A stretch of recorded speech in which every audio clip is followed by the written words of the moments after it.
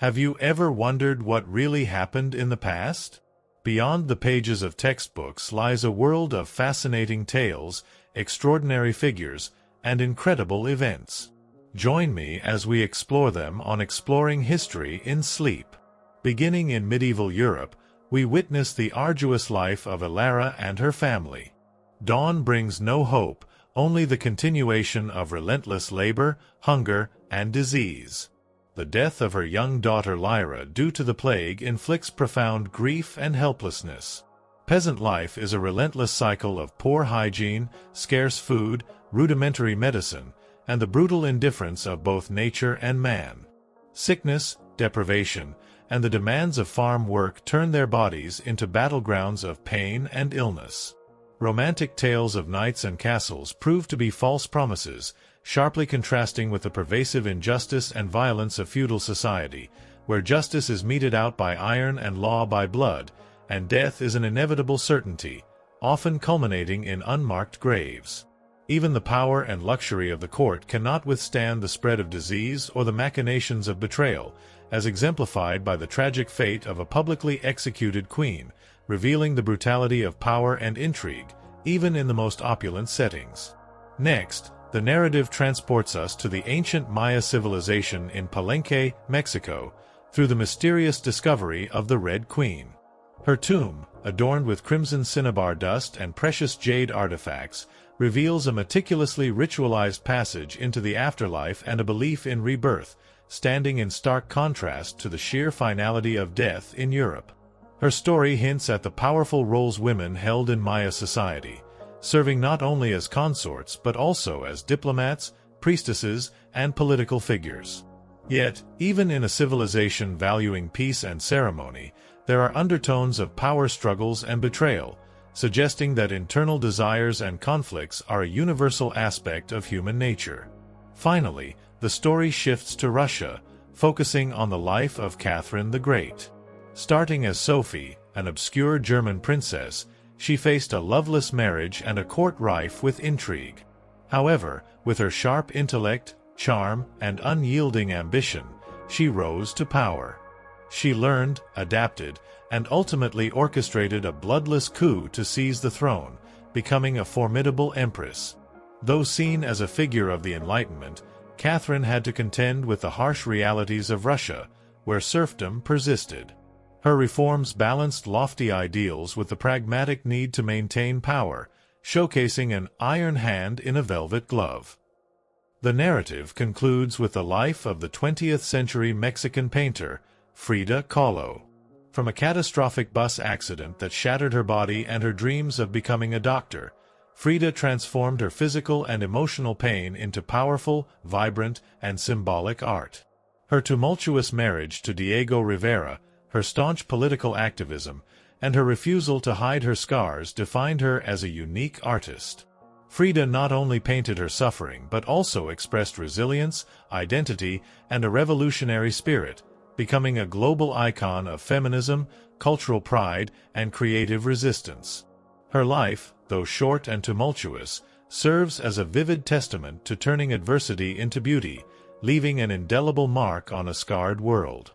In essence, the story traverses three distinct historical periods to illustrate that, regardless of era or civilization, humanity consistently faces brutal challenges, shattered dreams, and an unending struggle for survival, self-affirmation, and to leave an enduring mark on a world often marked by suffering.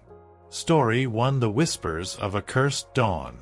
A chill, born not merely of the encroaching pre-dawn air but of something far more ancient and insidious, seeped into the very stones of the hovel. It wasn't the kind of cold that merely pricked the skin.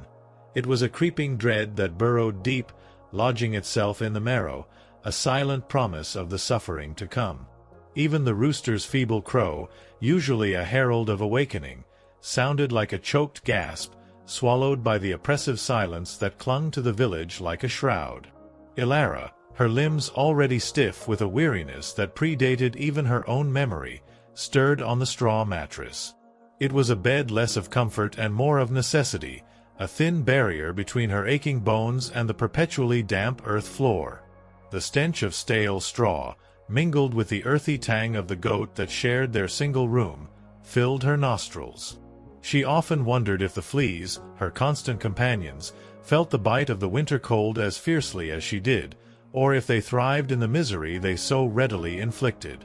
Her eyes, heavy with unshed sleep, blinked open to the oppressive gloom.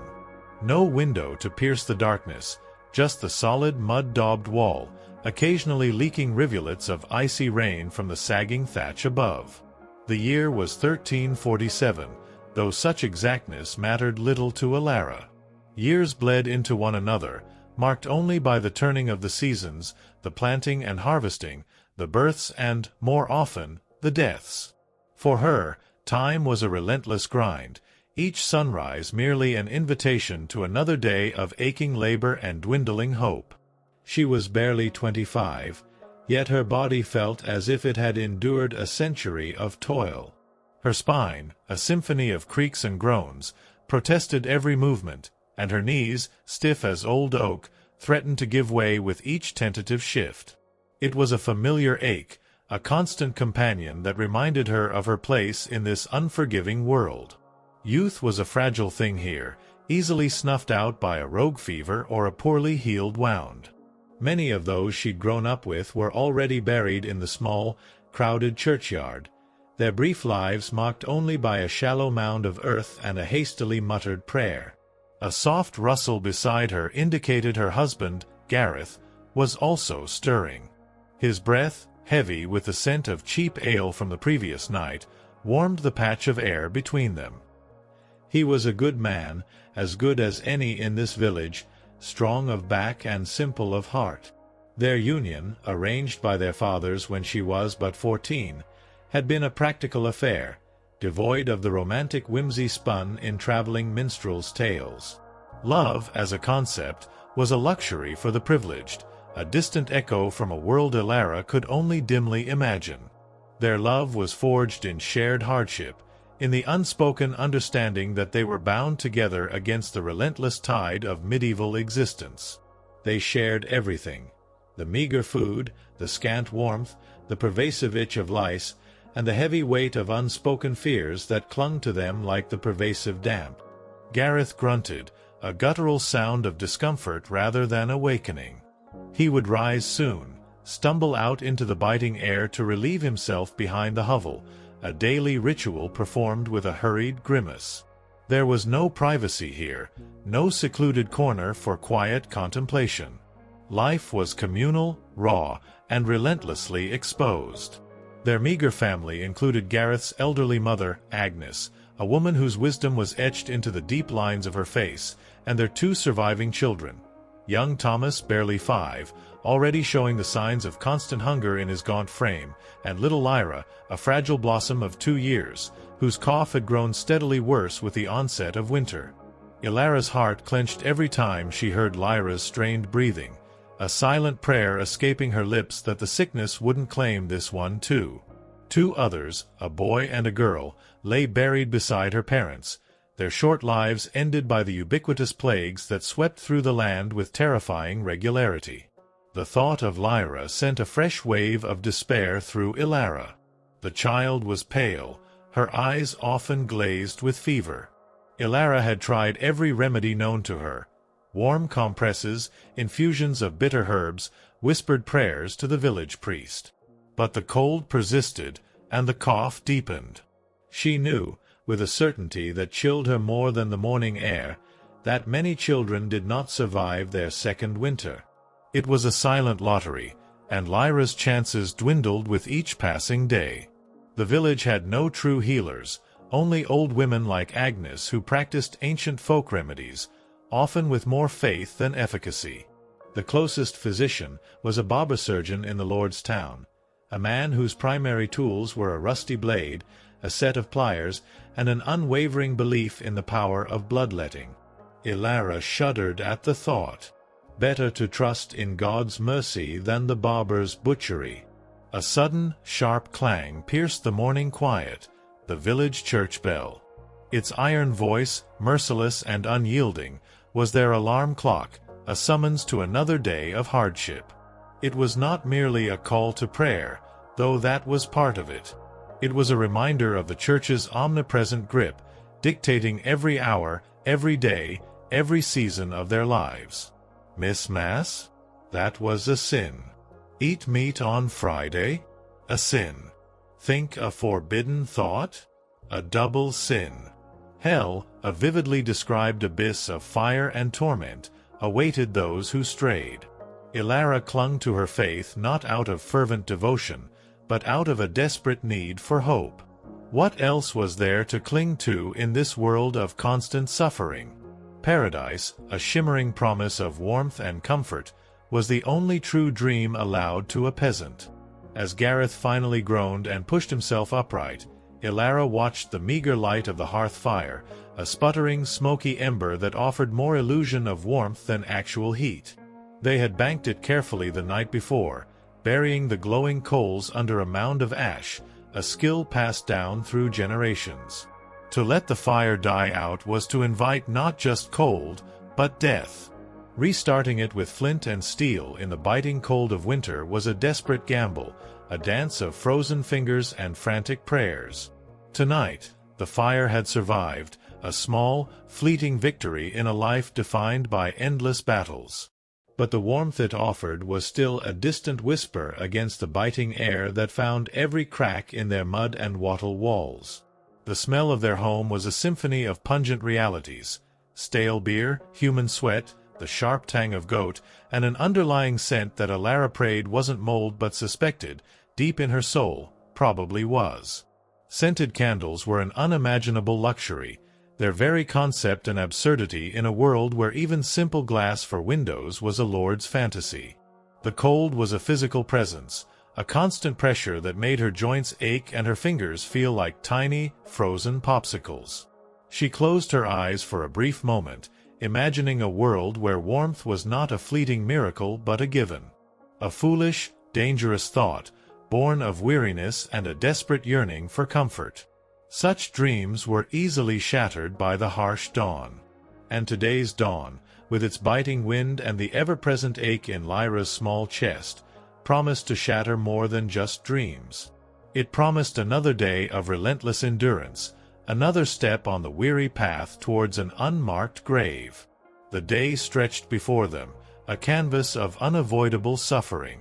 Gareth would head to the fields, his broad back bent against the wind, pulling the wooden hoe through the stubborn earth, or if the Lord commanded, helping with the oxen that were a luxury beyond their means.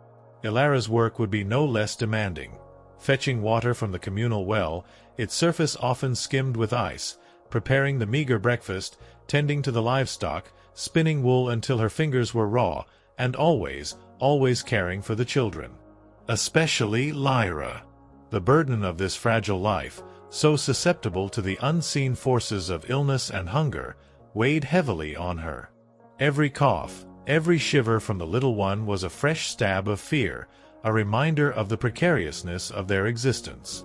The thought of losing another child was a wound she carried constantly, a phantom ache beneath her own ribs. The harshness of their world was not merely a physical hardship, it was a psychological one. Hope was a dangerous commodity, easily given and quickly snatched away. To dream of something better, to aspire beyond the daily grind of survival, was to invite crushing disappointment. The Church provided the only sanctioned dreams, of a paradise beyond this mortal coil, a heavenly reward for earthly suffering. But even that promise felt distant, shrouded in the smoke of countless sins and the terror of eternal damnation. Ilara had seen the desperation in the eyes of her neighbors, the quiet resignation, the flicker of madness that sometimes took hold when the famine bit too deep or the plague claimed too many. It was a dance with despair, a daily struggle to keep the flickering flame of sanity alive in a world that seemed determined to extinguish it. And yet, despite the relentless gloom, life persisted. People clung to tiny moments of shared humanity, a fleeting smile, a helping hand in the fields, a whispered story by the hearth. These were the invisible threads that held the fabric of their fractured lives together. For Ilara, the touch of Gareth's hand, calloused and rough, or the rare, sleepy murmur from Thomas as he nestled against her, were the only comforts she knew. They were the anchors in a sea of despair, fleeting assurances that she was not entirely alone in this brutal dance with fate. But as the first gray streaks of dawn bled across the sky, painting the world in shades of sorrow, Elara knew that such comforts were fragile. They could be swept away by a sudden fever, a lord's cruel decree, or the silent, creeping cold that promised to claim them all eventually. The whispers of accursed dawn were not just the wind. They were the cold, hard truths of a life where dreams were always shattered, and survival was the only relentless prayer. The air outside the hovel, though brightened by the faint sun, held a deceptive crispness that promised a deeper chill as the morning wore on. Elara pulled her rough wool tunic closer, the scratchy fabric doing little to fend off the persistent cold that had seeped into her bones overnight. Her single outfit, worn for months without proper washing, clung to her body, stiff with accumulated grime and a faint, unsettling odor she'd long since ceased to notice. Washing clothes in winter was a Herculean task, requiring hauling icy water, boiling it over a grudging fire, and then hoping the garments didn't freeze solid before they dried. It was a luxury reserved for the fleeting warmth of summer, and even then, often foregone in favor of more pressing chores. Her bare feet, accustomed to the feel of cold earth, winced as she stepped onto the muddy ground just outside the hovel's entrance, still damp from last night's rain and dotted with various unidentifiable droppings from their wandering livestock. This was their yard, a shared space with chickens, a pig, and the ever-present goat, each contributing their own particular flavor to the communal aroma. The small community of huts, huddled together for meager warmth, began to stir. Smoke curled lazily from other thatched roofs, mingling with the pervasive smell of wood smoke, damp earth, and unwashed bodies. A neighbor, old Master Alden, emerged from his own dwelling, his face grim, already wielding his wooden hoe, ready to face the relentless demands of the fields. There was no pleasantry exchanged, no cheerful greeting. Words were too precious, too often wasted on hollow hopes. Only a shared, silent understanding of the daily struggle that bound them all. The rhythmic clang of the church bell continued, a monotonous, insistent reminder of the inescapable passage of time and the unyielding demands of God and Lord alike. Elara knelt by the cold stone of the well, her shoulders hunched against the wind. The rope, rough and frayed, bit into her hands as she lowered the bucket into the icy depths. Each haul was an effort, her muscles protesting, but the water was life. Water for drinking, for cooking the morning's pottage, for the paltry remedies for Lyra. She glanced at the surface, opaque and slightly green, knowing full well the dangers that lurked beneath its deceptively calm appearance. Upstream, the stream fed other villages, and chamber pots were routinely emptied into its flow. Dead animals sometimes drifted there, unseen. The fear of bad humors in the water was a constant, low thrum of anxiety, a silent threat to their fragile health. It was why even children drank weak ale, its brewing process offering a sliver of safety. But Lyra, with her fever, needed water desperately. Back in the hovel, Agnes had stirred the pottage, the thick gruel bubbling faintly. Thomas, roused by the smells and activity, rubbed sleep from his eyes and crawled away from the goat. He watched Elara with a solemn gaze, understanding, even at his young age, the gravity of the situation. Children here grew up fast, forced to confront the harsh realities of life and death long before their time. There was no room for childish whims or extended play.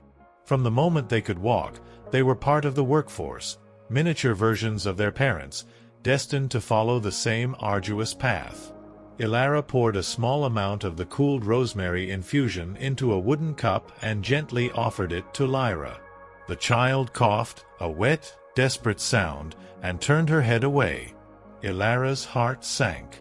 Lyra's weakness was apparent, her refusal to drink a chilling sign. She tried again, patiently, coaxing. "Come, my little bird," she murmured, her voice thick with emotion. "Drink this for strength." But Lyra remained unresponsive, her eyes half closed, her breath shallow.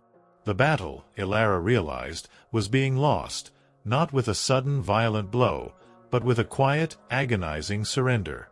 The dreams of a better life, if they could even be called dreams, had long since withered for Ilara. She had once, as a young girl, harbored a faint, foolish hope of a strong harvest, of a year free from sickness, of perhaps even a small piece of cloth for a new tunic.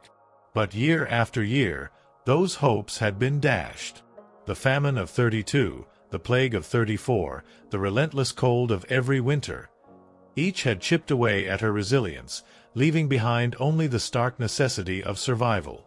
The future stretched before her, a desolate road paved with the same endless toil, the same constant hunger, the same looming threat of illness and death. There was no escape, no upward mobility, no grand adventure. Only the cycle, unbroken, unyielding. And yet, as she cradled Lyra's frail form, a new, different kind of strength began to harden within Ilara. Not the strength of hope, but the cold, unyielding strength of grim determination.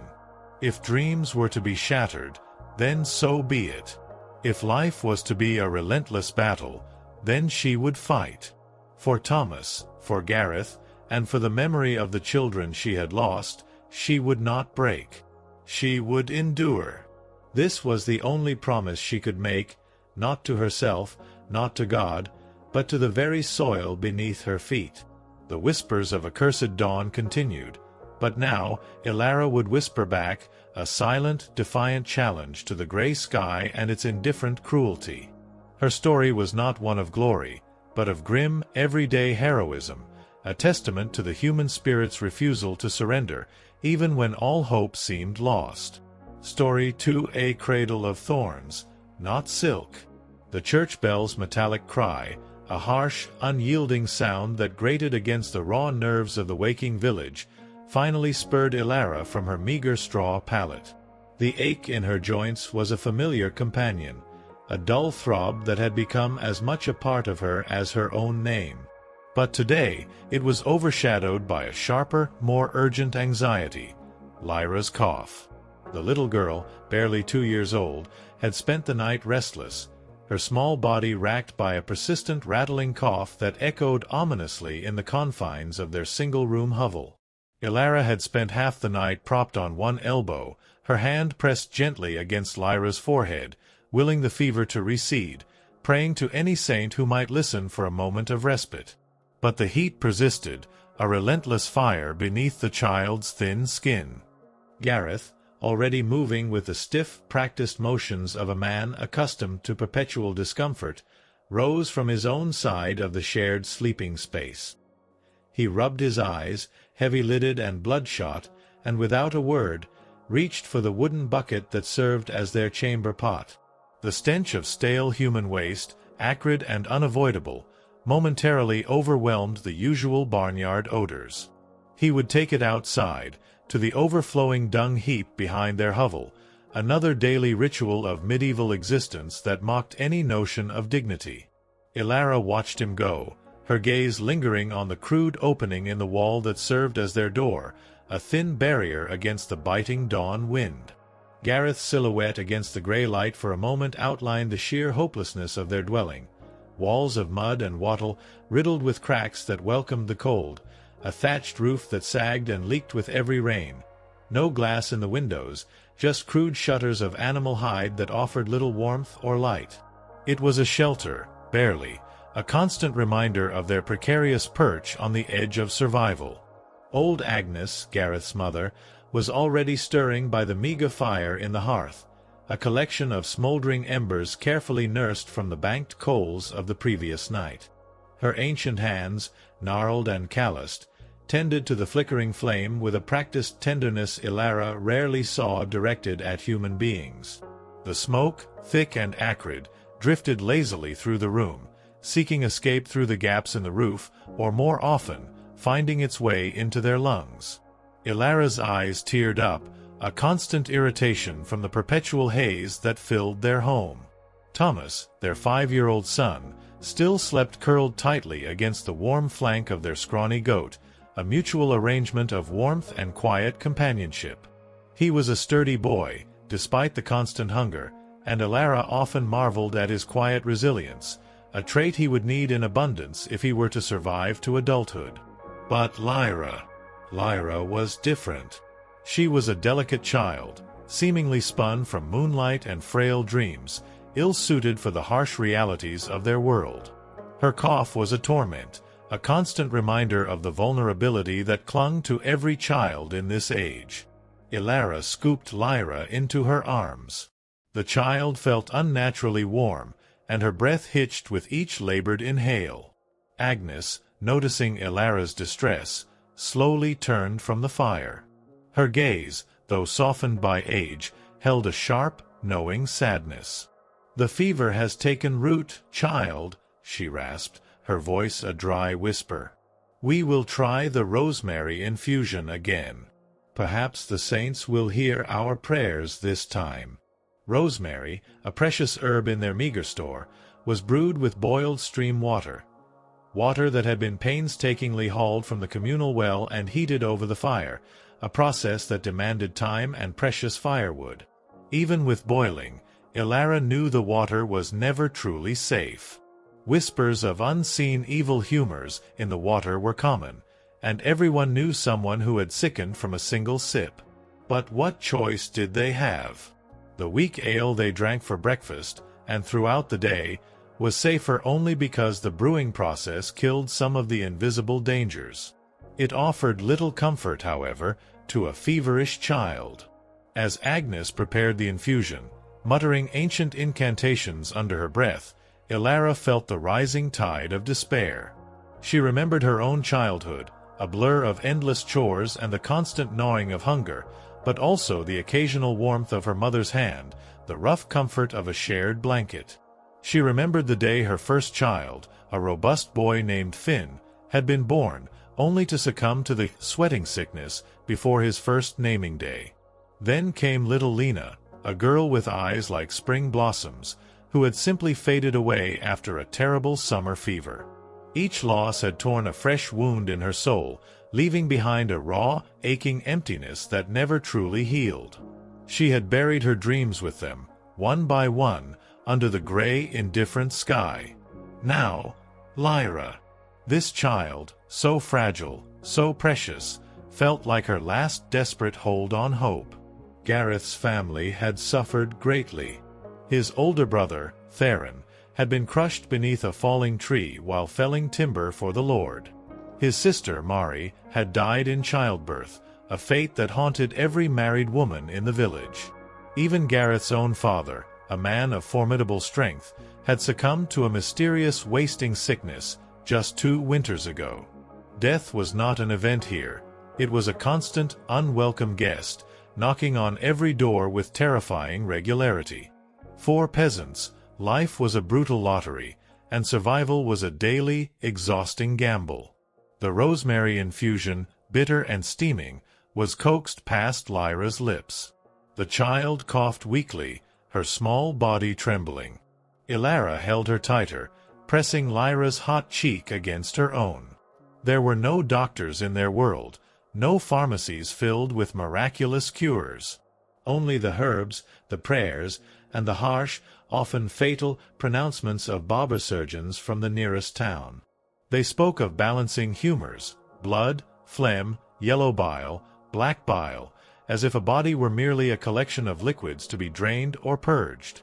The thought of bloodletting a child, or witnessing the crude amputation of a frostbitten limb, made Ilara's stomach churn. She had heard the screams from the Lord's manor when a stable boy had broken his leg. No, she would trust in Agnes's ancient wisdom, flawed as it might be, and in the unpredictable mercy of God.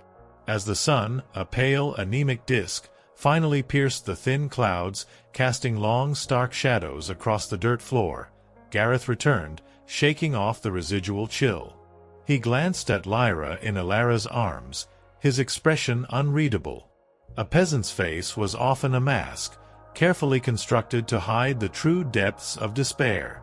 To show too much emotion was to invite weakness, to invite pity, or worse, to invite the attention of those who held power over their very lives.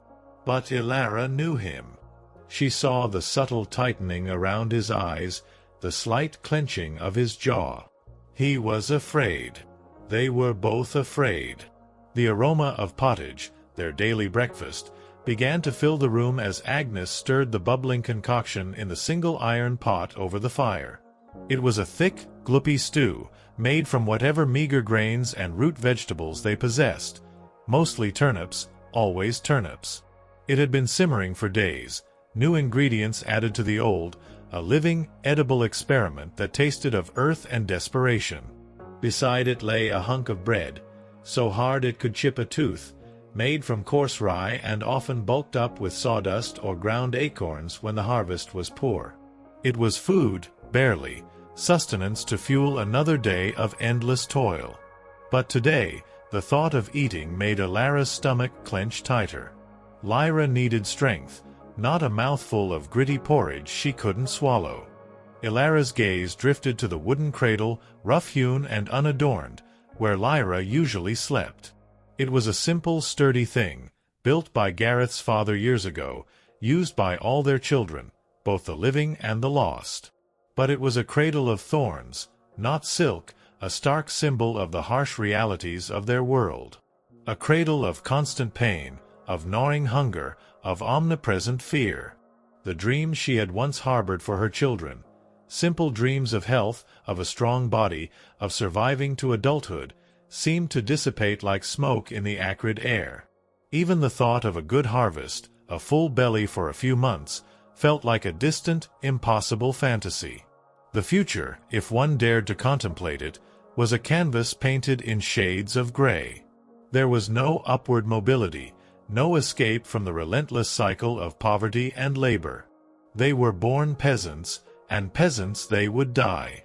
Their lives were defined by the land, by the Lord, and by the relentless whims of nature. A bad harvest, a new plague, a lord's ill temper. Any of these could snuff out their fragile existence in an instant. The concept of personal liberty, of charting one's own course, was utterly foreign. Their lives were not their own. They were a continuation of an ancient, unforgiving pattern. Lyra whimpered, stirring Ilara from her bleak reverie. The child's eyes fluttered open, wide and feverish, fixing on Ilara's face.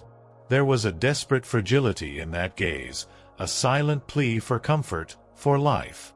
Ilara tightened her embrace, the warmth of the child's small body a searing heat against her own. She would fight. She would fight with every fiber of her being, with every whispered prayer, with every ancient remedy Agnes could conjure. For this child, for this last flicker of hope, she would defy the gray sky and its cruel indifference. But deep down, a cold, hard truth settled in her heart.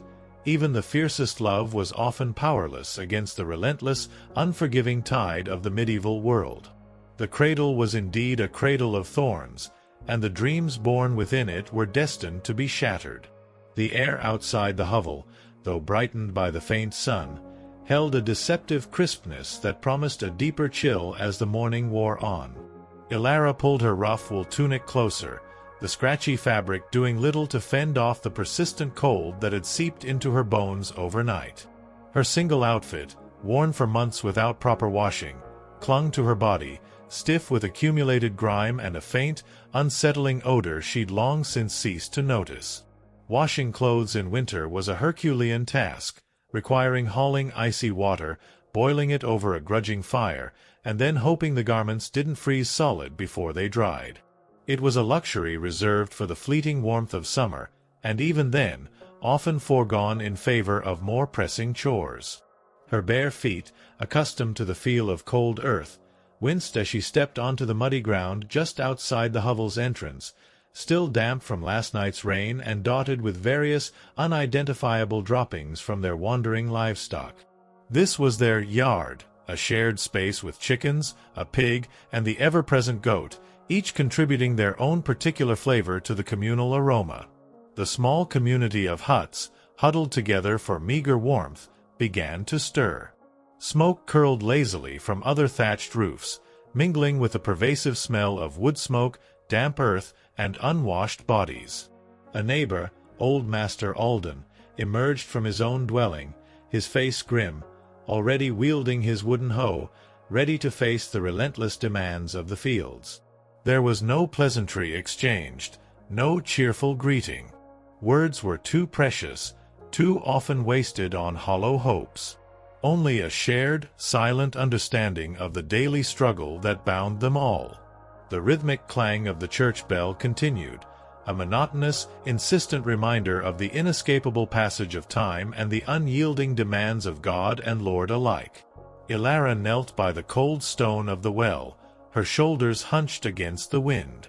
The rope, rough and frayed, bit into her hands as she lowered the bucket into the icy depths.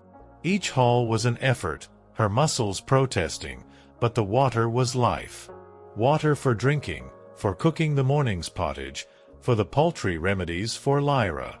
She glanced at the surface, opaque and slightly green, knowing full well the dangers that lurked beneath its deceptively calm appearance. Upstream, the stream fed other villages, and chamber pots were routinely emptied into its flow.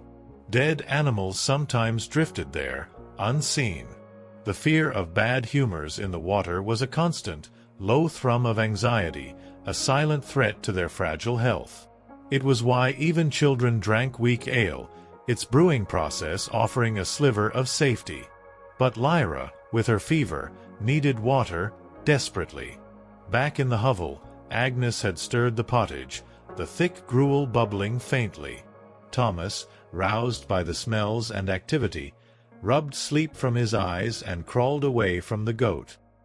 He watched Ilara with a solemn gaze, understanding, even at his young age, the gravity of the situation.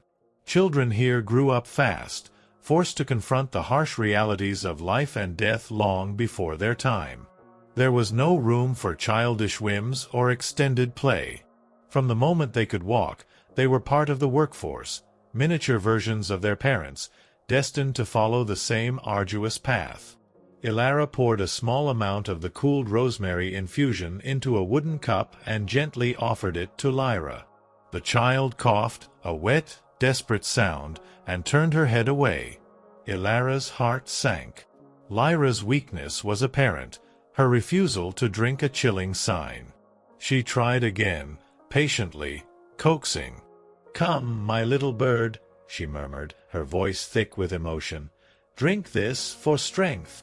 But Lyra remained unresponsive, her eyes half closed, her breath shallow. The battle, Ilara realized, was being lost, not with a sudden violent blow, but with a quiet, agonizing surrender. The dreams of a better life, if they could even be called dreams, had long since withered for Ilara. She had once, as a young girl, harbored a faint, foolish hope of a strong harvest, of a year free from sickness, of perhaps even a small piece of cloth for a new tunic. But year after year, those hopes had been dashed. The famine of 32, the plague of 34, the relentless cold of every winter. Each had chipped away at her resilience, leaving behind only the stark necessity of survival.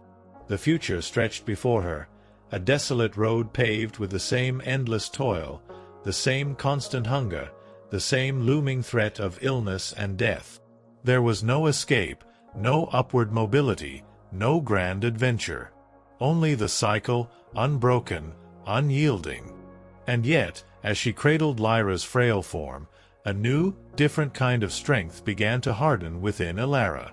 Not the strength of hope, but the cold, unyielding strength of grim determination.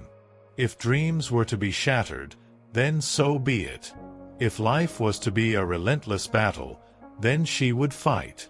For Thomas, for Gareth, and for the memory of the children she had lost, she would not break. She would endure. This was the only promise she could make, not to herself, not to God, but to the very soil beneath her feet. The whispers of accursed dawn continued, but now Ilara would whisper back, a silent, defiant challenge to the gray sky and its indifferent cruelty. Her story was not one of glory, but of grim, everyday heroism, a testament to the human spirit's refusal to surrender, even when all hope seemed lost. The scent of wood smoke, so common it was almost imperceptible, now seemed to press in on Elara, a physical weight in the small, stifling room. It was the smell of perpetual existence, of their very breath in this harsh world, but also the acrid tang of slow suffocation. She tightened her arms around Lyra, feeling the frail warmth of the child's body. Lyra's breathing had become more shallow, her tiny chest barely rising. Gareth, having returned from his grim chore, now sat by the hearth, silently gnawing on a piece of hard bread, his gaze fixed on the flickering embers. His silence was not born of indifference, but of a deep, inarticulate despair. What words could a man offer when faced with the relentless march of fate? What comfort when the very air seemed to conspire against them? His hands, rough and scarred from years of labor, occasionally clenched into fists, a silent testament to the rage and helplessness that simmered beneath his stoic exterior. He was a peasant, bound to the land, his life's purpose reduced to extracting meager sustenance from a reluctant earth, only to watch it slip through his fingers. He had seen too much, endured too much, for illusions of glory or honor to hold any sway. For Gareth, the world was a brutal forge, and they, the common folk, were merely the iron, hammered into submission, destined to break or bend. Agnes, her face a roadmap of sorrows, finally gave up on the rosemary infusion. She sighed, a deep, weary sound that seemed to carry the weight of all her years. There was no more to be done with herbs.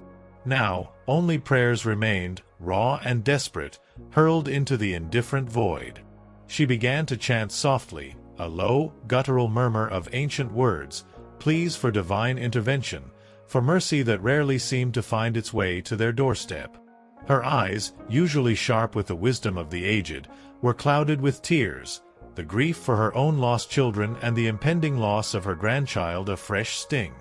The notion of a life without suffering, a life where one could simply exist without the constant gnawing of fear or hunger, was an abstract concept Elara could barely grasp.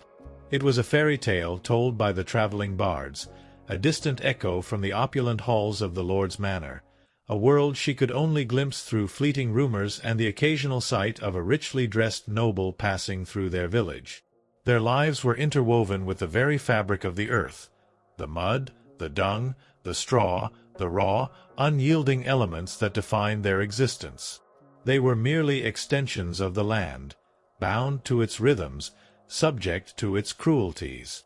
The thought of the Lord, so far removed from their daily suffering, filled Elara with a strange mix of resentment and weary resignation. He lived in his stone castle, protected by thick walls and the loyalty of his armed men. He ate fine meats and drank clear wine, oblivious to the constant struggle for survival that defined the lives of his serfs. His health, his comfort, his very existence depended on their unending toil, yet he offered little in return but protection, a protection that often felt more like imprisonment. His taxes, his demands for labor, his unpredictable whims, they were all just another layer of the crushing weight that pressed down upon them. It was a hierarchy as unyielding as the earth itself, with the peasants at the very bottom, forever buried beneath the weight of expectations and demands. As Lyra's breathing grew more shallow, her small body convulsing faintly with each cough, Elara felt a cold dread creep into her very soul. This was it. The silent, agonizing surrender.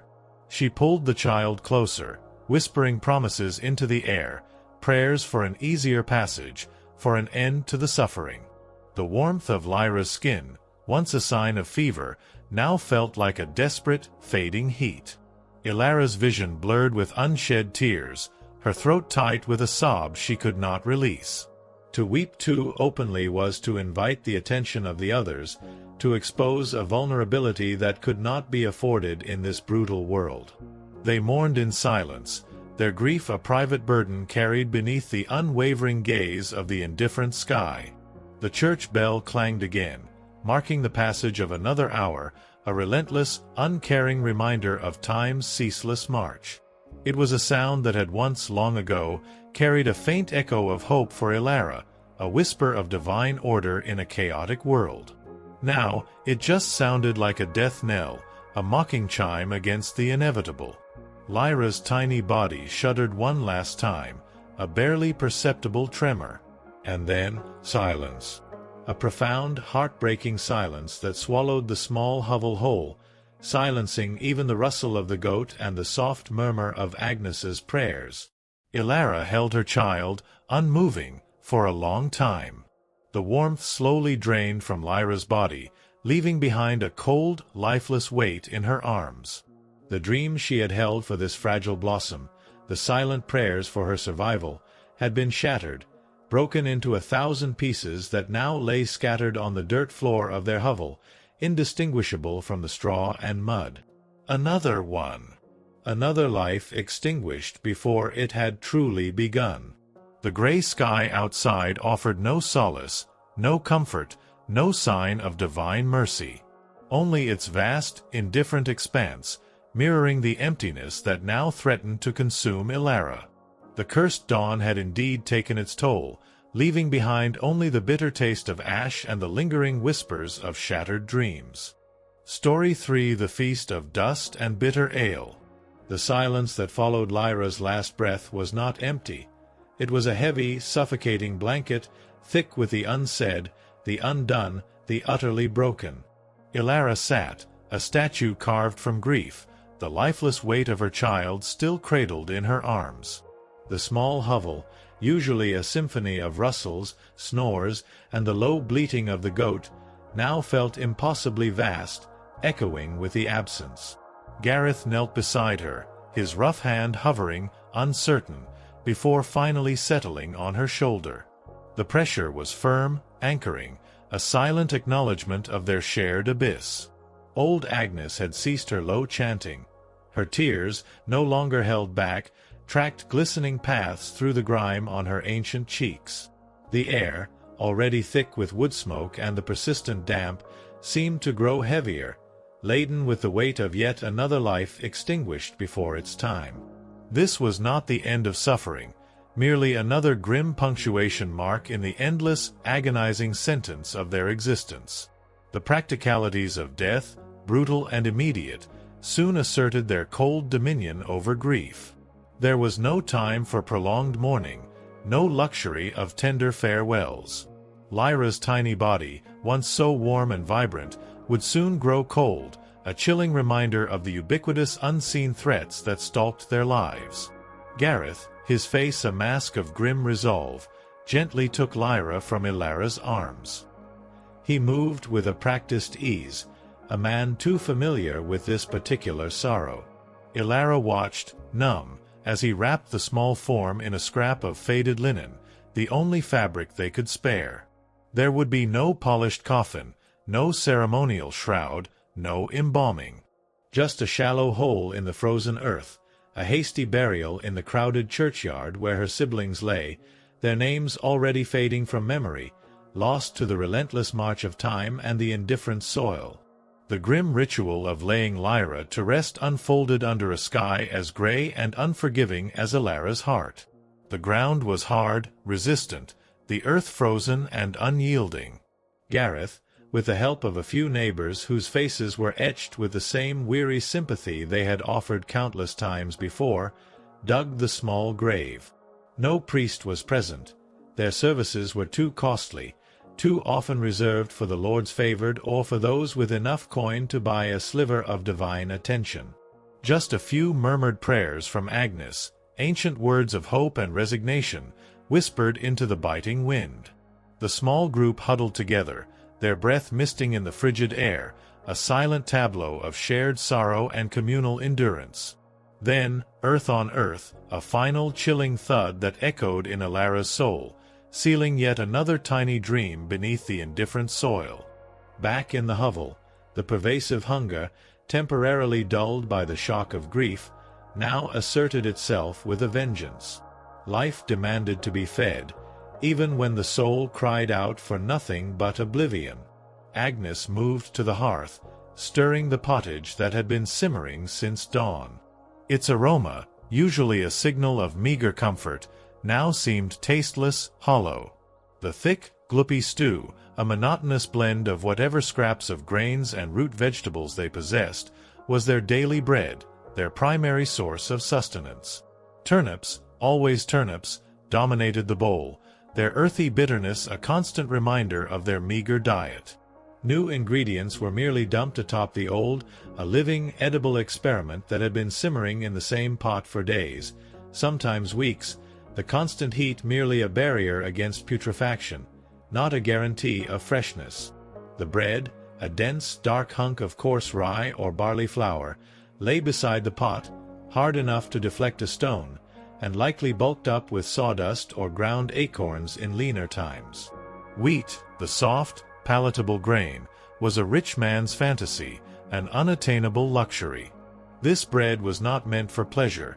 It was meant for chewing, for gnawing, for grinding down the insatiable hunger that gnawed at their insides. Ilara took a piece, the gritty texture a familiar torment on her tongue. She chewed slowly, mechanically, each mouthful a conscious effort, devoid of taste or enjoyment. This was not a meal. It was a forced act of survival, a grim pact with the body to ensure it would endure another day of relentless labor. And then there was the ale. Weak, low-alcohol ale, brewed from their meager stores of grain. It was served at every meal, even to the children, not for pleasure, but for safety. The water from the communal well, though hauled and boiled, was never truly trusted. Unseen parasites, unseen filth, the entire microbial army of medieval Europe lurked in every sip. The brewing process, imperfect as it was, offered a slightly safer alternative, a desperate gamble against the unseen dangers that constantly threatened to sicken and claim them. Ilara took a gulp, the bitter, flat liquid doing little to quench the parched feeling in her throat, a dryness born more of grief than thirst. She remembered her own childhood, drinking this same weak brew, never knowing the taste of clear, clean water, never dreaming of a life where hydration wasn't a hazardous gamble. Meat was a rarity, a distant memory of feast days or a generous lord's whim, often only a few times a year. Fresh fruit was a seasonal delight, quick to rot and even quicker to ferment into wine if not consumed immediately. Spices, those exotic wonders from distant lands, were worth more than gold, locked away in the lord's storerooms, a pinch costing more than a peasant's monthly wages. Salt, a precious commodity vital for food preservation, was equally guarded, a luxury beyond their reach for daily seasoning. Their meals were bland, monotonous, tasting of wet burlap and the lingering sadness of their existence. Ilara chewed her gritty bread, swallowed her bitter ale, and tried not to think of the rat that might have nibbled at their meager stores during the night, or the unseen dangers that lurked in every bite. Breakfast was not an act of nourishment. It was a grim ritual, a forced ingestion of meager calories to stave off the immediate threat of starvation. The forced consumption of food was a stark reminder of the relentless cycle. They ate to live, only to live to work. And the work, constant and backbreaking, awaited them. There was no time for rest, no room for lingering grief. Gareth would soon return to the fields, his body a tool for the Lord's profit. Ilara would resume her endless chores, her hands forever busy with the tedious, repetitive tasks that kept their small household functioning, barely. Grief, like a wound that would not heal, would simply be carried, a silent weight beneath the surface of their daily lives. As Ilara mechanically swallowed another spoonful of pottage, her gaze fell upon Thomas. He ate with the focused intensity of a hungry animal, his small hands clutching the wooden bowl, oblivious to the silence, to the grief that choked the air around him. He was too young to fully comprehend the permanence of death, too consumed by the demands of his own growing body. And yet, Ilara saw in him a reflection of her own future, a life of unending labor, of constant hunger, of a perpetual struggle against the elements and the whims of fate. She saw the lines of weariness already beginning to etch themselves around his young eyes, the slight stoop in his shoulders from early labor. He was being shaped by the same brutal forces that had shaped her, that had shaped Gareth, that had shaped generations before them. The cradle was indeed a cradle of thorns, and the dreams born within it were destined to be shattered. The air in the hovel, always thick with smoke and the damp earth, now seemed to press in on Elara, stifling her. The very walls, made of mud and wattle, felt like the confines of a prison. This was their world, small and inescapable. A world where aspiration was a dangerous luxury, and the only true escape was death. She remembered the stories Agnes sometimes whispered by the fire on long winter nights, tales of distant lands, of bustling towns, of lives lived beyond the confines of their village. But these were mere fables, comforting illusions to ward off the encroaching despair. Reality was the taste of dust in her mouth, the bitter tang of stale ale, and the cold, unyielding ache in her bones. The thought of her own body, a vessel of constant pain and relentless toil, brought a wave of detached resignation. Her teeth, already showing the signs of decay from the gritty bread and lack of hygiene, were a constant source of dull ache. Toothaches were like medieval weather, always there, a background hum of pain that could, without warning, flare into an agony that made one consider praying for death. There were no dentists, only barber surgeons whose methods were more akin to torture than healing. A rusty hook, a pair of pliers, zero anesthesia, the tools of their trade. An infected tooth could easily lead to sepsis, a slow, agonizing death from fever and overwhelming infection. The same trivial discomfort that sent a modern European to a pharmacy could be a death sentence in her time. Her skin, constantly itching from fleas and lice, was raw and chafed from the coarse wool of her tunic. Rashes were a constant companion, sometimes lasting months, and any cut or scrape could quickly fester into a deadly infection. They lived in a world where their very bodies were battlefields, constantly under siege, relentlessly losing the war.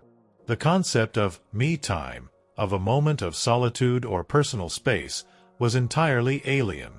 Their single room housed not only their immediate family but also the livestock.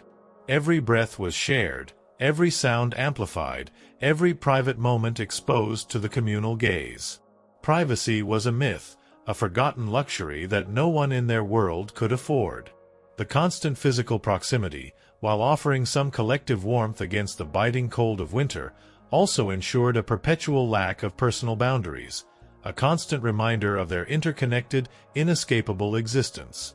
Even their thoughts felt exposed, vulnerable to the judgment of God and the watchful eyes of their neighbors. As the sun climbed higher, reluctantly illuminating the bleak landscape, the village began to hum with the muted sounds of daily life. The distant clang of the blacksmith's hammer, the lowing of cattle, the chatter of women at the well, a symphony of endless toil. Gareth would soon be gone, merged with the countless other figures toiling in the Lord's fields, indistinguishable, their individual hopes and sorrows swallowed by the collective grind. Elara would remain, the heart of their small, grieving household, tasked with the mundane yet vital chores that kept them from utter collapse. She would clean, cook, mend, and spin, her hands moving with the automatic precision of long habit, while her mind remained a desolate landscape, haunted by the memory of Lyra's last breath. The feast of dust and bitter ale was not merely a meal, it was a daily communion with their grim reality. Each gritty mouthful, each bitter sip, was a reaffirmation of their place in this unforgiving world. The shattered dreams of warmth, of comfort, of a life free from pain, were now merely ghosts that lingered in the corners of her vision, fading with each passing moment. Yet, a flicker of something, deep within Elara, refused to be entirely extinguished. A stubborn, fierce kernel of resilience. She had survived this far. She would continue to survive. For Thomas, for Gareth, for the silent, unbroken promise she had made to the indifferent sky. The shadow of Lyra's tiny, unmarked grave would forever follow her, a constant reminder of what had been lost.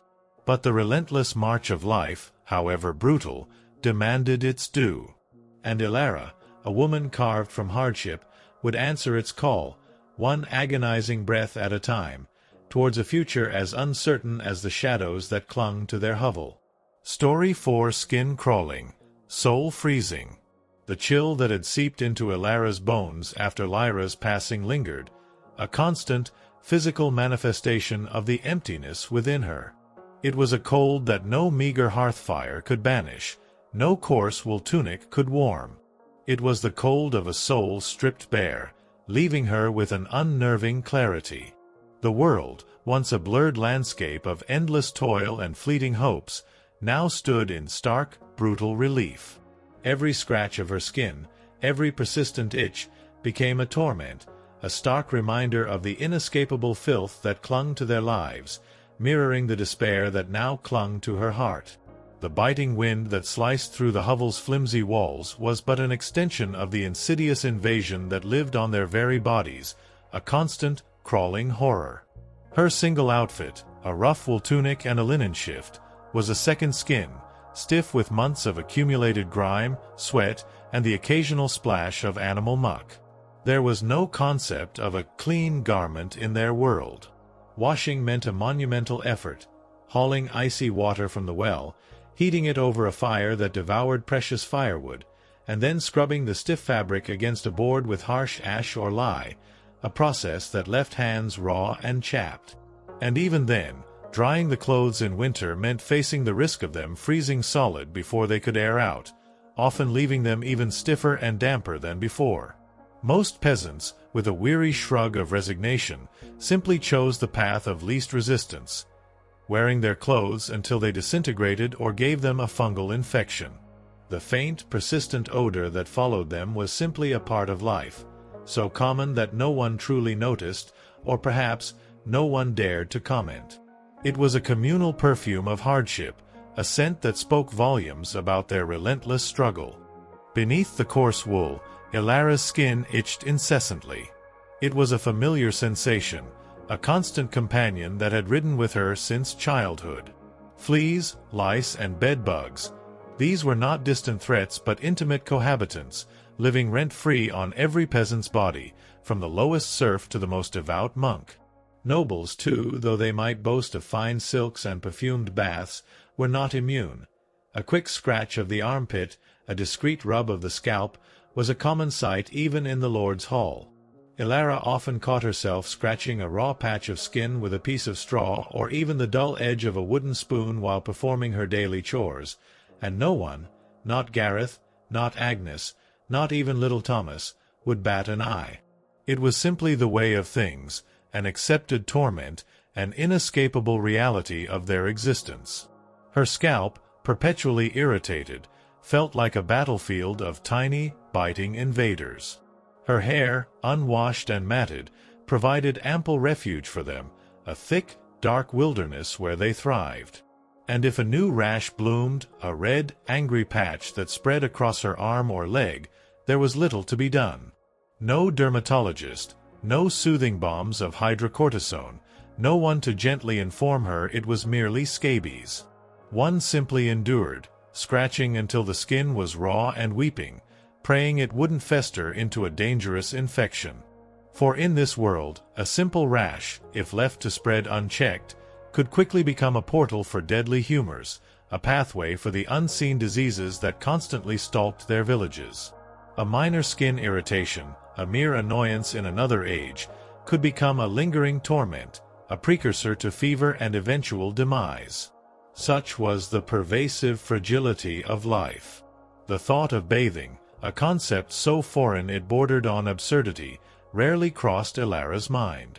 The few communal bathhouses that had once existed in larger towns had long since gained reputations as dens of gossip, scandal, and illicit encounters, quickly earning the church's ire and leading to their closure.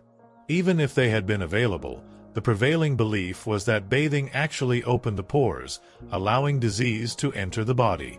Better, it was thought, to keep the protective layer of filth caked onto one's skin, a natural barrier against the myriad unseen evils that floated on the air. So, cleanliness, as modern Europeans understood it, was not just neglected, it was actively avoided, a perceived medical risk. The sheer effort of heating enough water, filling a leaky wooden tub, and then contending with the cold air and the judgment of others, made it an unthinkable endeavor for a peasant. The constant discomfort from her skin, from the pervasive itch and the ever-present grubbiness, was but one layer of Ilara's suffering. Her mouth, a landscape of decay, was another. Oral hygiene was a concept as foreign as flight.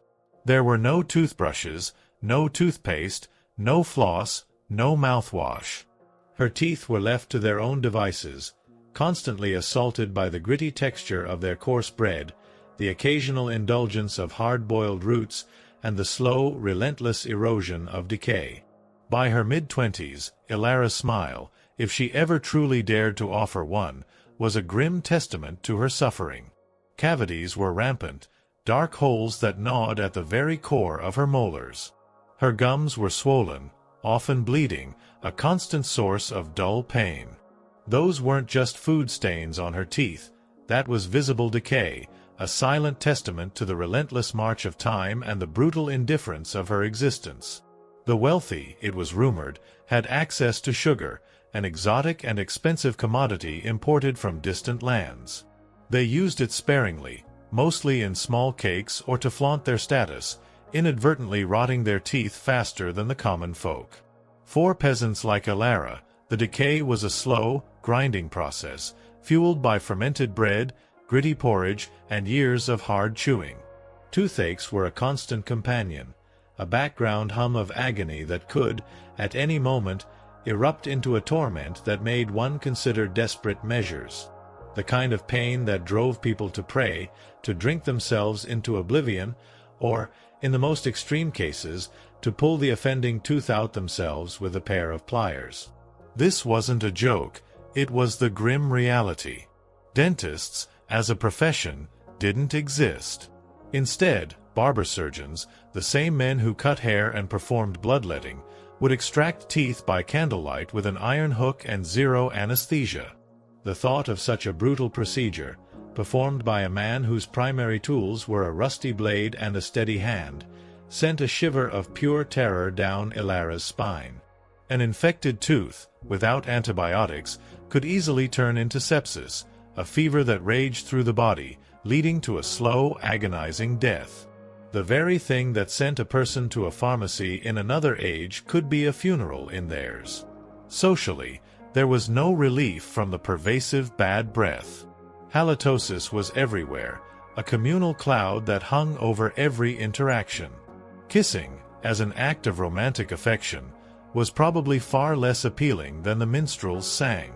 If one was single, judgment was passed not on the beauty of their smile, but on the size of their land, the number of their livestock, practical concerns that superseded any notion of physical allure. In short, Ilara's mouth was a battlefield, and it was relentlessly losing the war. The constant pain, the decaying teeth, the ever-present threat of infection. It was yet another layer of misery, another testament to the brutal realities of her existence. As the sun rose higher, casting long, stark shadows across the dusty ground, Ilara felt the familiar pang of hunger. The meager pottage had done little to fill the void within her, a hollow ache that seemed to be a permanent fixture in her belly. But there was no time to linger, no room for self-pity. The day demanded its due, and the fields awaited. Her back, already a landscape of perpetual ache, would soon be on fire from the relentless labor. This was their life, a slow-motion endurance test that stretched from sunrise to sunset, 6 days a week, with Sunday offering only a brief reprieve, usually filled with forced attendance at Mass or frantic prayers for a toe that had started to turn black. The thought of the Lord's fields, stretching out endlessly under the indifferent sky, filled her with a profound weariness that went beyond physical exhaustion. They were slaves to the land, their bodies mere tools to extract a meager surplus for the Lord's coffers. Their tools were primitive, a wooden hoe, a rusty sickle, extensions of their own failing bodies. There were no weekends, no clocking out, No chance of promotion. Only the endless cycle of sowing, weeding, harvesting, carrying water, until their spines resembled a twisted letter S. No one cared if they were tired. No one inquired about their mental well-being. Such concepts were luxuries for a world yet to be imagined. If Elara were a man, her life would be equally brutal, defined by the same relentless labor in the fields. But as a woman, her burden was doubled.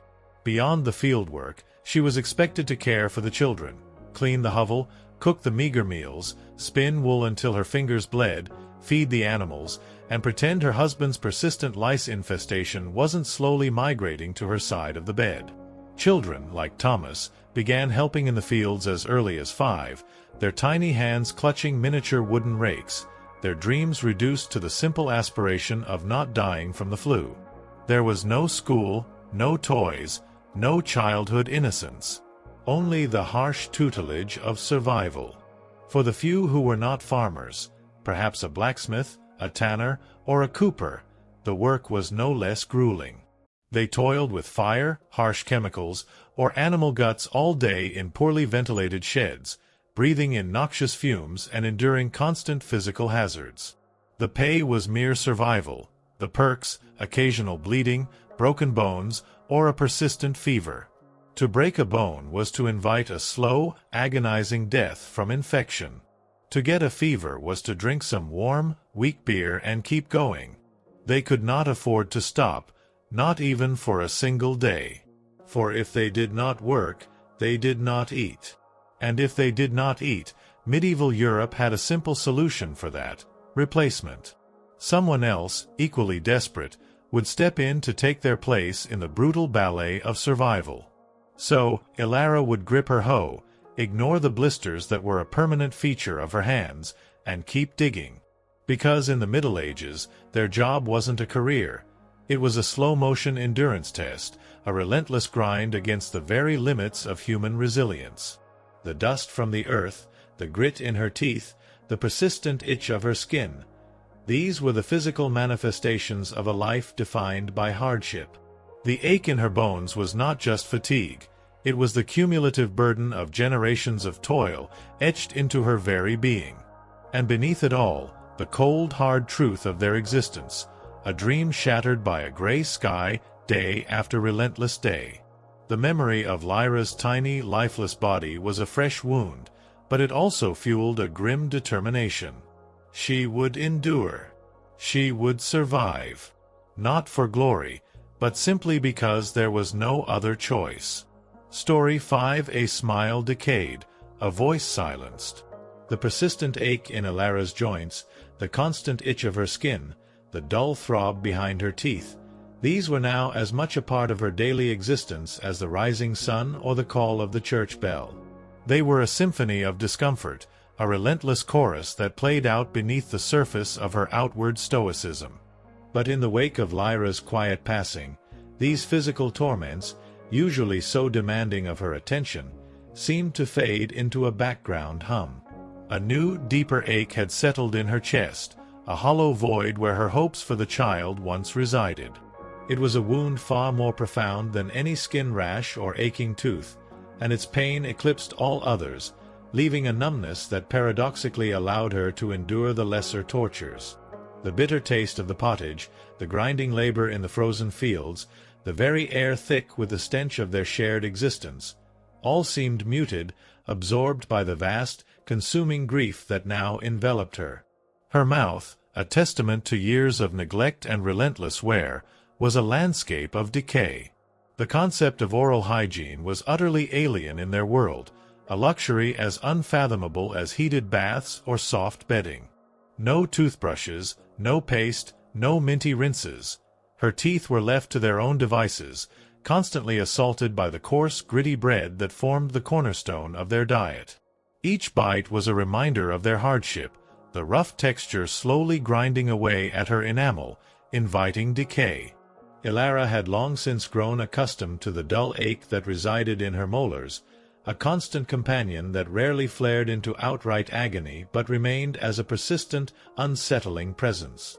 Sometimes, a sharp jab of pain would erupt when she bit down on something particularly hard, sending a jolt through her jaw and a wave of nausea through her stomach. She'd clench her fists, silently willing the pain to subside, knowing there was no relief to be found. By her mid-twenties, a peasant woman's smile, if she ever truly dared to offer one, was a grim map of her suffering. Ilara's was no exception.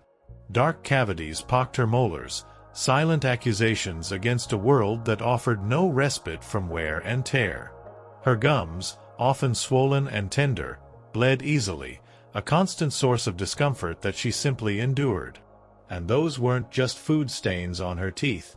It was visible decay, a slow, relentless erosion that seemed to mirror the decay of her very spirit. She felt as though she had more rot in her mouth than a medieval root cellar, a bitter irony in a life where every scrap of food was a battle won. Rumors, distant and fantastical, spoke of sugar, a precious exotic commodity, imported at great cost from far-off lands. It was a luxury reserved for the Lord and his privileged few. They used it sparingly, sprinkled on small, delicate cakes or as a symbol of their wealth, unknowingly accelerating the decay of their own teeth. For peasants like Ilara, decay was a slower, more deliberate process, fueled by fermented bread, gritty porridge, and years of hard, relentless chewing. There was no escaping it, no bypassing the inevitable decline of their bodies. Toothaches, for them, were simply a fact of medieval life, a background hum of agony as inescapable as the seasons themselves.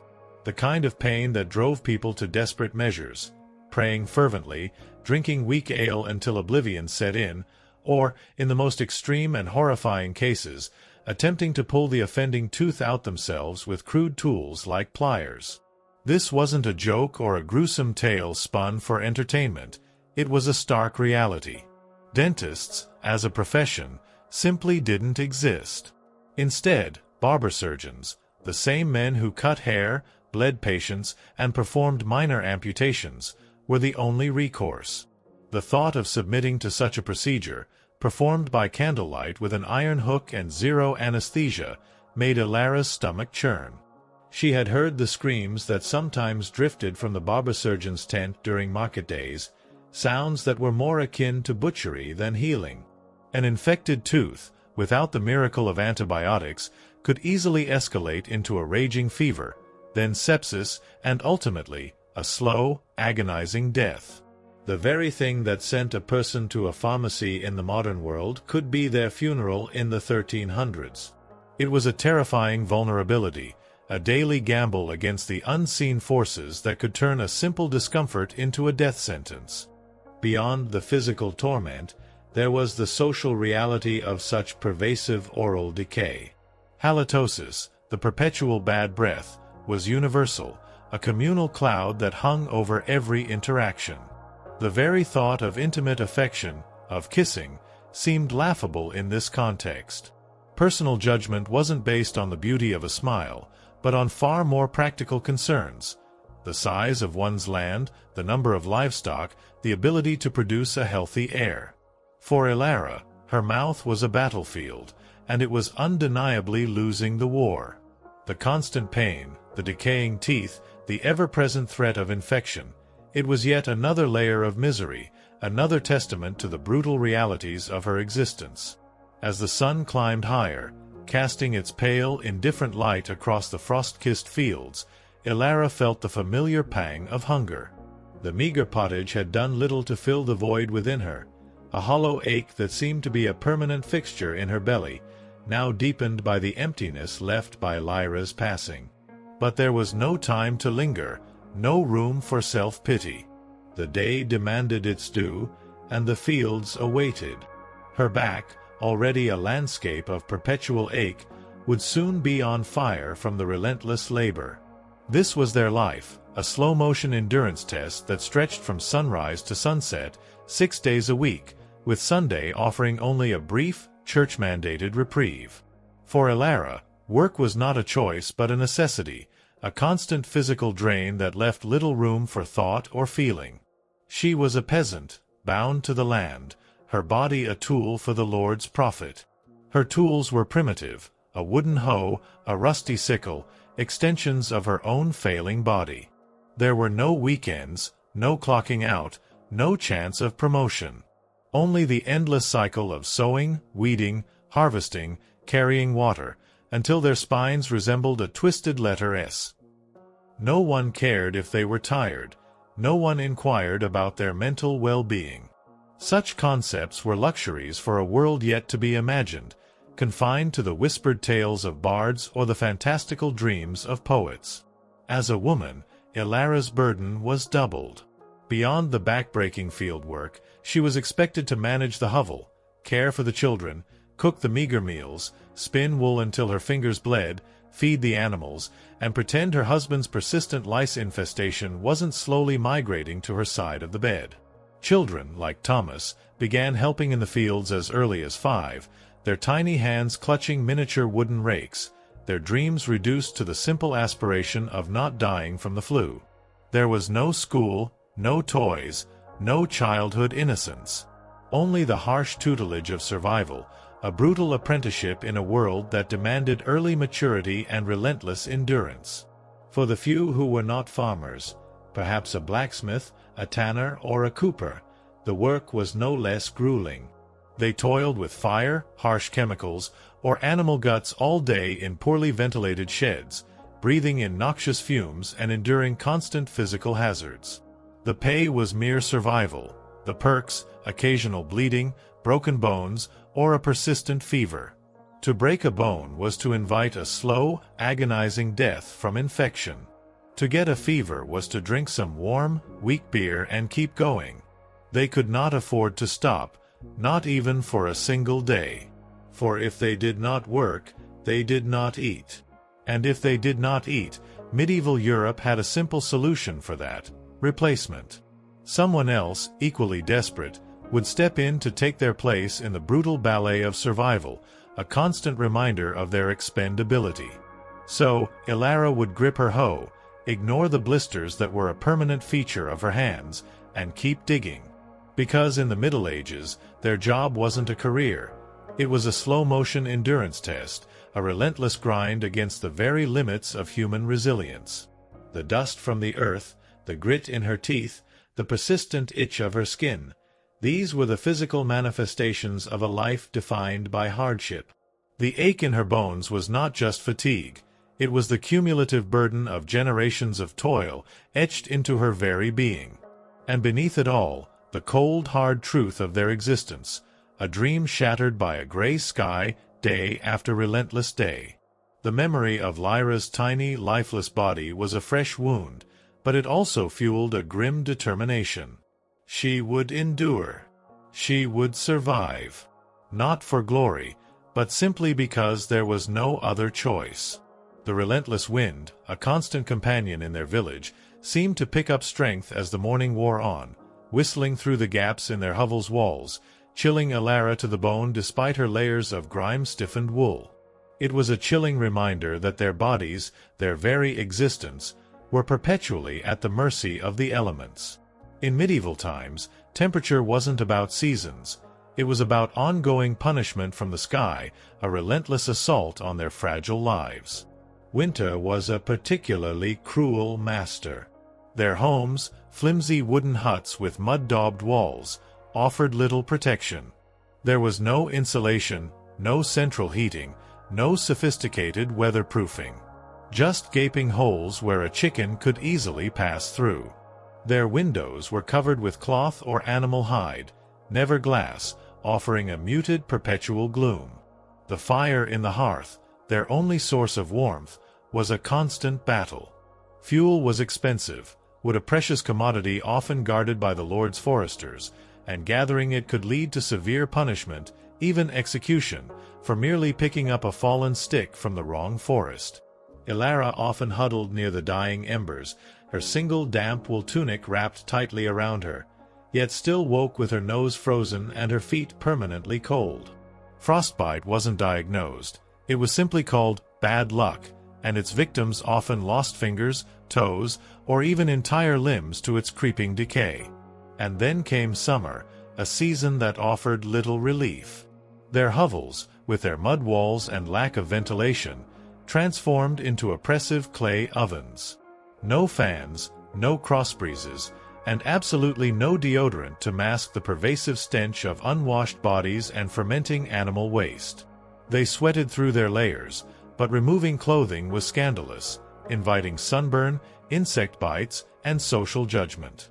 Flies, drawn to their unwashed bodies and the lingering smells of last week's stew, swarmed relentlessly. Mosquitoes buzzed by their ears, a constant torment that made sleep elusive, assuming one could even sleep through the din of their neighbors yelling and the incessant cries of hungry babies. In the fields, the sun baked them, relentless and unforgiving. No sunblock, no wide-brimmed hats, unless fashioned crudely from straw like a desperate scarecrow. Heat stroke was simply called taking a bad turn, another anonymous killer in a world full of them. Whether shivering through the endless winters, wondering if their toes would make it to spring, or sweating through their only pair of socks in the suffocating heat of summer, Ilara and her kin faced a constant assault from the elements. Their clothes perpetually itched, their food remained terrible, and the next grueling task always awaited. This was climate control, medieval style. There was none.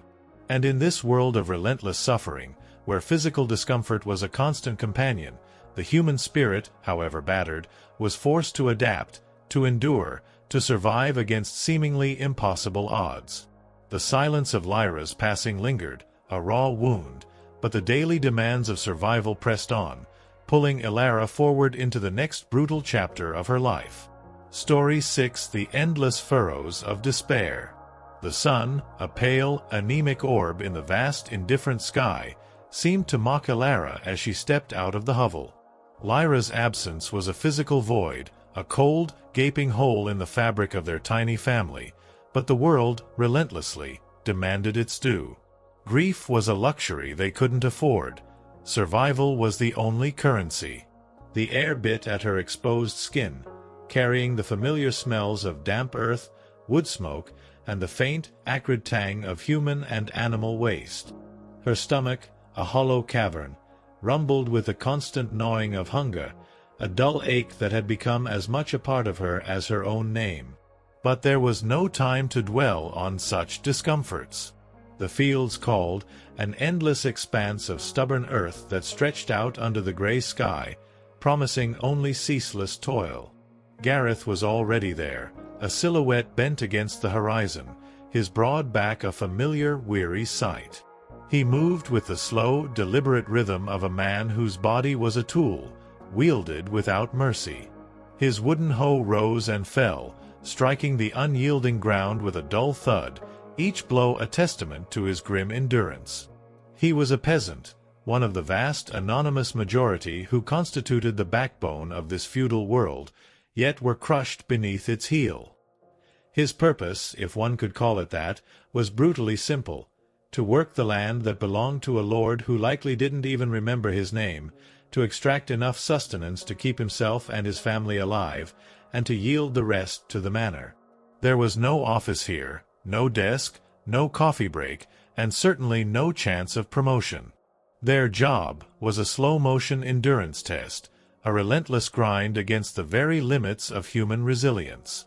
Ilara joined him, her own wooden hoe heavy in her hands, its worn handle a familiar, rough comfort. The earth was cold, resistant, clinging to the crude blade with stubborn defiance. Each swing of the hoe sent a jolt up her arms, a fresh protest from her aching shoulders and spine. Her back, a landscape of perpetual ache, began its familiar burn almost immediately, a constant reminder of the physical cost of their existence. They toiled from sunrise to sunset, 6 days a week, a brutal, unyielding rhythm dictated by the sun's passage and the Lord's demands. Sunday offered a meager reprieve, but even then, it was often spent attending mandatory Mass, praying feverishly for an infected toe to stop turning black, or fending off opportunistic raiders who might seek to exploit their brief respite. There was no concept of a weekend, no clocking out, no true escape from the omnipresent burden of labor. The fields themselves were a testament to their primitive existence. Plowing was done by hand, or with oxen if the Lord was generous enough to lend one, a luxury that felt like a distant dream for most peasants. They dug ditches, sowed seeds, pulled weeds, and carried water in heavy wooden buckets from the distant well, their bodies bent and strained until their spines began to resemble a twisted letter S. No one cared if they were tired. No one asked how their mental health was faring. Such concepts were luxuries for a world yet to be imagined, confined to the whispered tales of bards or the fantastical dreams of poets. They were mere cogs in a colossal, unforgiving machine, their individual suffering swallowed by the collective grind. As a woman, Ilara's burden was doubled, a constant, grueling dance between the demands of the field and the ceaseless needs of the hovel. Beyond the back-breaking labor under the indifferent sun, she was expected to care for their surviving children, clean the single room, cook the meager meals, spin wool until her fingers bled, and feed the animals. And always, she had to maintain the delicate illusion that her husband's persistent lice infestation wasn't slowly migrating to her side of the straw bed. It was a life without respite, a ceaseless cycle of physical exertion that left her perpetually exhausted, her body a mere vessel for unceasing toil. Thomas, their 5-year-old son, was already being initiated into this brutal apprenticeship. He shuffled through the rows, his small hands clutching a miniature wooden rake, attempting to mimic his parents' movements. There was no school for children like him, no toys to ignite a spark of joy, no carefree innocence of childhood. His dreams, if he had any, were likely reduced to the simple aspiration of not dying from the flu, of surviving to adulthood, of someday becoming a strong man like his father. He was learning early that in this world everyone pulled their weight, or they simply ceased to exist. His childhood was a grim tutelage in the art of survival, etched onto his small, gaunt frame. For the few in their village who were not farmers, perhaps a blacksmith, a tanner, or a cooper, the work was no less grueling, and often far more dangerous. They toiled with fire, harsh chemicals, or animal guts all day in poorly ventilated sheds, breathing in noxious fumes and enduring constant physical hazards. The blacksmith, hunched over his anvil, risked burns and crushed limbs with every swing of his hammer. The tanner, waist-deep in vats of foul-smelling animal hides and corrosive chemicals, faced constant skin ailments and the threat of debilitating illness. The cooper, shaping heavy wooden barrels, risked serious injury from slipping tools or collapsing structures. The pay for such professions was mere survival, the perks, occasional bleeding, broken bones, or a persistent fever. To break a bone was to invite a slow, agonizing death from infection, for there were no true healers, only barber surgeons whose methods were as likely to kill as to cure. To get a fever was to drink some warm, weak beer and keep going. They could not afford to stop, not even for a single day. For if they did not work, they did not eat. And if they did not eat, medieval Europe had a simple, brutal solution for that: replacement. Someone else, equally desperate, would step in to take their place in the relentless ballet of survival, a constant reminder of their utter expendability. The endless furrows of the field stretched out before Ilara, a physical manifestation of the despair that gripped her heart. Each row was a testament to the unyielding nature of their existence, a symbol of the future that promised only more of the same. The dust from the earth, the grit in her teeth, the persistent itch of her skin, these were the physical manifestations of a life defined by hardship. The ache in her bones was not just fatigue, it was the cumulative burden of generations of toil etched into her very being. And beneath it all, the cold, hard truth of their existence, a dream shattered by a gray sky, day after relentless day. The memory of Lyra's tiny, lifeless body was a fresh wound, but it also fueled a grim determination. She would endure. She would survive. Not for glory, but simply because there was no other choice. As the sun began its slow, inevitable descent, casting long, distorted shadows across the plowed earth, the cold deepened. The wind, once a mere whisper, now howled like an angry ghost, biting at their exposed skin, promising a long, brutal night.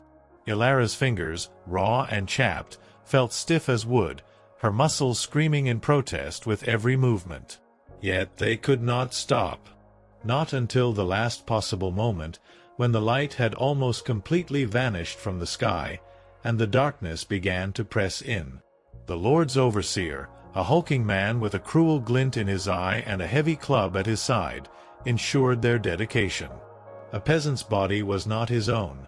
It belonged to the Lord, to be worked until it broke, then discarded. The journey back to the hovel was a painful shuffle, each step a conscious effort.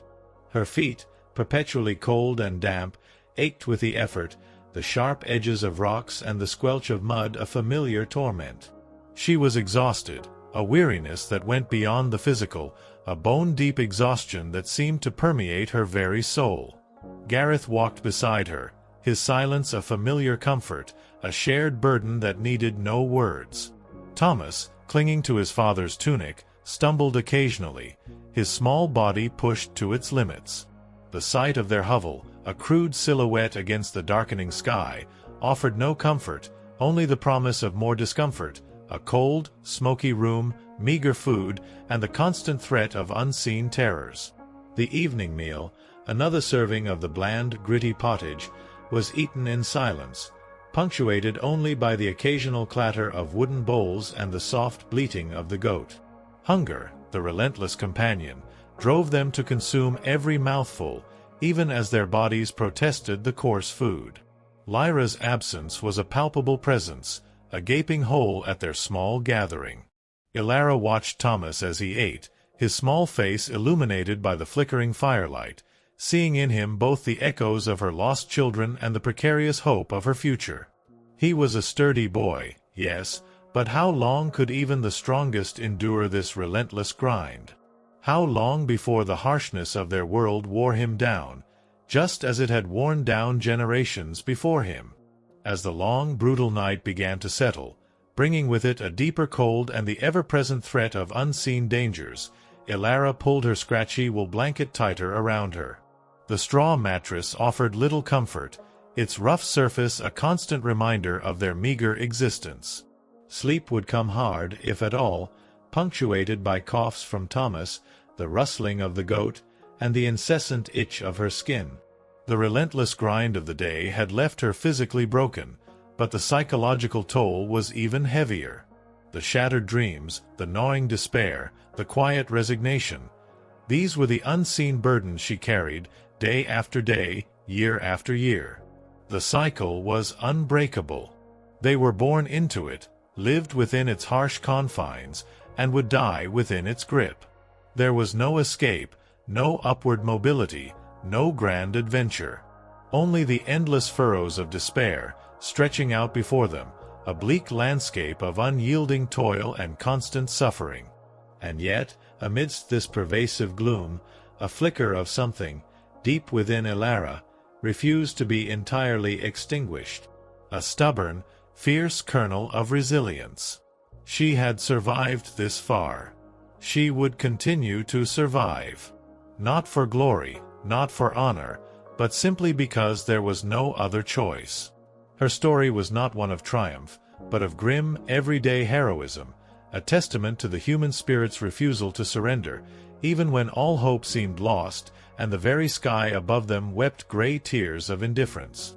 The memory of Lyra, a fresh wound, fueled a quiet, desperate defiance, a vow to endure, if only to bear witness to the brutal, beautiful fact of their continued existence. Story 7: Nature's Cruelty, Man's Indifference. The sun had sunk below the horizon, painting the western sky in hues of bruised purple and bleeding orange, a stark and morbid beauty that seemed to mock the endless misery unfolding beneath it. As Ilara stumbled back towards the hovel with Gareth and young Thomas, the biting cold deepened, carrying with it the scent of damp earth and distant, decaying leaves. The day's labor had been relentless, each swing of the hoe a fresh torment to her aching muscles, each step a protest from her worn feet. The memory of Lyra's still, small body haunted her, a phantom weight in her arms, a constant, chilling reminder of the fragility of life under this indifferent sky.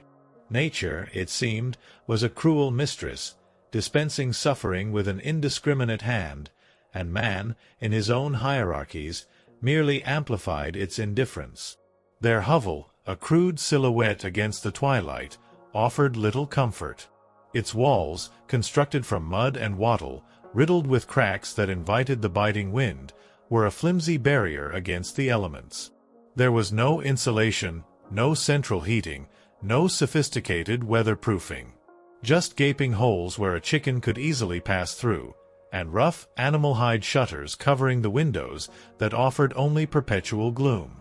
The air inside was always stagnant, thick with the smell of stale beer, human sweat, and goat, mingling with the acrid tang of wood smoke from the ever-present hearth. Ilara often thought of it as a constant, low-grade suffocation, a slow poisoning of the lungs that contributed to the hacking coughs that plagued so many in the village. Winter, when it truly sank its teeth into the land, was a period of sustained punishment. The very concept of comfortable warmth was a distant, absurd fantasy. The fire in the hearth, their only source of heat, was a relentless battle. Fuel was expensive, wood a precious commodity often guarded by the Lord's foresters, and gathering it could lead to severe punishment, even execution, for merely picking up a fallen stick from the wrong forest. Ilara often huddled near the dying embers, her single damp wool tunic wrapped tightly around her, yet still woke with her nose frozen and her feet permanently cold. Her fingers, stiff as wood, felt like tiny medieval popsicles, and any sustained exposure to the bitter air could lead to frostbite, a creeping decay that silently claimed fingers, toes, or even entire limbs. Frostbite wasn't diagnosed, it was simply called bad luck, and its victims often bore grim, physical badges of their survival. But summer, when it finally arrived, offered little respite. Their hovels, with their mud walls and lack of ventilation, transformed into oppressive clay ovens. No fans, no crossbreezes, and absolutely no deodorant to mask the pervasive stench of unwashed bodies and fermenting animal waste. They sweated through their layers, but removing clothing was scandalous, inviting sunburn, insect bites, and social judgment. Flies, drawn to their unwashed bodies and the lingering smells of last week's goat stew that fermented in the corner, swarmed relentlessly, a constant torment that made any moment of rest elusive. Mosquitoes buzzed by their ears, their incessant whine making sleep a desperate, broken thing, assuming one could even sleep through the din of their neighbors yelling and the incessant cries of hungry babies. In the fields, the sun baked them, relentless and unforgiving. No sunblock, no wide-brimmed hats, unless fashioned crudely from straw like a desperate scarecrow, offering scant protection. Heatstroke was simply called taking a bad turn, another anonymous killer in a world full of them. The land, their very sustainer, became a tormentor, extracting its dues in sweat, pain, and life itself. Whether shivering through the endless winters, wondering if their toes would make it to spring, or sweating through their only pair of socks in the suffocating heat of summer, Ilara and her kin faced a constant assault from the elements. Their clothes perpetually itched, their food remained terrible, and the next grueling task always awaited. This was climate control, medieval style. There was none. And in this world of relentless suffering, where physical discomfort was a constant companion, the human spirit, however battered, was forced to adapt, to endure, to survive against seemingly impossible odds. The silence of Lyra's passing lingered, a raw wound, but the daily demands of survival pressed on, pulling Ilara forward into the next brutal chapter of her life. The struggle against nature's whims was a daily, personal battle, but it was often compounded by the chilling indifference of man. The lord of their domain, a figure of distant authority, lived in a stone castle miles away, impervious to the mud, the cold, and the hunger that gnawed at his serfs. His life was one of comfort and luxury, his concerns focused on jousting tournaments, hunting parties, and political intrigues, a stark contrast to the grim struggle for survival that defined Ilara's existence. He was a symbol of the vast, unbridgeable chasm between those who commanded the land and those who toiled upon it. His indifference was not malevolent. It was simply the byproduct of a system that placed peasants below the soil they worked, their lives cheap and expendable. His bailiffs, the overseers who rode through the village with a cruel glint in their eyes and heavy clubs at their sides, were the direct embodiment of this indifference. They collected taxes in kind, a tenth of their meager harvest, a tithe to the church, then the Lord's own due, leaving barely enough for the peasants to survive the winter. They demanded labor, ordering men into the fields even when their bodies screamed for rest, enforcing the Lord's will with an iron hand. There was no appeal, no recourse. To question them was to invite swift, brutal punishment. A whipping, a fine that would cripple a family for seasons, or worse, a public shaming that stripped away any last vestiges of dignity. Ilara had seen men broken, not by the plow, but by the lash of a bailiff's whip, their spirit extinguished, leaving behind only an empty shell. This human indifference extended beyond the formal structures of power. Even within their own community, the constant struggle often eroded empathy. When famine struck, or a new plague swept through the village, it was every family for themselves.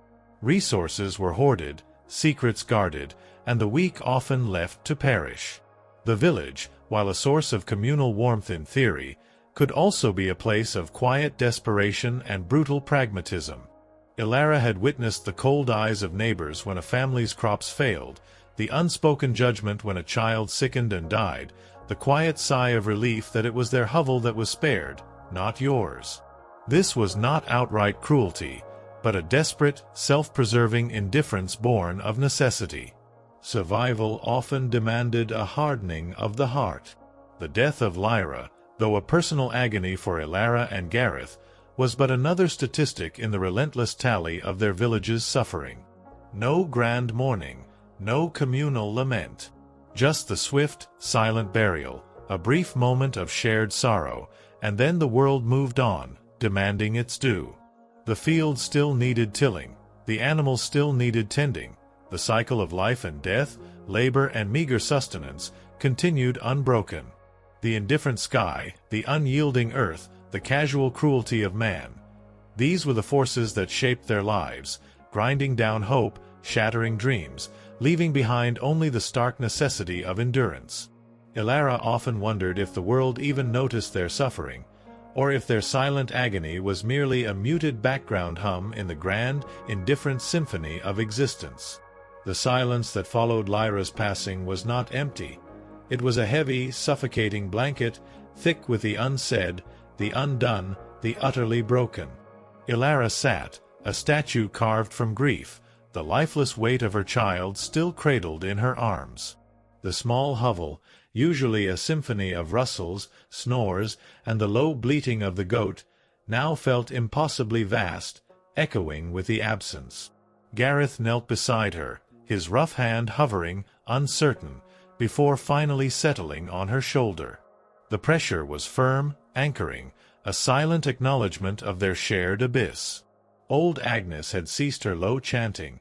Her tears, no longer held back, tracked glistening paths through the grime on her ancient cheeks.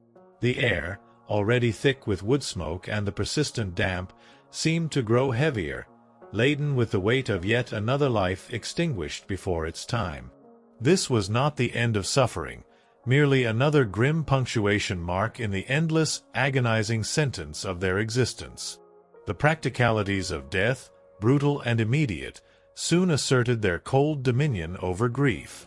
There was no time for prolonged mourning, no luxury of tender farewells. Lyra's tiny body, once so warm and vibrant, would soon grow cold, a chilling reminder of the ubiquitous unseen threats that stalked their lives. Gareth, his face a mask of grim resolve, gently took Lyra from Ilara's arms. He moved with a practiced ease, a man too familiar with this particular sorrow. Ilara watched, numb, as he wrapped the small form in a scrap of faded linen, the only fabric they could spare. There would be no polished coffin, no ceremonial shroud, no embalming. Just a shallow hole in the frozen earth, a hasty burial in the crowded churchyard where her siblings lay, their names already fading from memory, lost to the relentless march of time and the indifferent soil. The grim ritual of laying Lyra to rest unfolded under a sky as gray and unforgiving as Ilara's heart. The ground was hard, resistant, the earth frozen and unyielding. Gareth, with the help of a few neighbors whose faces were etched with the same weary sympathy they had offered countless times before, dug the small grave. No priest was present. Their services were too costly, too often reserved for the Lord's favored or for those with enough coin to buy a sliver of divine attention. Just a few murmured prayers from Agnes, ancient words of hope and resignation, whispered into the biting wind. The small group huddled together, their breath misting in the frigid air, a silent tableau of shared sorrow and communal endurance. Then, earth on earth, a final chilling thud that echoed in Ilara's soul, sealing yet another tiny dream beneath the indifferent soil. Back in the hovel, the pervasive hunger, temporarily dulled by the shock of grief, now asserted itself with a vengeance. Life demanded to be fed, even when the soul cried out for nothing but oblivion. Agnes moved to the hearth, stirring the pottage that had been simmering since dawn. Its aroma, usually a signal of meager comfort, now seemed tasteless, hollow. The thick, gloopy stew, a monotonous blend of whatever scraps of grains and root vegetables they possessed, mostly turnips, always turnips, was their daily bread, their primary source of sustenance. New ingredients were merely dumped atop the old, a living, edible experiment that had been simmering in the same pot for days, sometimes weeks, the constant heat merely a barrier against putrefaction, not a guarantee of freshness. The bread, a dense, dark hunk of coarse rye or barley flour, lay beside the pot, hard enough to deflect a stone, and likely bulked up with sawdust or ground acorns in leaner times. Wheat, the soft, palatable grain, was a rich man's fantasy, an unattainable luxury. This bread was not meant for pleasure. It was meant for chewing, for gnawing, for grinding down the insatiable hunger that gnawed at their insides. Ilara took a piece, the gritty texture a familiar torment on her tongue. She chewed slowly, mechanically, each mouthful a conscious effort, devoid of taste or enjoyment. This was not a meal. It was a forced act of survival, a grim pact with the body to ensure it would endure another day of relentless labor. And then there was the ale. Weak, low-alcohol ale, brewed from their meager stores of grain. It was served at every meal, even to the children, not for pleasure, but for safety. The water from the communal well, though hauled and boiled, was never truly trusted. Unseen parasites, unseen filth, the entire microbial army of medieval Europe lurked in every sip. The brewing process, imperfect as it was, offered a slightly safer alternative, a desperate gamble against the unseen dangers that constantly threatened to sicken and claim them. Ilara took a gulp, the bitter, flat liquid doing little to quench the parched feeling in her throat, a dryness born more of grief than thirst. She remembered her own childhood, drinking this same weak brew, never knowing the taste of clear, clean water, never dreaming of a life where hydration wasn't a hazardous gamble. Meat was a rarity, a distant memory of feast days or a generous lord's whim, often only a few times a year.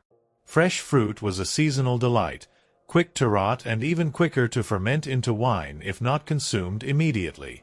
Spices, those exotic wonders from distant lands, were worth more than gold, locked away in the lord's storerooms, a pinch costing more than a peasant's monthly wages.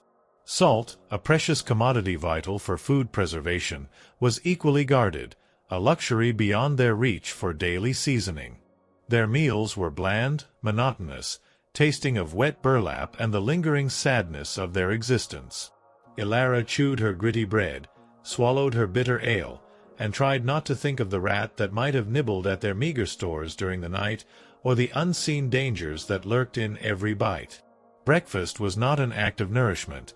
It was a grim ritual, a forced ingestion of meager calories to stave off the immediate threat of starvation. The forced consumption of food was a stark reminder of the relentless cycle. They ate to live, only to live to work. And the work, constant and backbreaking, awaited them. There was no time for rest, no room for lingering grief. Gareth would soon return to the fields, his body a tool for the Lord's profit. Ilara would resume her endless chores, her hands forever busy with the tedious repetitive tasks that kept their small household functioning, barely. Grief, like a wound that would not heal, would simply be carried, a silent weight beneath the surface of their daily lives. As the harsh realities of their existence continued to press in on Ilara, the weight of Lyra's loss became not a memory that faded, but a constant, physical presence, a cold knot in her gut that seemed to absorb all other pain, leaving only a bleak, enduring numbness. The village hummed with the muted sounds of endless toil, each clang of the distant blacksmith's hammer, each lowing of cattle, a grim melody in the symphony of their unending struggle. It was a soundtrack of raw survival, under a sky that seemed to watch their suffering with detached indifference. The sheer, relentless nature of their existence meant that time for introspection was a luxury they could not afford. Yet, as Ilara's hands moved with practiced automation, fetching water from the icy well, stirring the perpetually simmering pottage, mending the threadbare garments, her mind often drifted. Not to dreams of grandeur, for such thoughts were quickly crushed by the harsh reality of their hovel, but to the subtle, almost imperceptible shifts in the world around them, the shifts that hinted at a deeper, more insidious change. The winter had been particularly brutal, its icy grip claiming more lives than usual, the church bell's mournful toll a too frequent visitor to their ears. And now, as spring grudgingly began to assert its presence, bringing with it a deceptive softness to the air, Ilara sensed a new kind of tension in the village, a quiet desperation born not just of hunger or cold, but of something else, something unspoken. Rumors, like tendrils of smoke, began to creep through the village, carried on the wind and whispered between neighbors at the well. They spoke of a new sickness, far more virulent than the usual fevers or fluxes that swept through their community. This was a sickness that struck swiftly, mercilessly, claiming its victims with terrifying speed, leaving behind blackened limbs and swollen glands. It was a distant murmur at first, a tale from a faraway town, dismissed as another grim exaggeration from the traveling merchants. But the whispers grew louder, closer, carried by the gaunt faces of refugees who sometimes stumbled into their village, their eyes wide with a terror that transcended mere hunger. They spoke of entire villages wiped clean, of fields left untended, of silent streets haunted by the stench of death. Fear, a cold, insidious dread, began to weave itself into the fabric of daily life, mingling with the familiar discomforts of hunger and cold. It was a different kind of fear, not the predictable fear of a bad harvest or a lord's cruel decree, but a shapeless, invisible terror that lurked in every shadow, every cough, every unfamiliar face. The common folk, utterly defenseless against such a foe, could only cling to their faith, their prayers becoming more fervent, more desperate. Processions to the church became more frequent, the villagers shuffling through the muddy paths, their faces grim, seeking solace in the ancient rituals, hoping for divine intervention against an enemy they could not see, could not fight, could not understand. Ilara watched her neighbors with a new kind of scrutiny. The usual squabbles over communal resources, the petty jealousies, the quiet resentments, they seemed to fade in the face of this new, existential threat. A grim unity began to form, a desperate, unspoken pact between those who faced the same impending doom. Gareth, usually stoic and unexpressive, often found his gaze lingering on Thomas, a haunted look in his eyes. The loss of Lyra was a fresh wound, but the thought of this new, terrifying sickness claiming their last surviving child was an unbearable agony, a specter that haunted their waking hours and invaded their fitful sleep. The barber surgeon from the Lord's town, usually an aloof and self-important figure, began to appear in the village with unsettling frequency. His face, usually set in a mask of professional detachment, now held a hint of grim unease.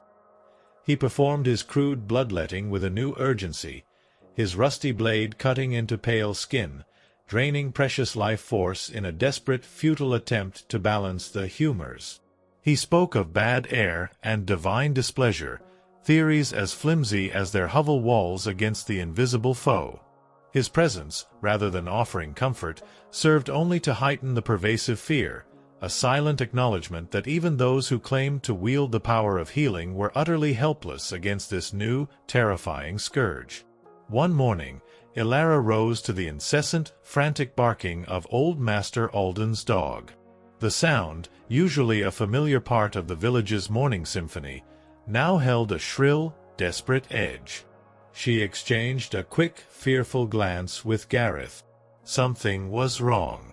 Terribly wrong. A few moments later, a young man, Master Alden's eldest son, stumbled from the hovel, his face contorted in a mask of terror.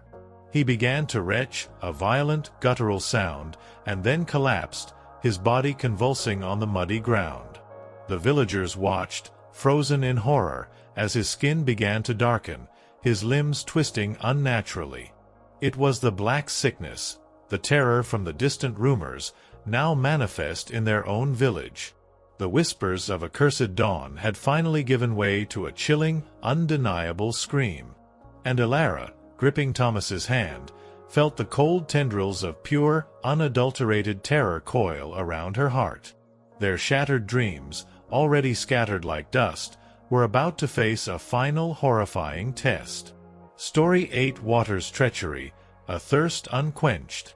The young man's violent retching, followed by his terrifying collapse on the muddy ground, was a sound that tore through the fragile illusion of their village's isolation. The Black Sickness, the chilling whisper from distant lands, was no longer a far-off horror. It was here, in their very midst, convulsing on their doorstep, its insidious tendrils already reaching for their lives. Ilara, gripping Thomas's small, trembling hand, felt a cold dread clamp around her heart, a terror that eclipsed even the recent raw pain of Lyra's passing. That had been a private grief, a personal tragedy. This was something far vaster, a communal doom that threatened to swallow them all. Old Master Alden's frantic cries from his hovel, a mournful wail of despair, confirmed their worst fears. The plague had truly arrived. Panic, a raw, primal scream, began to ripple through the tightly knit community. Neighbors, who moments before had been stoically beginning their day's chores, now moved with a desperate, jerky urgency. Some stumbled into their huts, slamming crude wooden doors shut, seeking to barricade themselves against the invisible foe. Others, their faces contorted in terror, began to run, blindly, desperately, towards the edges of the village, as if escape were possible. But where would they go? The roads to other villages were likely already infested, the cities a teeming cauldron of disease. There was no escape from this particular horror. It moved with a chilling efficiency that mocked human defenses. Gareth, usually so stoic, his face a mask of grim determination, now looked utterly lost. His eyes, wide with a horror that surpassed even his usual weary resignation, scanned the chaotic scene. He tightened his grip on Ilara's arm, his knuckles white. "The well," he rasped, his voice rough with fear. "We need water. Fresh water. Before it claims us all." His words, though simple, struck a profound chord of terror in Ilara. Water, the very source of life, now seemed to hold the potential for their undoing. In medieval times, water wasn't their friend. It was trying to murder them, quietly, insidiously. The nearby stream, which often looked so fresh, bubbling, and clear, like something out of the bard's fantastical tales, was a treacherous illusion. Upstream, someone had undoubtedly just dumped a chamber pot into it, or perhaps a dead pig was slowly decomposing in its shallow depths. Parasites, bacteria, and the entire microbial army of medieval Europe awaited in every seemingly innocent sip. This was the terrifying reality of their existence, a constant, unseen threat that made the act of quenching thirst a deadly gamble. It was why people, even children like Thomas, drank ale. Not for pleasure, but for sheer survival. The brewing process, though imperfect, at least boiled the water, offering a slightly safer alternative than whatever foul concoction flowed through the town ditch. Wine was an option too, if one was rich enough to afford it and unconcerned with functioning properly before noon. But for them, for the common folk, ale was their daily bread, their liquid lifeline. But in the face of this new, terrifying sickness, the ale offered little comfort. What if this plague, this new, virulent humors, was somehow different? What if it could bypass the meager purification of the brewing process? The unknown was a terrifying void, and their ignorance a gaping wound. Ilara remembered her own childhood, her mother's constant warnings about the evil humors in the water, warnings often punctuated by the sight of a neighbor convulsing with the bloody flux. The memory sent a shiver down her spine, a cold premonition of the agony that now threatened to consume them. Gareth, his face grim, began to move towards the communal well, pulling Ilara and Thomas with him. The well, a central point of their village life, was now a potential focal point of terror. Families, desperate and frantic, were already gathering there, their wooden buckets clattering against the stone, a desperate scramble for the precious liquid. The usual polite exchanges, the quiet gossiping, were replaced by a tense, silent urgency, a desperate race against an invisible clock. Each person knew, deep in their gut, that the well, though vital, was also a shared vulnerability. If one person sickened there, if their contaminated hands touched the rope or the well's edge, the plague could spread like wildfire, contaminating the very source of their life.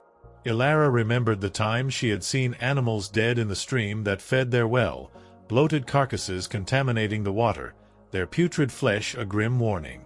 And the sight of the communal latrines in the nearest town, an open cesspit where privacy was a myth and ventilation a cruel joke. People sat shoulder to shoulder, relieving themselves, their waste dropping directly into the river below.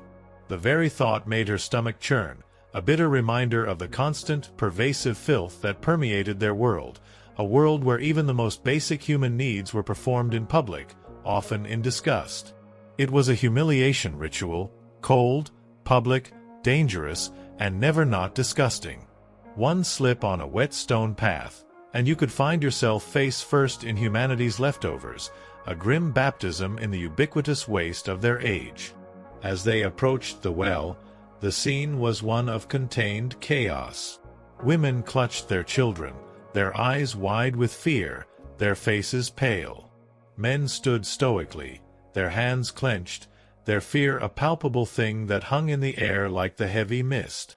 A young woman, barely older than Ilara, dropped her bucket, the wooden container clattering loudly against the stone, spilling precious water onto the muddy ground. She began to weep, a desperate, broken sound that echoed in the sudden silence. Everyone knew what that meant. The water, the ultimate arbiter of life and death, was now a source of profound anxiety. Gareth pushed through the small crowd, his broad shoulders clearing a path. He hauled up the bucket, the rope biting into his hands, and quickly filled their family's meager water skins. Ilara watched, her heart pounding, as he dipped his own hands, then Thomas's, into the water, quickly rinsing them, a futile gesture against an unseen enemy. She knew it was pointless. The plague, they said, was in the air, in the humors, in the very breath of those afflicted. But the desperate human need for cleanliness, however symbolic, however ineffective, asserted itself in moments of profound terror. The fear of water, in their world, extended beyond mere drinking. Bathing was a concept fraught with peril. People truly believed that washing yourself too often actually opened your pores, allowing disease to enter the body. It was thought that one was cleaner, apparently, if they never removed the protective layer of filth caked onto their skin. This ancient superstition, born of ignorance and reinforced by generations of practice, made any notion of personal hygiene a dangerous folly. Communal bathhouses, where they did exist, had quickly gained reputations as places for gossip, scandal, and sometimes full-on medieval extracurriculars, naturally leading the church to get involved and shut many down. Even if Ilara had wanted to bathe, it would have been a full production, a monumental task that outweighed any perceived benefit. She would need to fetch large amounts of water from the well, boil it over a precious fire, fill a wooden tub that constantly leaked, and then pray no one else in the hovel used it before her, or worse, after. And rainwater, collected in open barrels, was often teeming with bird droppings, breeding insects, and thriving moss. It sounded refreshing in theory, but in practice it was another gamble, another source of potential sickness. So whether it was going in their mouth, on their body, or onto their crops, water in the Middle Ages was less of a life source and more of a gamble, a constant low-level threat to their fragile existence. As they returned to their hovel, clutching their water skins, the scene in front of Master Alden's hut had grown more desperate. The young man, his son, was convulsing violently, his body contorted, his cries growing weaker. His skin, as the rumors had described, was turning a mottled, terrifying black. The telltale buboes, swollen, painful glands, were visibly rising in his neck and armpits, grotesque markers of the insidious infection that raged within him. It was the plague, undeniable, horrific, and utterly real. The air, usually filled with the mundane sounds of village life, was now punctuated by gasps of horror, whispered prayers, and the chilling silence of those who watched, paralyzed by fear. Ilara pulled Thomas closer, burying his face in her side, shielding him from the sight, from the tangible terror that emanated from the dying boy. She could feel his small body trembling, the rapid thrum of his heartbeat against her side. Gareth stood by the door, his eyes fixed on the scene, his face a mask of grim, helpless despair. He knew, as did every adult in the village, that once the black sickness truly took root, there was no escaping its clutches. They had all heard the tales, the terrifying legends of villages wiped clean, of entire families vanishing overnight, their homes left silent and abandoned. The memory of Lyra's gentle passing, though heartbreaking, now seemed almost merciful compared to the agonizing spectacle unfolding before them. The immediate priority shifted from mere survival to desperate avoidance. They needed to isolate, to guard their meager family against the invisible enemy. But how? Their hovel was a single room, permeable to the elements and any unseen airborne humors. Their very existence depended on communal interaction. The shared well, the communal fields, the Lord's demands. Isolation was a luxury afforded only to the dead. The fear was a living, breathing entity, a constant companion that gnawed at Ilara's insides, eclipsing even the pangs of hunger and the ache in her bones. Inside their hovel, Gareth began to move with a renewed, almost frantic energy. He started to seal the cracks in the walls with more mud, more wattle, trying to create a tighter barrier against the encroaching dread. Ilara knew it was futile, a desperate, symbolic gesture against a foe that laughed at such flimsy defenses. But she said nothing. Any action, however small, however meaningless in the grand scheme of things, offered a sliver of control, a brief respite from the overwhelming helplessness.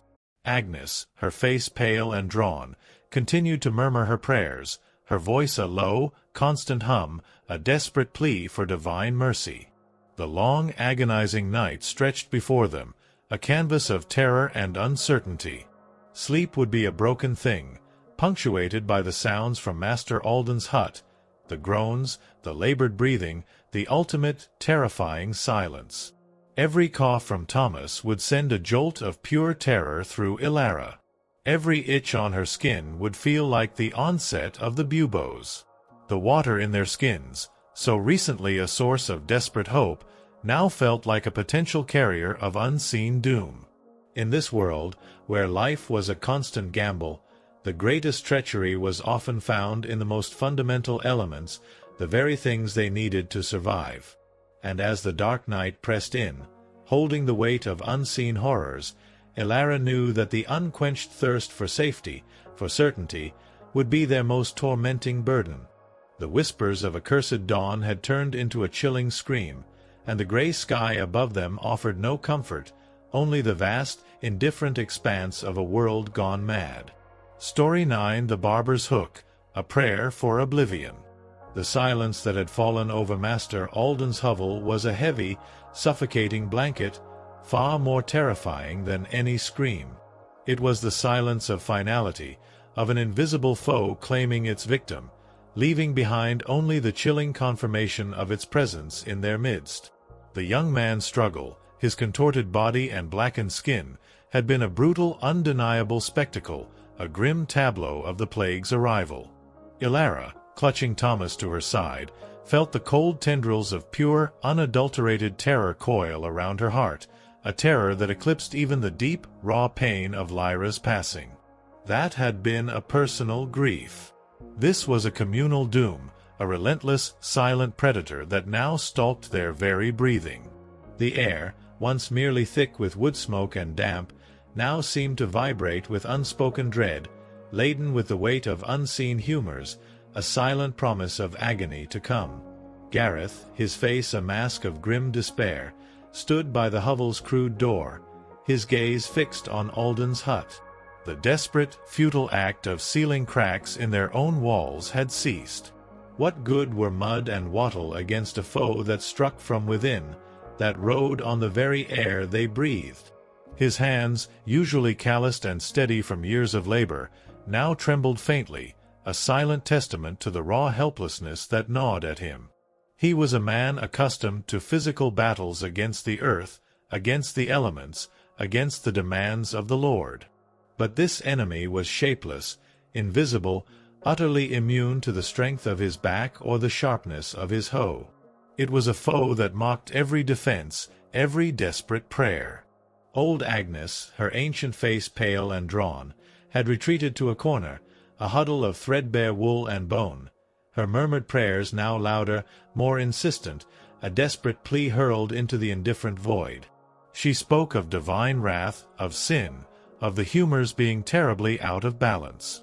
It was the only explanation they had, the only framework through which to comprehend such an incomprehensible horror. Everything wrong with a person, whether a cough, a rash, a broken bone, or the creeping plague, was believed to be caused by their four humors: blood, phlegm, yellow bile, and black bile, being out of balance. According to medieval science, health depended on keeping them perfectly aligned, like some sort of internal soup, a precarious balance constantly threatened by external forces and internal failings.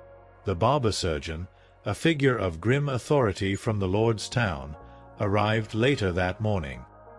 He was a man named Master Bran, his hands stained with the grime of countless extractions and bloodlettings, his face etched with a perpetual sneer that somehow intensified his grim countenance.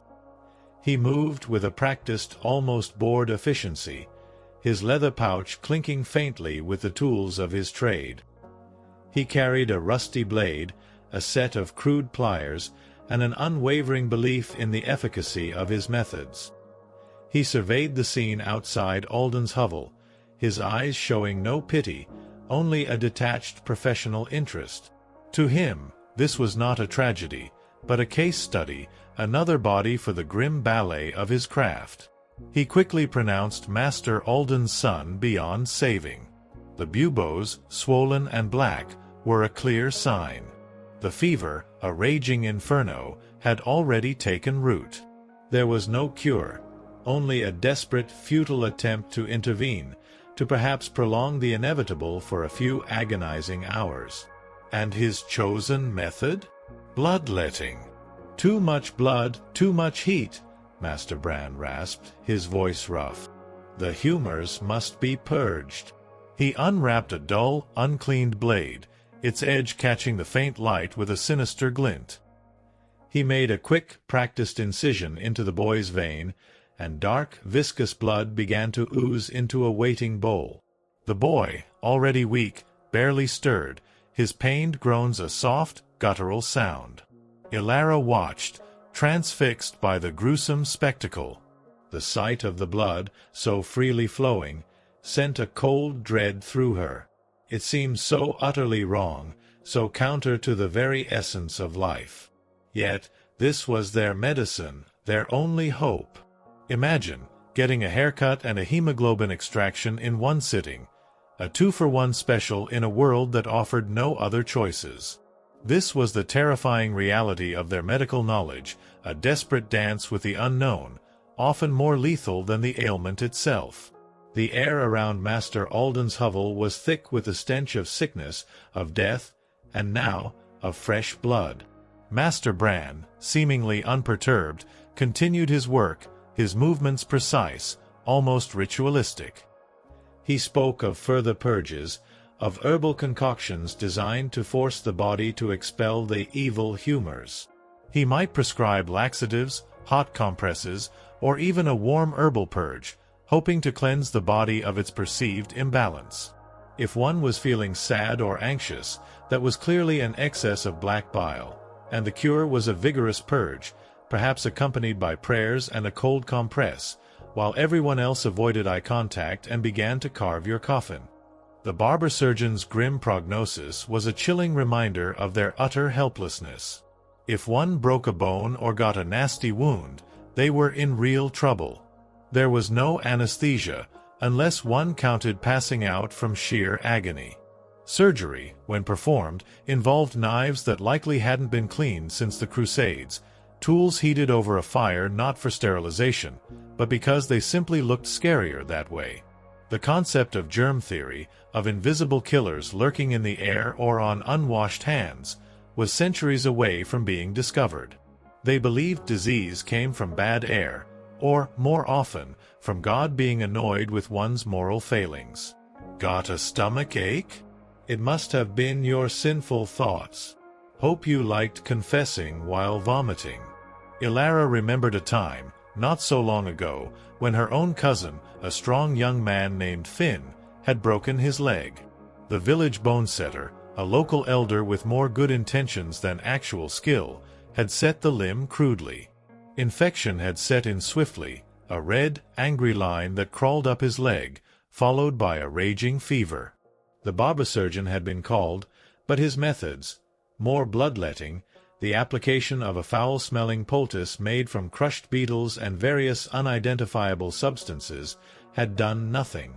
Finn's screams had echoed through the night for days, then faded into a chilling silence. His body, when he finally succumbed, was a swollen, grotesque mockery of the vibrant young man he had been. It was a brutal lesson in the fragility of life, a stark reminder that even a simple accident could become a death sentence. If one's condition worsened, more leeches might be applied, more crushed beetles ingested, and a priest would undoubtedly arrive at the bedside, administering the last rites just in case. At this point, they were essentially preparing for the cure known as death. And if, by some miracle, one recovered, everyone simply assumed God had taken pity on them, the doctor would take full credit, and the leech, presumably, would get promoted. So yes, in the Middle Ages, medicine was less about healing and more about surviving the cure itself, a terrifying gamble with one's own life. The raw terror of the plague's arrival, compounded by the horrifying reality of their medical helplessness, began to consume Ilara. Her body, already a vessel of constant aches and persistent itches, now felt utterly vulnerable, a mere puppet to the invisible humors that raged outside and within. The fear of Lyra's cough, once her primary torment, was now overshadowed by the specter of the buboes, the blackening skin, the convulsions that claimed their victims with such terrifying speed.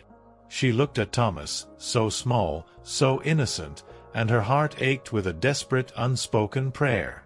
How could she protect him against an enemy that defied all understanding, all defense? The village, once a close-knit community, was now a cauldron of fear and suspicion. Neighbors eyed each other with wary glances, every cough, every sneeze, a potential sign of doom. The shared act of drawing water from the well, once a communal ritual, was now fraught with a chilling tension. The thought of the unseen filth, the unseen humors, contaminating the very source of their life, sent shivers down Ilara's spine. The world had gone mad, it seemed, and they were trapped within its agonizing grip. Master Bran, the barber surgeon, after pronouncing Master Alden's son beyond aid, began to turn his attention to other villagers, examining the sick, his face grim, his pronouncements terse. His presence, rather than offering comfort, served only to heighten the pervasive fear, a silent acknowledgment that even those who claimed to wield the power of healing were utterly helpless against this new, terrifying scourge. Ilara watched him, a flicker of something akin to loathing in her heart. He was a symbol of their powerlessness, a grim reaper in the guise of a healer, his rusty blade and cold eyes the only tools offered against the relentless march of death. As the sun began to dip below the horizon, casting long, distorted shadows across the village, the air grew colder, heavier, filled with the unspoken dread of the night to come. The cries from Master Alden's hovel had finally ceased, replaced by the chilling silence of death. Another life claimed. Another family shattered. Ilara gripped Thomas's hand tighter, her knuckles white. Sleep would offer no escape from this particular nightmare. It would only bring the torment of feverish dreams, of buboes swelling in the darkness, of the barber's hook pulling at her very life. The whispers of accursed dawn had given way to the screams of an agonizing day, and now, as night descended, a new, terrifying prayer formed in Ilara's heart, a desperate, silent plea for oblivion, for an end to the relentless suffering, for a merciful escape from the relentless dance of life and death that was her medieval existence. The true horror, she realized, was not just the disease, but the utter, hopeless helplessness that accompanied it. Story 10. Poison on the plate. Fear in the belly. The night following Master Alden's son's death stretched before Ilara like an eternity, thick with the silence of profound terror.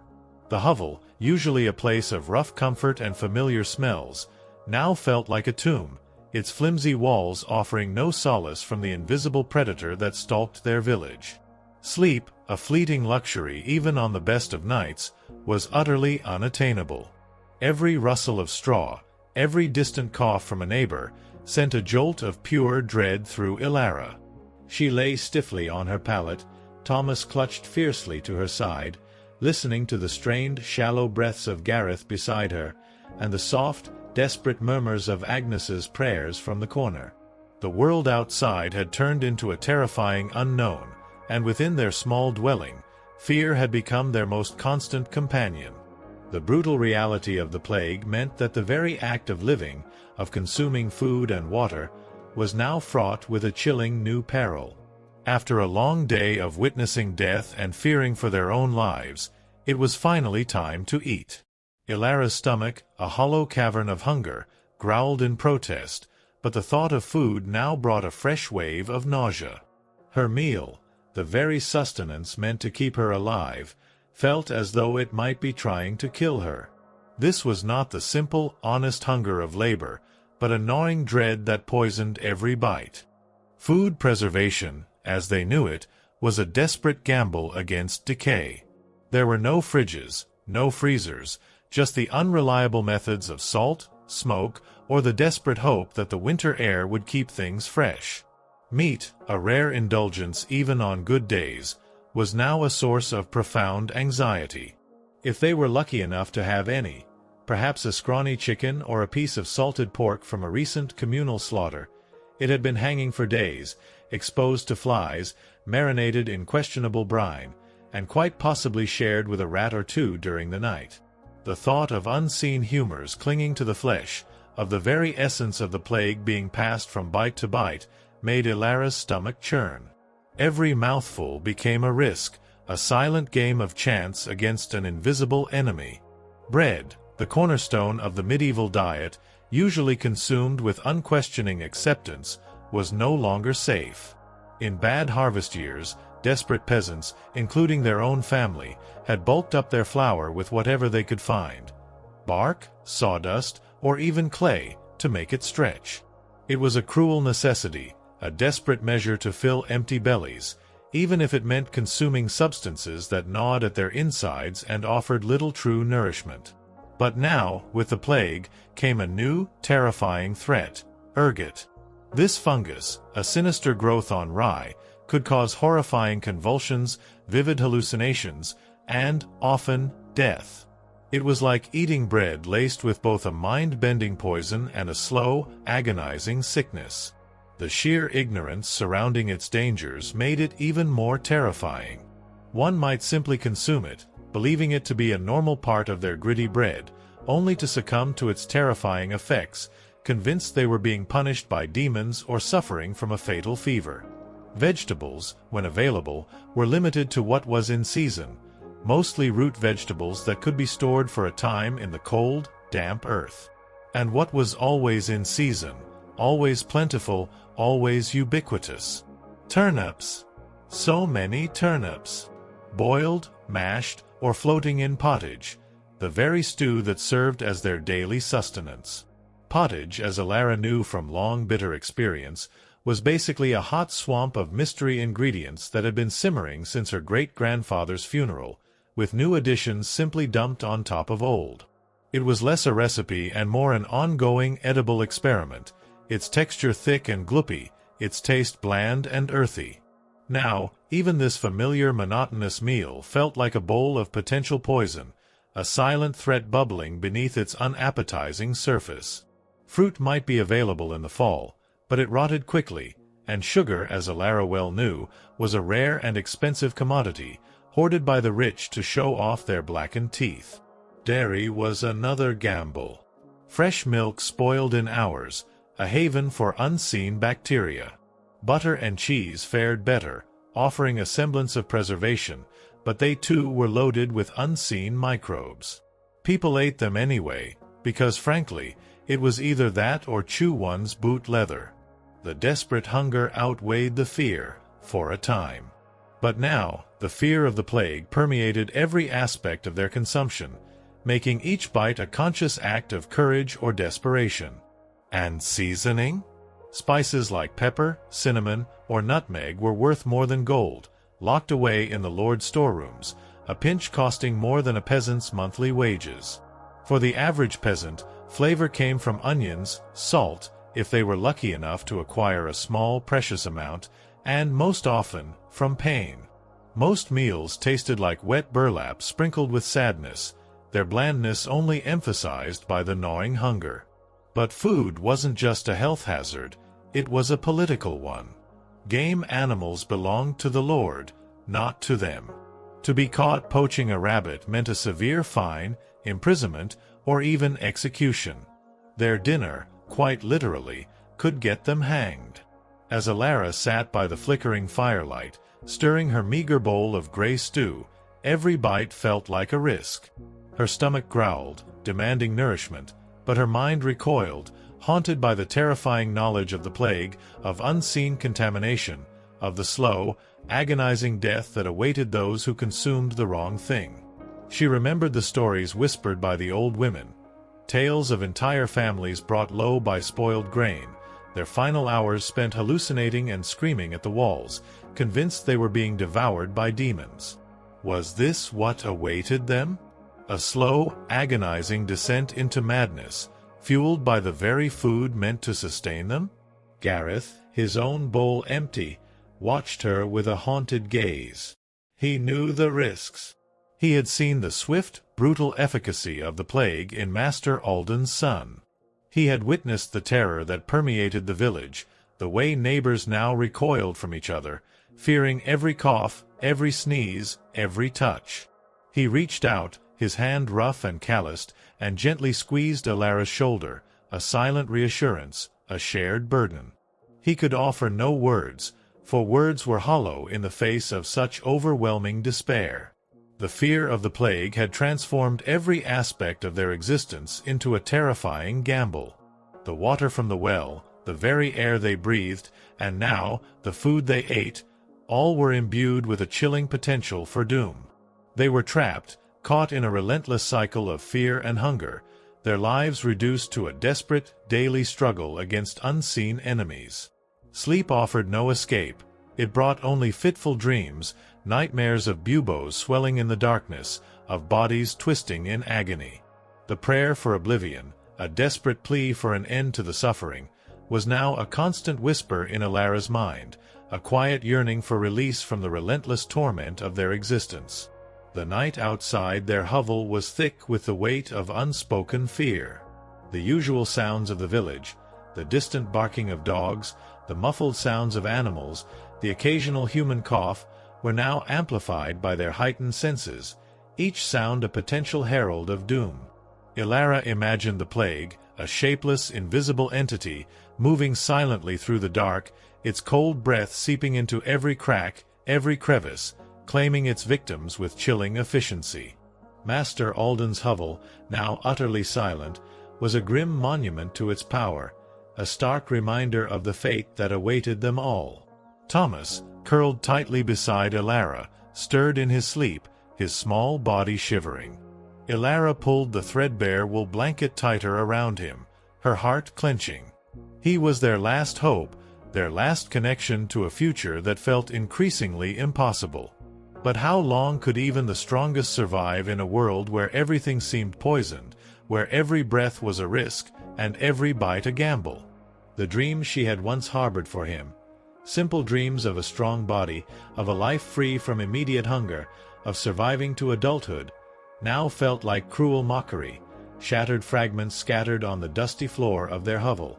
The constant gnawing of hunger, the ache in her bones, the relentless itch of her skin, these familiar torments were now secondary to the overwhelming fear of the plague. Food, once a source of life, had become a source of profound dread, a silent, daily test of their resilience. They ate anyway, because starvation was a more immediate, tangible threat than the unseen horrors of disease. But every mouthful was a conscious act of courage, a desperate gamble against the unknown. Ilara thought of the lord in his distant castle, safe behind his thick walls, eating fine meats and drinking clear wine, utterly oblivious to the silent terror that consumed his serfs. He was a symbol of their powerlessness, a grim reminder of the vast, unbridgeable chasm between those who commanded and those who suffered. His indifference was a cruelty almost as profound as the plague itself, a silent endorsement of their unending misery. They were disposable, their lives a mere means to his comfort, their deaths a minor inconvenience. As the hours dragged on, the night seemed to grow colder, heavier, filled with the palpable presence of death. Ilara closed her eyes, seeking a brief respite from the horrifying reality. But even in the darkness, the images flashed before her. Master Alden's son, convulsing on the ground, his skin turning black, the barber surgeon's rusty blade, draining life force, the countless unmarked graves in the churchyard. Their world was not one of glory or chivalry, but of grim, everyday terror. And the poison on the plate, the fear in the belly, were merely two more burdens in the endless, agonizing dance of survival. The whispers of a cursed dawn had given way to the screams of an agonizing day, and now, as the night descended, a new, terrifying prayer formed in Ilara's heart, a desperate, silent plea for oblivion, for an end to the relentless suffering, for a merciful escape from the relentless dance of life and death that was her medieval existence. The true horror, she realized, was not just the disease, but the utter, hopeless helplessness that accompanied it. Story 11. Beneath the bell's unforgiving toll. The sun, a pale, indifferent eye in the vast gray sky, rose grudgingly, casting long skeletal shadows across the frost-hardened ground. For Ilara, the dawn brought no comfort, only the relentless continuation of a nightmare. The silence from Master Alden's hovel, where his son had succumbed to the black sickness, hung heavy in the frigid air, a physical manifestation of their shared doom. Every breath felt like a gamble, every rustle of straw a potential harbinger of unseen terrors. The fear of poison on the plate and in the well had now merged with the greater, shapeless terror of the plague, an invisible predator that mocked all their meager defenses. Sleep had been a broken, tormented thing, punctuated by nightmares of buboes swelling in the darkness and the chilling echo of the barber surgeon's rusty hook. The first clang of the church bell pierced the pre-dawn gloom, a sharp metallic cry that seemed to tear through the very fabric of their fragile existence. It was a sound Ilara knew intimately, a constant, unyielding presence that had marked every hour of her life. But today, its toll held a new, sinister weight. It was no longer just an alarm clock, a summons to prayer, or a marker of their endless toil. Today, it was a death knell, a grim prophecy of the suffering to come. Its iron voice, merciless and unyielding, seemed to mock their desperation, announcing the relentless march of time and the unyielding demands of God and Lord alike, even as the world around them descended into chaos. Religion in medieval Europe wasn't just a part of life. It was life itself, woven into every thread of their being. The Church, a colossal omnipresent entity, controlled their calendar, dictated their laws, shaped their meager education, if they could read at all, and presided over their births, marriages, and deaths. It was their spiritual landlord, and they, the common folk, were always behind on rent, spiritually bankrupt and financially doomed if they dared to question its authority. Every day was structured around prayer bells, matins, lauds, prime, terce, sext, nones, vespers, compline, the town church bell ringing with monotonous insistence at dawn, noon, and night. Not because people needed reminders, but because missing prayer was a sin, a transgression against a God whose wrath was vividly described and universally feared. Forget to bow? Sin. Eat meat on a Friday? Sin. Think about your neighbor's wife in that one unsettling dream? Double sin. And yes, hell was terrifyingly real, a concept drilled into their minds from birth. Priests described it in glorious, agonizing detail. Rivers of fire, lakes of boiling blood, demons with pitchforks, and an eternity of wailing. If the gnawing fear of famine or the immediate terror of the plague didn't scare them, eternal damnation most certainly would. It was a constant low thrum of anxiety beneath the surface of their daily lives, a powerful tool of control wielded by the clergy. Ilara, like most peasants, couldn't read the Bible herself. It was written in Latin, a sacred language reserved for monks, clergy, and that one noble kid who was too good for dirt. They relied entirely on the church to interpret everything for them, to dictate the very meaning of their existence. This meant that if the priest declared their crop failure was due to insufficient prayer, well, it was time to kneel harder. If a plague swept through the village, it was God's punishment for their collective sins, demanding more fervent repentance, more desperate acts of faith.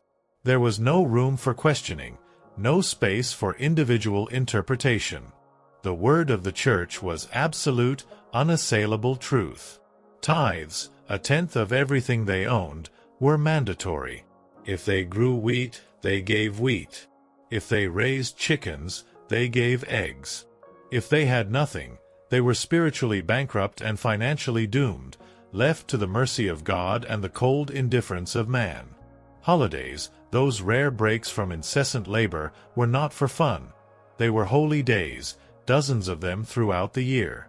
Days for attending Mass, for fasting, for confessing sins, and for reminding themselves that joy was a dangerous indulgence, a fleeting temptation that could lead them astray from the path of righteousness. These days were meant for spiritual contemplation, for further entrenching the Church's authority, not for true respite or merriment. Questioning the Church was a perilous act, a direct challenge to the very foundation of their world. Heretics were burned, witches were drowned, blasphemers were flogged, and skeptics were quickly reformed, often with brutal efficiency. The fear of excommunication, of being cast out from the community and denied the sacraments that were believed to guarantee a place in paradise, was a powerful deterrent. To be cut off from the Church was to be cut off from salvation, to be condemned to eternal torment. It was a threat that kept even the most defiant in line, forcing them to go through the motions, to chant, to bow, to pray, all in the desperate hope that their souls, after enduring this dirt-covered life, might finally land in paradise, assuming the priest liked them, of course. Because in the Middle Ages, God might be merciful, but the Church, not so much. Ilara had seen the power of the Church in their village. The old priest, Father Thomas, a man whose face was as weathered as their hovel walls, wielded immense influence. He was the arbiter of disputes, the dispenser of advice, the conduit to God. His words, delivered from the crude pulpit of their small, damp church, held the weight of divine authority. He exhorted them to pray harder, to confess their sins, to accept their suffering as God's will, a path to ultimate salvation. And in the face of the plague, his pronouncements had grown more somber, more insistent, urging them to acts of public penance, to communal prayers for mercy, even as the death toll mounted. The pervasive fear of the plague had, paradoxically, strengthened the Church's grip, making people cling even more desperately to the promise of salvation. Funeral masses, usually somber affairs, became more frequent, the mournful toll of the bell a constant companion to their days. The priest would stride through the village, his face grim, administering last rites to the dying, his voice a low, constant murmur of prayers over bodies already succumbing to the black sickness. Ilara had witnessed the desperate hope in the eyes of the dying, the terrified pleas for absolution, the desperate clinging to a promise of paradise in the face of agonizing torment. It was a powerful, brutal truth. The Church offered the only solace in a world utterly devoid of it, a final, desperate gamble against eternal damnation. As the sun climbed higher, reluctantly illuminating the grim tableau of their village, the church bell continued its relentless toll, a monotonous, insistent rhythm that marked the passage of a day filled with terror. Ilara prepared their meager breakfast, the pottage now tasting even more bland, more like ash in her mouth. Thomas, subdued and quiet, sat by the hearth, his eyes wide with a fear that transcended his young age. He was learning early the brutal lessons of their world, the constant threat of death, the pervasive power of the Church, the utter helplessness against forces unseen and incomprehensible. The thought of escaping the Church's omnipresent gaze, of living a life free from its endless rules and terrifying threats, was as impossible as flying. They were born into it, baptized within its confines, married under its blessings, and would die with its last rites. Their very identity was intertwined with their faith, however desperate or fear-driven it might be. To be an outcast, a heretic, was to invite not just social ostracization but physical torment and eternal damnation. The choice was not a choice, it was a foregone conclusion. Ilara moved through her chores with the automatic precision of long habit, her body a vessel for unceasing toil, her mind a desolate landscape haunted by the memory of Lyra's last breath and the new, pervasive terror of the plague. The church bell continued its mournful, insistent toll, each clang a reminder of their relentless suffering, of the brief, brutal lives they were forced to endure, and of the ultimate judgment that awaited them all. It was an unforgiving toll, a constant echo of the shattered dreams that lay scattered on the dust-covered floor of their hovel. The priest, Father Thomas, would soon make his rounds, visiting the sick, offering prayers and administering comfort, or, more accurately, preparing souls for their inevitable departure. His presence, while a supposed blessing, often felt like a grim harbinger of doom, a confirmation that death was near. Ilara knew he meant well, that he too was a product of this unforgiving world, clinging to his faith with a desperation born of the same fear that gripped them all. But his words, his promises of an afterlife, felt hollow in the face of the agony unfolding around them, the terrifying reality of the plague devouring their village, one life at a time. As the morning wore on, the faint sounds of life from the village began to dwindle, replaced by an eerie quiet. The distant hum of activity, the muffled sounds of animals, the chatter of women at the well, all faded into a chilling stillness.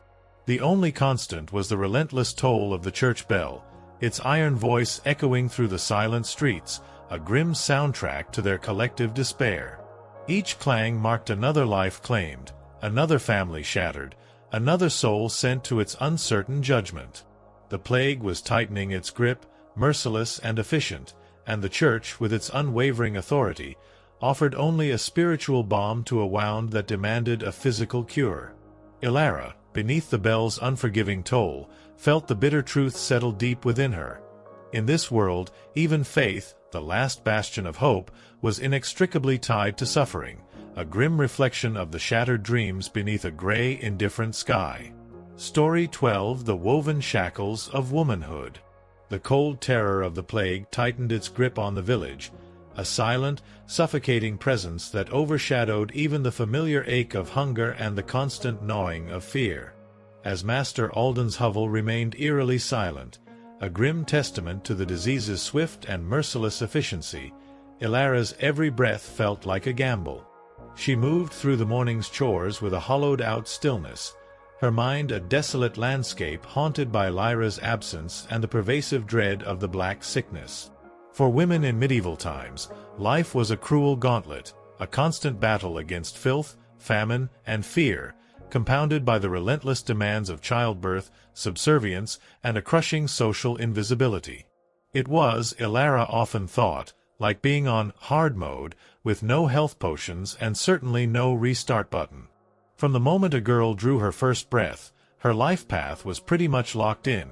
Marry young, bear children, serve your husband, and die tired. There was no escape, no alternative. Their destinies were woven into the very fabric of their world, as inescapable as the coarse wool of their tunics. Education, for women like Ilara, was a luxury as distant as the stars. Unless one was fortunate enough to be born into a noble family and sent to a convent, a rare and often equally restrictive path, intellectual development stopped around the time a girl learned how to churn butter, spin wool, and patch a tunic. Her mind, as a tool, was less valued than her hands, her body, her ability to produce. Girls learned what was necessary for survival: the rhythms of the earth, the demands of the hearth, the endless cycle of domestic labor. Ilara had never learned to read or write, skills reserved for the clergy and the privileged few. Her world was defined by spoken words, by the commands of men, by the dictates of tradition.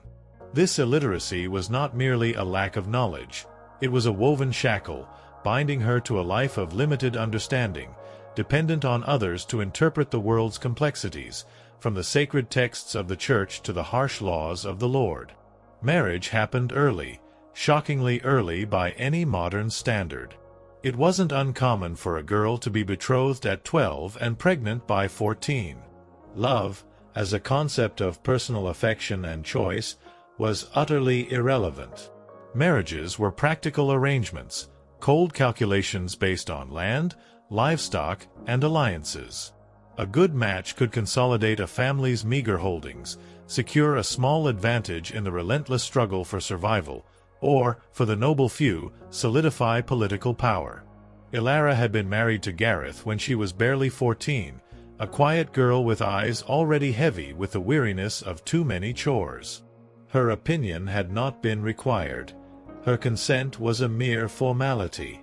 She was a transaction, a pawn in the larger unyielding game of survival, her personal desires entirely irrelevant to the grand design of her father's desperate hopes. Once married, a woman was effectively her husband's property.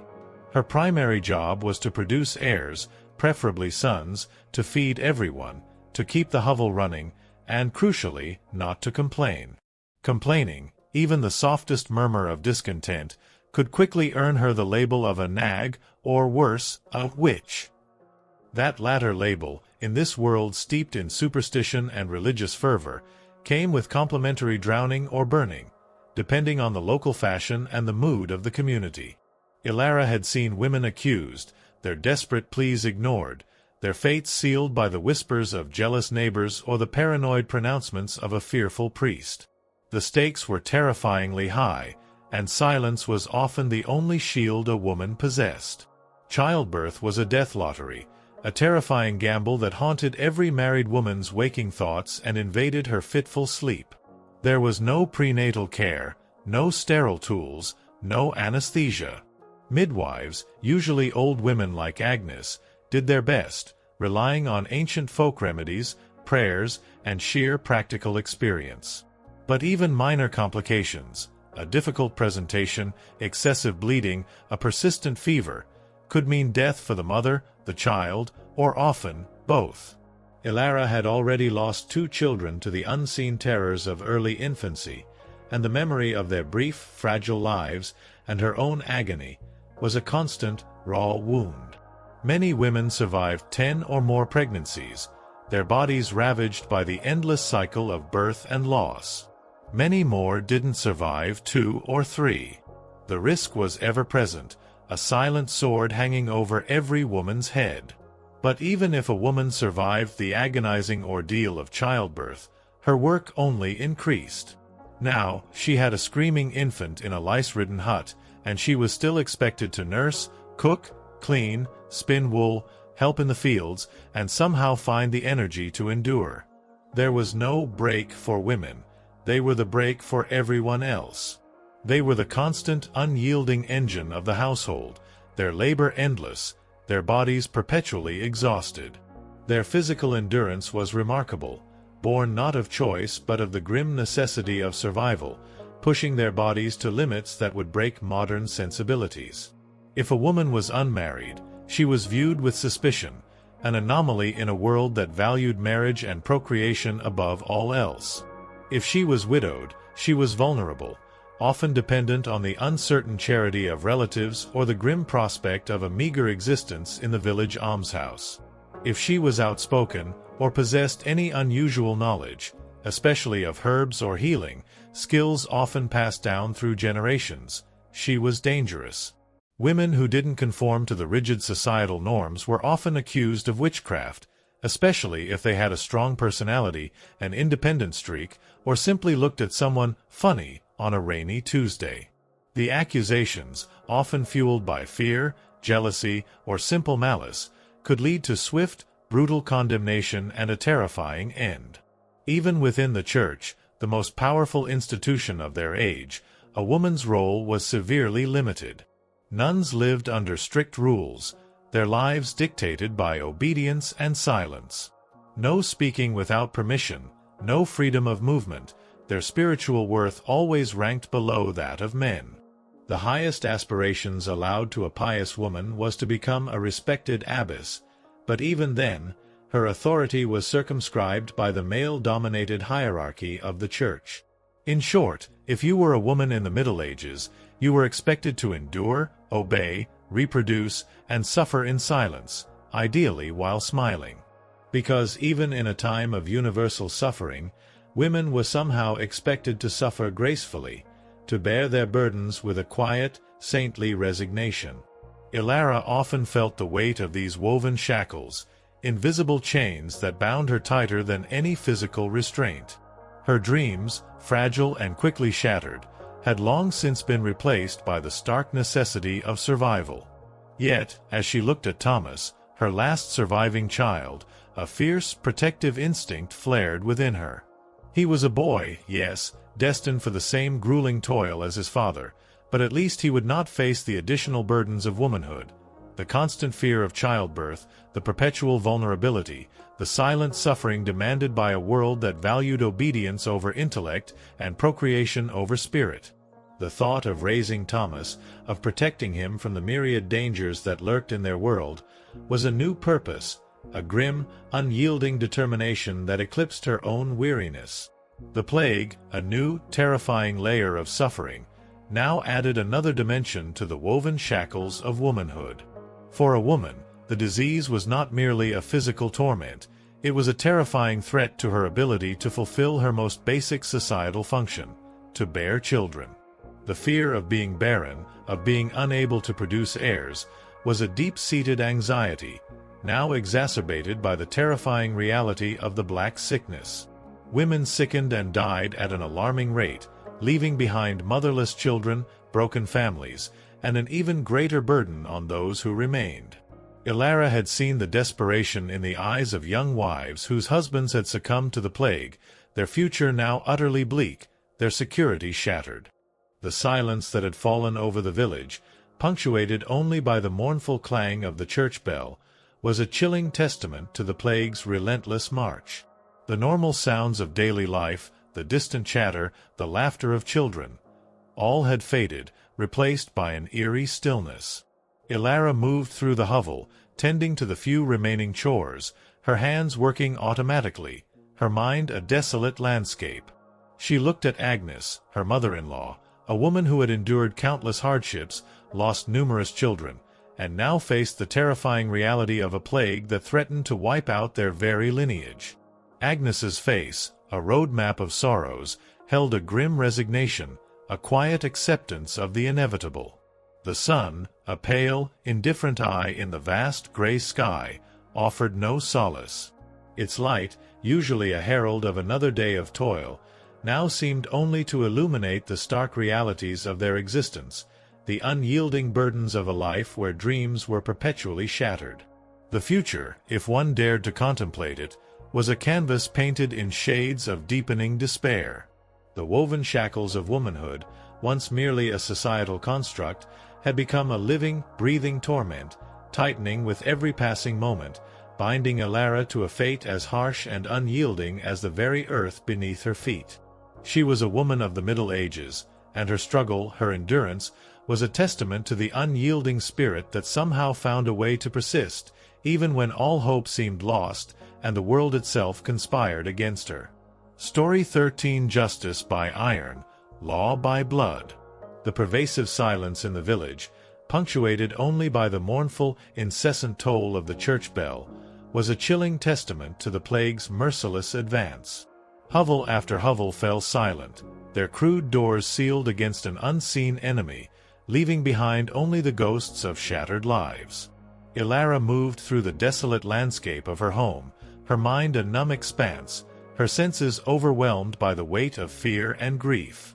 The woven shackles of womanhood felt heavier than ever, binding her to a fate she could neither escape nor truly comprehend.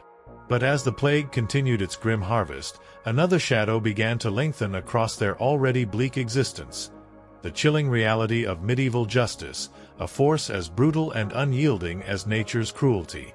In this era, the idea of law and order mostly meant hoping your local lord wasn't in a bad mood, and justice was more a performance art than actual protection. Violence, Elara knew, was everywhere. It simmered in the home, a husband's right to discipline his wife and children with a heavy hand, a brutal reality often accepted as commonplace.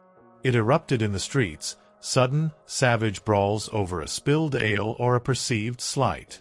It permeated the very fabric of the battlefield, where local feuds, territorial disputes, and religious crusades constantly simmered, sending men marching off to stab someone else in the name of honor, God, or sheer boredom. Crime was common, driven by desperation and hunger. Punishment, however, was swift, brutal, and often public, a terrifying spectacle designed to instill fear and enforce obedience. Elara had witnessed it firsthand. The peasant who stole a loaf of bread from the lord's granary, his children starving, could lose a hand. She remembered the sight of the bloody stump, the man's agonizing cries echoing through the village square, a chilling warning to all who dared to defy the lord's authority. Accused of lying to an overseer, a farmer's tongue might be pierced with a hot iron, leaving him forever marked, his words forever silenced. Gossip too much, particularly about the lord or his family, and one might meet the scold's bridle, a metal mask strapped to the head with a bar forced into the mouth, designed to inflict pain and humiliation, a brutal form of public correction. These were not mere tales. They were grim lessons, etched into the collective memory of the village, silent reminders of the constant peril that lurked beneath the surface of their desperate lives. But the true terror of medieval justice lay in the concept of trial by ordeal. Let's say you were accused of something truly serious: heresy, theft, witchcraft. How did one prove their innocence in a world devoid of rational investigation or unbiased witnesses? By being tortured, of course. Elara had heard the stories, whispered in terrified tones around the dying embers of a hearth fire on long winter nights. One version, the ordeal by hot water, involved sticking your hand into boiling water to retrieve a stone. If it healed without infection in 3 days, you were innocent. If not, you were guilty, and your punishment, likely a brutal death, would follow swiftly. Another option, the ordeal by cold water, was perhaps even more horrifying. You were tossed into a river. If you sank, you were innocent and probably dead. If you floated, you were guilty and would be punished anyway. It was like a medieval game show where the prize was mere survival, and the host was actively rooting against you. There was no true justice, only a terrifying gamble with one's life, a brutal test of endurance against the indifferent forces of fate and the cruel whims of accusers. And if you were sentenced to death, that was a public event, a spectacle for the masses. Executions were performed in front of cheering crowds, a gruesome form of entertainment in a world devoid of other diversions. Hangings, beheadings, burnings, each method chosen for its particular horror and deterrent effect. Sometimes, people brought snacks, treating it like a macabre festival, the medieval equivalent of cable TV, a gruesome distraction from their own miserable lives. The sheer brutality of it all was designed to instill fear, to remind everyone of the absolute power of the Lord and the terrifying consequences of defiance. Domestic violence, Ilara knew, was completely normalized. Husbands were allowed, even expected, to discipline their wives and children, often with brutal force. A woman's protests were usually ignored, her suffering a private matter, dismissed as a domestic dispute. Street fights were commonplace, erupting over the smallest provocations. One could be beaten just for looking the wrong way at a noble's horse, or for inadvertently crossing the path of a drunken merchant. Life was cheap, and aggression was often the first and only language. And then there was the constant simmering threat of war. Local feuds between minor lords, territorial disputes over a patch of fertile land or a valuable resource, grand religious crusades to distant lands.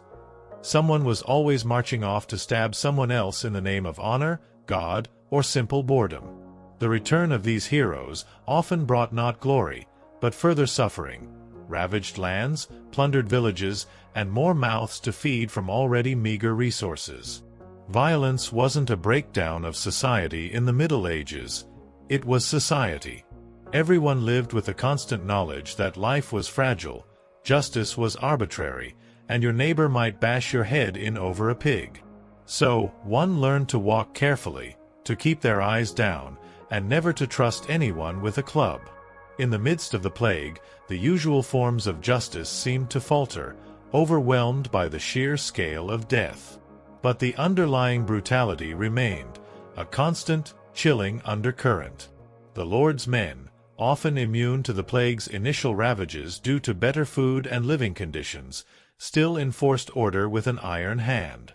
There were whispers of summary executions for those caught stealing from abandoned homes, or for villagers attempting to flee the quarantined area. The law, like the plague itself, was merciless, its arbitrary nature a constant source of terror. Ilara herself had experienced the cold, indifferent hand of justice. The loss of her children, first Finn and Lena, then Lyra, had been attributed by some, even within the village, to divine displeasure, a punishment for unspoken sins. She heard the whispers, the veiled accusations, the fearful glances. Was she, in some way, cursed? Was her suffering a reflection of some hidden moral failing? Such accusations, though never formalized, carried a heavy weight, adding another layer to the woven shackles of her womanhood. To be a woman in this world was to be perpetually vulnerable, subject to the whims of men, the dictates of the church, and the arbitrary judgments of a superstitious community. The threat of being accused of witchcraft, a terrifying possibility for any woman who was too outspoken, too independent, or simply too knowledgeable about herbs, hung like a guillotine blade over their heads. Ilara had always been careful, her silence a shield against suspicion, her knowledge of simple remedies kept well hidden. But the plague, with its incomprehensible devastation, fueled paranoia, making the ground fertile for accusations. Any woman who survived when others perished, any woman who seemed too calm, too collected, could become a target. The trial by ordeal, that brutal, terrifying game of chance, would then await them, a dance with death that offered no real chance of acquittal. As the days turned into a blur of fear and endless toil, the silence of the village deepened. The church bell, its mournful toll a constant companion, now seemed to ring not just for the dead, but for the living, a slow, agonizing dirge for their shattered hopes. The bodies of the fallen were sometimes left in their hovels, too numerous for proper burial, their homes becoming silent tombs. The law, once a rigid framework of punishment, seemed to collapse under the sheer weight of death, replaced by a grim, chaotic desperation. Gareth, his face grim and drawn, returned from the fields one evening, his eyes haunted. He spoke of an incident in the next village over, a peasant accused of hoarding grain, dragged before the Lord's bailiff. The man had been subjected to the ordeal by hot iron. His hand plunged into a blazing fire, a desperate attempt to prove his innocence. Gareth didn't say whether he had survived, or what judgment was rendered. His silence, more than any words, conveyed the brutal truth. Justice was a mockery, a tool of power, and their lives were mere pawns in its cruel game. Ilara listened, her heart a cold knot in her chest. The suffering was endless, a relentless cycle of physical torment, psychological despair, and arbitrary cruelty. The very air they breathed seemed to carry the scent of death and the metallic tang of injustice. They were trapped, bound by the unyielding laws of their world, by the dictates of their lord, and by the terrifying, indiscriminate march of the plague. Their dreams, long since shattered, were now merely ghosts that haunted the desolate landscape of their souls. And in this brutal world, where justice was delivered by iron and law was written in blood, survival was not a right, but a fleeting, terrifying privilege, bought at an unbearable price.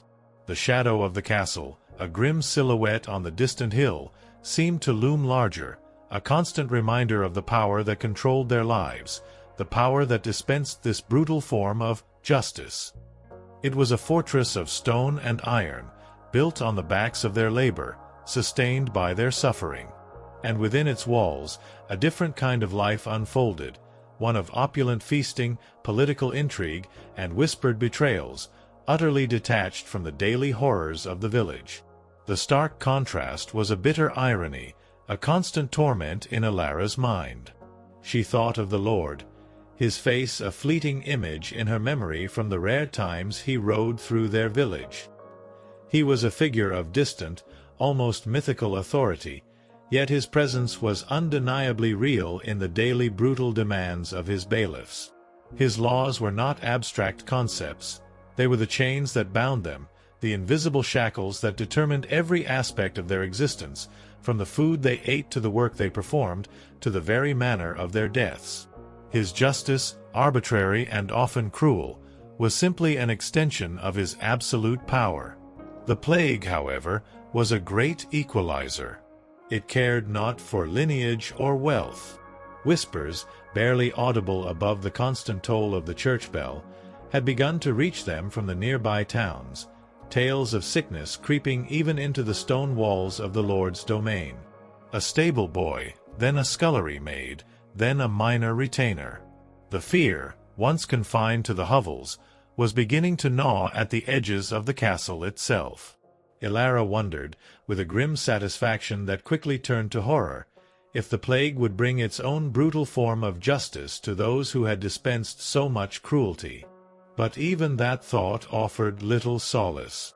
For the common folk, their suffering remained absolute, their dreams shattered beneath a sky that continued to weep gray tears of indifference.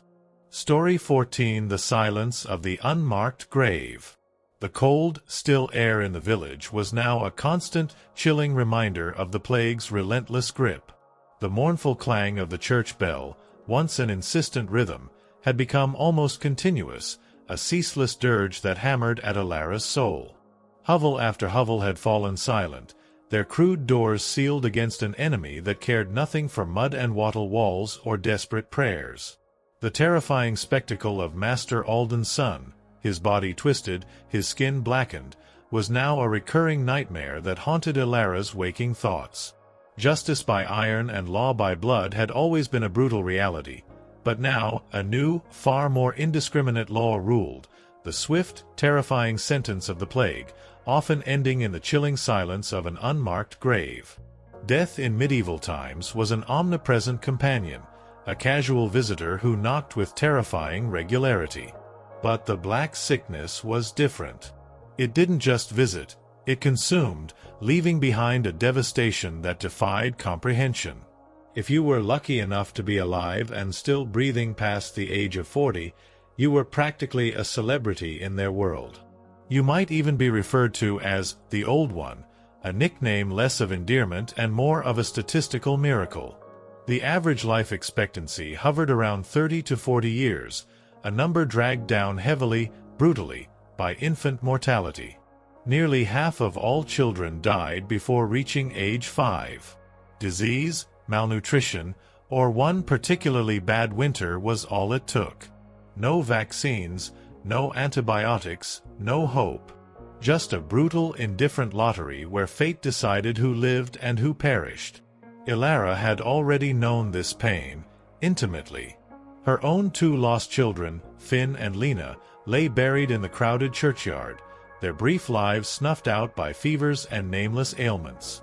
And then Lyra, her last precious daughter, a fragile blossom who had withered under the relentless cold and sickness. Each loss had torn a fresh wound in her soul, leaving behind a raw, aching emptiness that never truly healed. She had buried her dreams with them, one by one, under the same gray, indifferent sky. If you survived childhood, you entered adulthood already exhausted, your body marked by years of privation and toil. Work began as soon as a child could walk upright, their small hands put to use in the fields or around the hovel. By 25, a peasant's joints creaked like an old monastery door. Their bodies were often missing several teeth, perhaps a finger lost to a farming accident, and most of their original optimism had long since been ground away by the relentless reality of their existence. Ilara, barely in her mid-20s, felt the weight of a century's toil in her bones, her spine a constant symphony of protest, her knees stiff as old oak. Her body was a testament to the brutal demands of her world, a vessel of chronic pain and relentless wear. For women, the dangers were particularly acute, with childbirth serving as a particularly deadly gauntlet. It was one of the leading causes of death for medieval women. There was no pain relief, no medical intervention, just desperate prayer, a pot of hot water, and a kind soul holding your hand while you bled out on a straw-stuffed cot. Some women, by some miracle, survived 10 or more pregnancies, their bodies utterly ravaged by the ordeal. Many others didn't survive 2 or 3. Mari, Gareth's own sister, had died in childbirth, a grim fate that haunted every married woman in the village, a silent sword hanging over their heads with each swelling belly. For men, the dangers were different, but equally relentless. Farming accidents were commonplace. A slipped axe, a falling tree, a mishandled plow that could claim a limb or a life. Infections from minor wounds, a cut from a rusty sickle, a deep splinter. These could quickly fester into deadly fevers in a world without understanding of germs or the miracle of antibiotics. A neighbor's drunken rage, a sudden, brutal fight over a pig or a boundary dispute, could escalate into fatal violence. A crusade gone sideways, sending men to distant lands where they faced not just enemy blades but exotic diseases. Even a seemingly simple walk to the market could be risky if one crossed paths with a bored bandit or an angry tax collector, their lives cheap and expendable in the eyes of those with power. And then there was the quiet horror of the plague. It could sweep through a village, turning a bustling community into a cemetery overnight. Or famine, a slow, agonizing killer that could last entire seasons, thinning out entire villages, leaving behind gaunt, desperate survivors who often succumbed to the smallest illness. Or simply bad luck, like eating spoiled grain infected with ergot, spending one's final hours hallucinating and screaming at the walls, convinced they were being devoured by demons. Death, in its casual, indifferent forms, was everywhere, a constant, chilling reminder of their precarious existence. The silence that had settled over Master Alden's hovel was now deepening across the entire village. More crude doors were sealed shut, more faces were grimly drawn, more prayers were whispered into the cold air. The plague was a merciless reaper, and its harvest was swift and absolute. There was no time for elaborate funerals, no embalming, no polished coffins. Bodies were often buried quickly, hastily, to avoid further disease.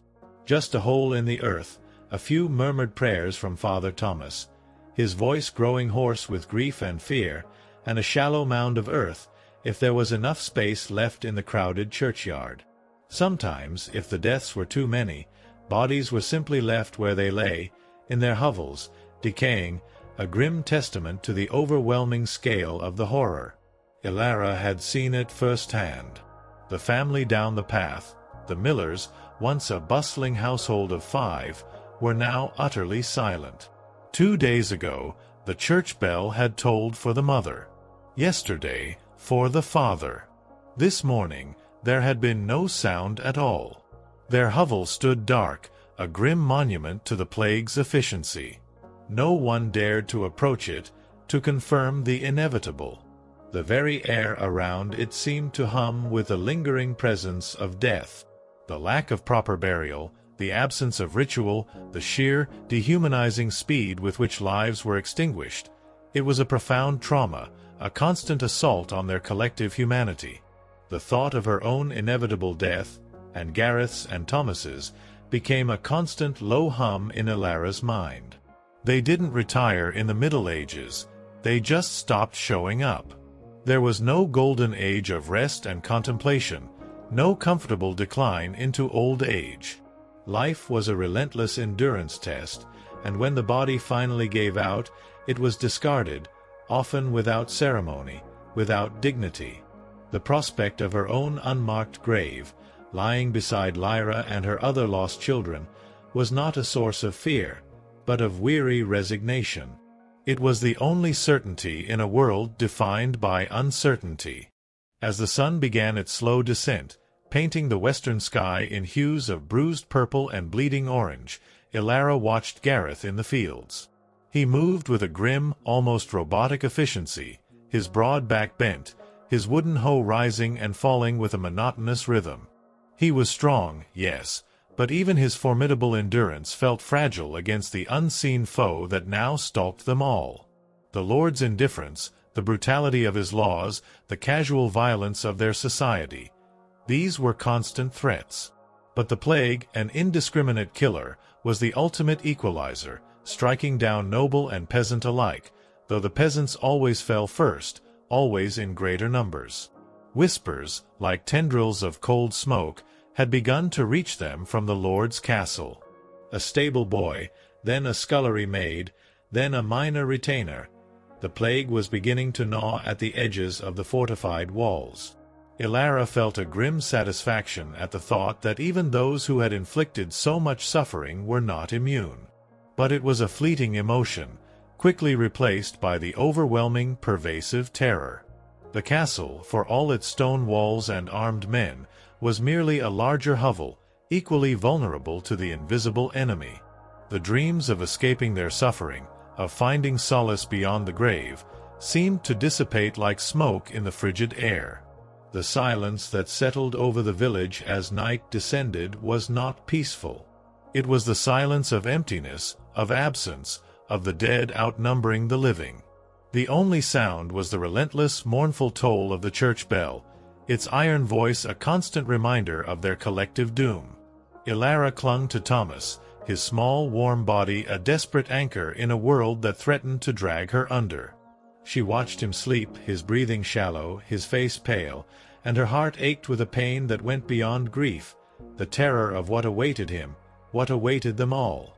Their shattered dreams, already fragmented by hunger, toil, and loss, were now being consumed by the ultimate silence, the profound, terrifying stillness of the unmarked grave.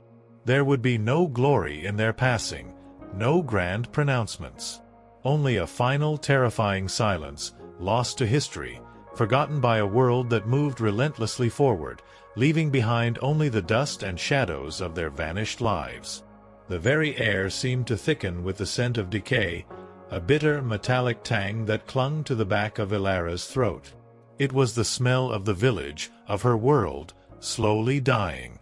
The birds, usually a cheerful chorus at dawn, were now eerily silent, their songs replaced by the chilling absence of sound. The small, familiar comforts of their daily grind, the lowing of the goat, the distant clatter of a neighbor's tools, had faded, leaving behind a stark and terrifying quiet. This wasn't merely a pause in the cacophony of life. It was a profound, aching emptiness that echoed the growing void in Ilara's soul. Even the Lord's bailiffs, those hulking figures of authority, seemed to move with a new, hesitant uncertainty. Their usual swagger was gone, replaced by a grim wariness. They still collected their dues, for the Lord's appetite for taxes did not diminish with the plague, but their patrols were quicker, their gazes more averted. They, too, were not immune to the creeping terror, to the knowledge that the invisible foe could claim even them. This small shift in their demeanor, almost imperceptible to an outsider, spoke volumes to Ilara. It was a testament to the plague's indiscriminate power, a fleeting moment of parity in a world defined by stark hierarchies. But any comfort from this fleeting observation was quickly extinguished by the relentless reality of her own family's precariousness. Thomas, though still seemingly spared, moved with a newfound quietness, his eyes wide, absorbing the horror around him. He saw the empty hovels, heard the incessant bell, felt the unspoken terror that gripped his parents. Childhood, that fleeting period of innocence, was being brutally stripped away from him, replaced by a forced maturity, a grim understanding of death that no child should ever bear.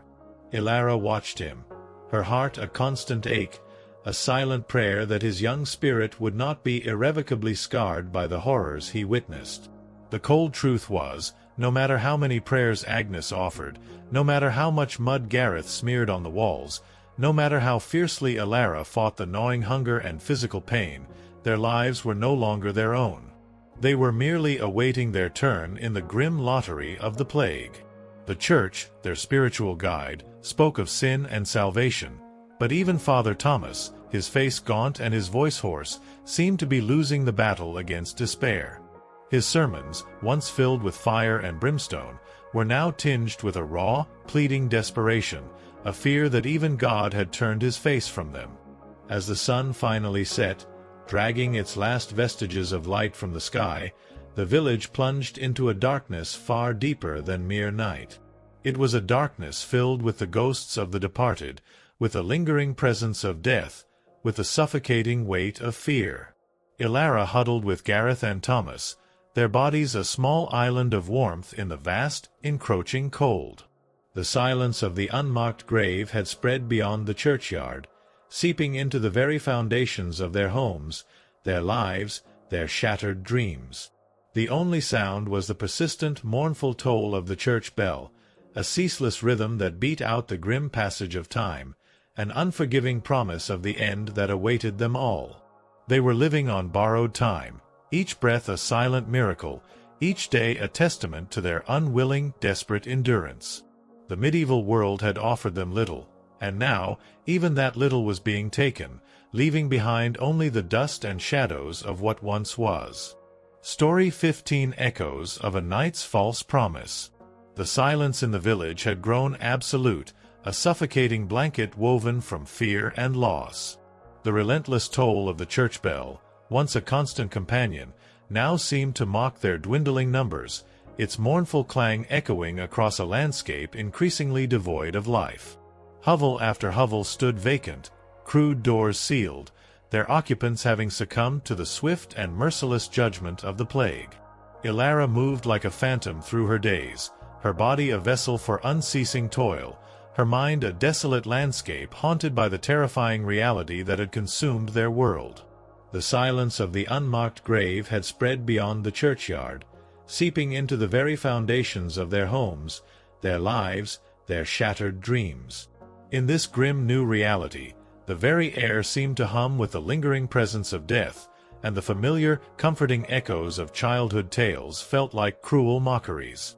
For generations, Their lives had been defined by the harsh realities of the medieval world.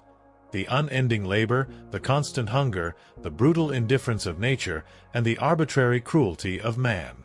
Yet, even in the bleakest moments, there had been whispers, faint and distant, of another world.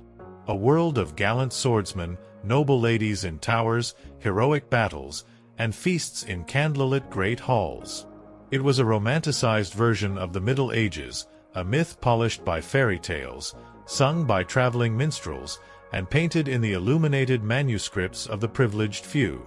But for Elara, these tales, once a fleeting escape from her own grim reality, now felt like a particularly cruel joke, an echo of a knight's false promise that had never, and would never, find its way to their mud-choked village. She remembered her own childhood, huddled by the meager hearth fire, listening to old Agnes recount tales of King Arthur and his shining knights, of brave lords who protected their people, of fair ladies who waited patiently in their towers for a hero to rescue them. These stories had offered a brief, intoxicating glimpse of a world beyond their hovel, a world of honor and purpose. But as she grew older, as she buried her own children, as she toiled in the endless furrows of despair, the stark reality of her existence had slowly stripped away these illusions.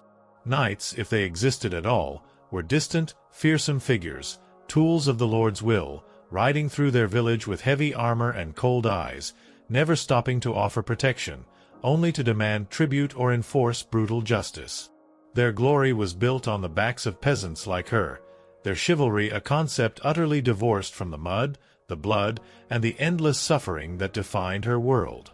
The truth of the medieval world, as Elara knew it, was gritty, cruel, and deeply unfair. Hierarchy was everything. If you were born poor, you stayed poor, generation after generation, bound to the land, your life a ceaseless cycle of labor and privation. There was no upward mobility, no chance of rising above the station of your birth. Your dreams, if you dared to harbor them, were quickly shattered by the relentless reality of your existence. If you were born rich, congratulations. You had a better chance of surviving the ubiquitous plagues, of eating nourishing food, of avoiding the brutal physical demands that broke a peasant's body by their mid-twenties. But even the nobles, those seemingly invincible figures in their stone castles, were not immune to misery. Elara had heard the whispers, even from her distant hovel, about the reality of castle life. They were drafty stone refrigerators, vast, echoing spaces filled with fleas, smoke, and the constant tension of politically motivated marriages. Sure, a lord might have a fur cloak and a goblet of wine, but he also faced a 50% chance of dying in a skirmish, or succumbing to an infected splinter, or simply wasting away from a mysterious fever. It was not exactly luxury, and their lives, though cushioned by wealth, were still subject to the same brutal, indifferent forces that governed the lives of peasants. The romanticized image of the knight, shining in his armor, was a cruel joke. His armor was heavy, his battles bloody, and his life, though perhaps longer than a peasant's, was still fraught with dangers and uncertainties, often ending abruptly in a pool of his own blood on a muddy battlefield. The idea of simpler times was a lie. They were relentless. Everything took longer. Everything hurt more. Everything, from the agonizing ordeal of childbirth to the basic act of chewing their gritty bread, came with dire consequences. Life was survival, not leisure. And if one did find a quiet moment to think, to dream, to imagine something better, there wasn't much one could do with it.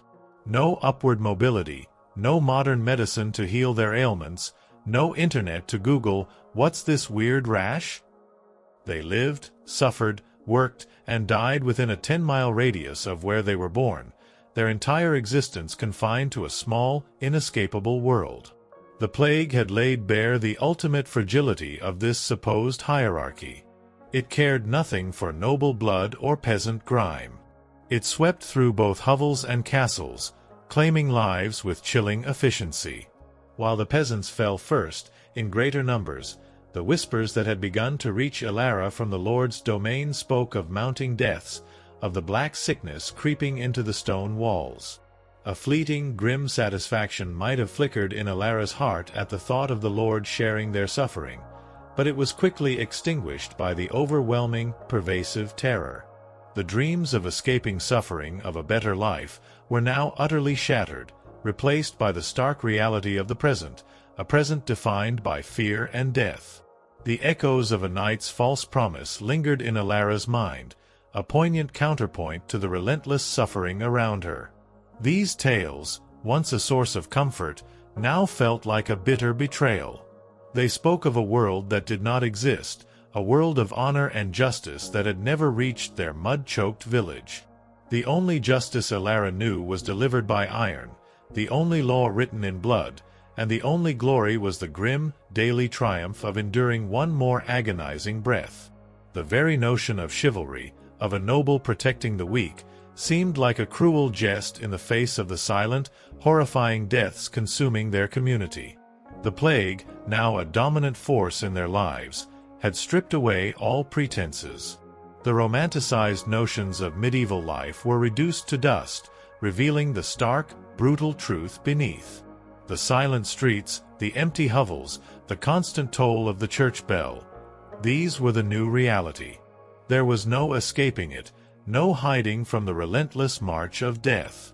Ilara's own shattered dreams, once focused on simple aspirations of health for her children, of enough food to stave off hunger, had been ground into oblivion by the crushing weight of their existence.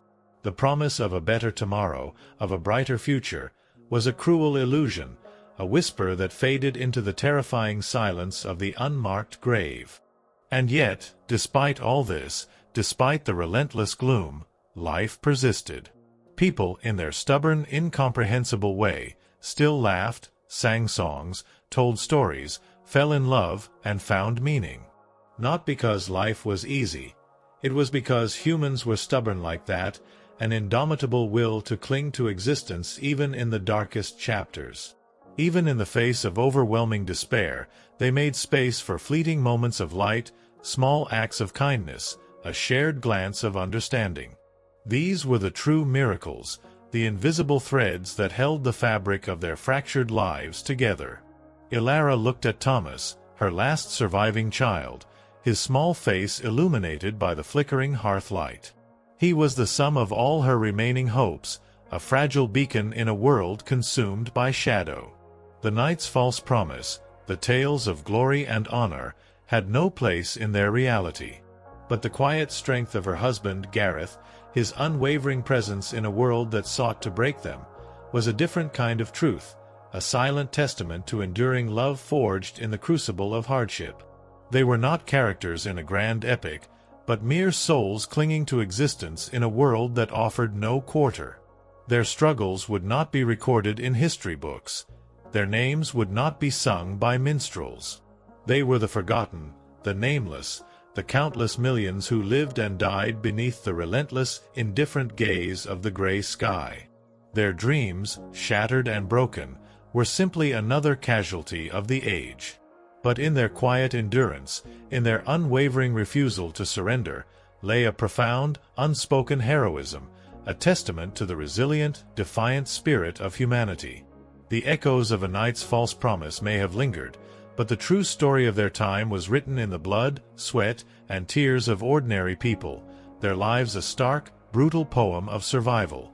Story 16: The Drafty Halls of a King's Disfavor. The relentless toll of the church bell had not ceased its mournful rhythm. It had merely become a constant, almost imperceptible hum in the background of Ilara's tortured existence.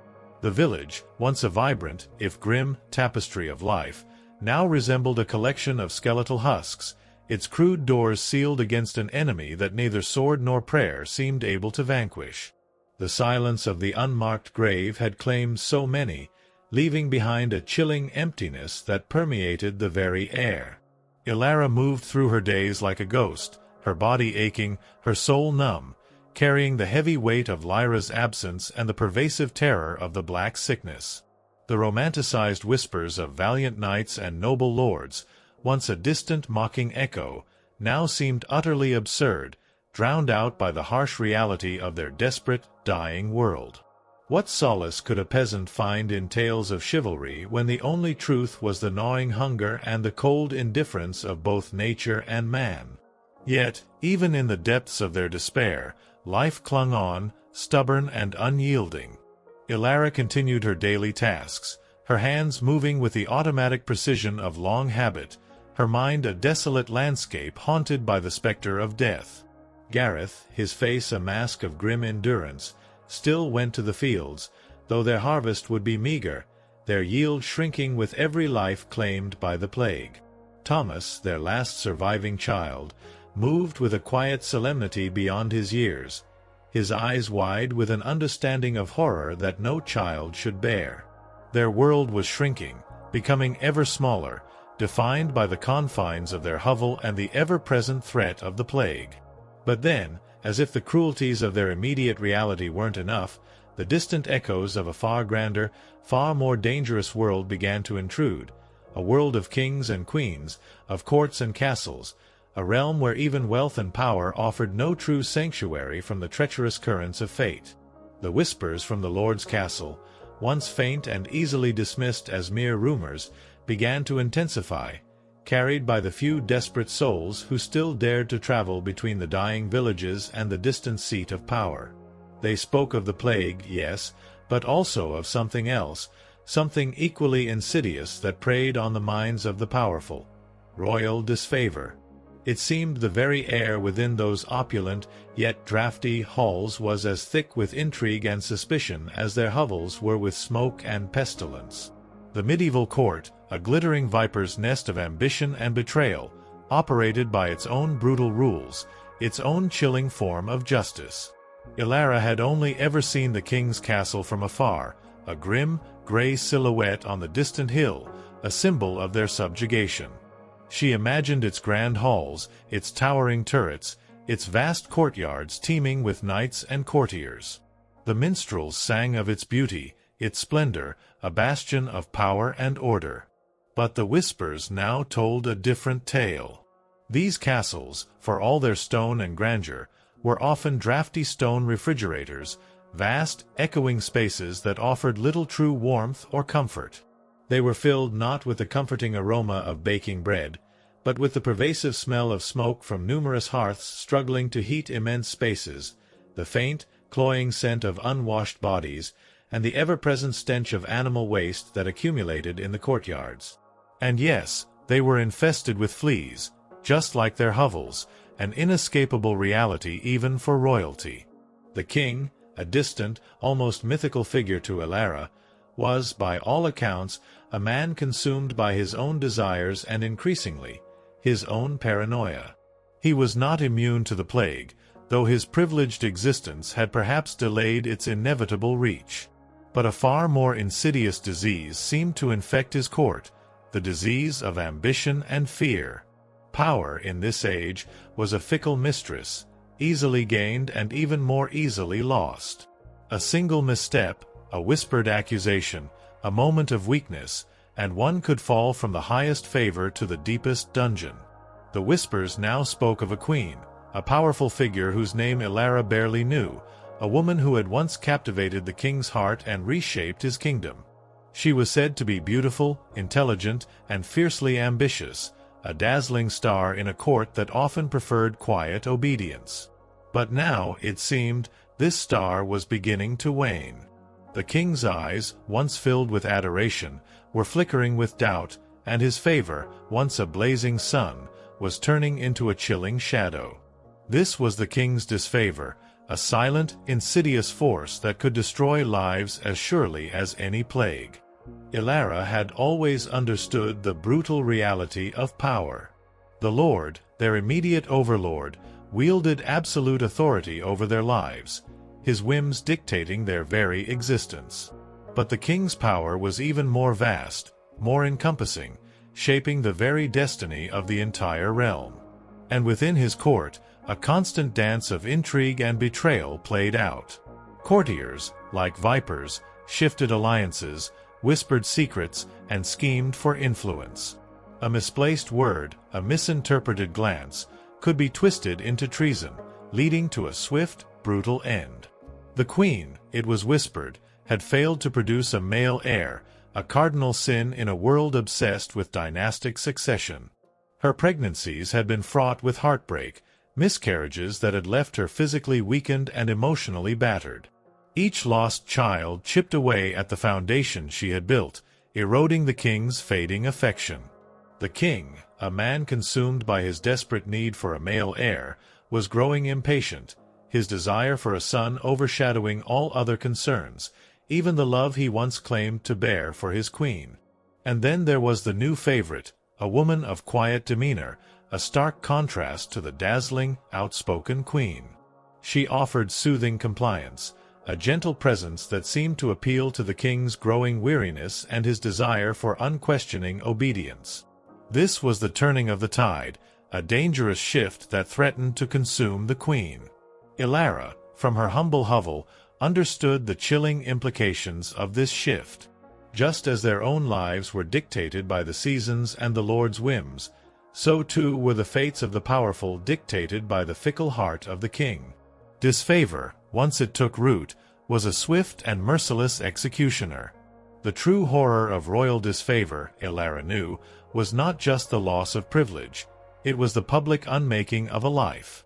A fall from grace in the king's court was a terrifying spectacle, a brutal performance designed to send a chilling warning to all who dared to aspire too high. The queen, once celebrated, would be publicly shamed, accused of monstrous crimes, adultery, incest, treason, charges that were likely fabricated, twisted into damning testimony by ambitious rivals. Her downfall would be orchestrated, a carefully planned destruction designed to give the king exactly what he wanted, an exit from an inconvenient marriage, wrapped in a thin veil of legality. Ilara had seen a smaller version of this public shaming in her own village, a woman accused of gossiping too much forced to wear the scold's bridle, paraded through the streets, her humiliation a grim warning to others. But the scale of a royal downfall was unimaginable, a national tragedy played out before the eyes of the entire realm. The king's disfavor was a force that could shatter lives, not with the quick, indiscriminate brutality of the plague, but with a deliberate, agonizing cruelty. As the days bled into weeks, the plague continued its grim harvest in the village, claiming more lives, leaving behind an ever-deepening silence. But now, a new fear mingled with the pervasive dread, the fear of the king's distant power, of the arbitrary justice that could strike down even the most powerful. If a queen, protected by walls of stone and the very love of a king, could fall so dramatically, what hope was there for a simple peasant? The answers offered no solace, only a cold, hard truth.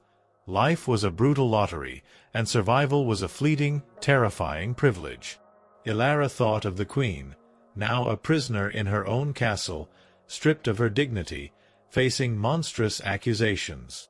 She imagined the cold stone walls, the echoing silence, the terror of facing a tribunal of nobles who had once fawned over her, now prepared to condemn her.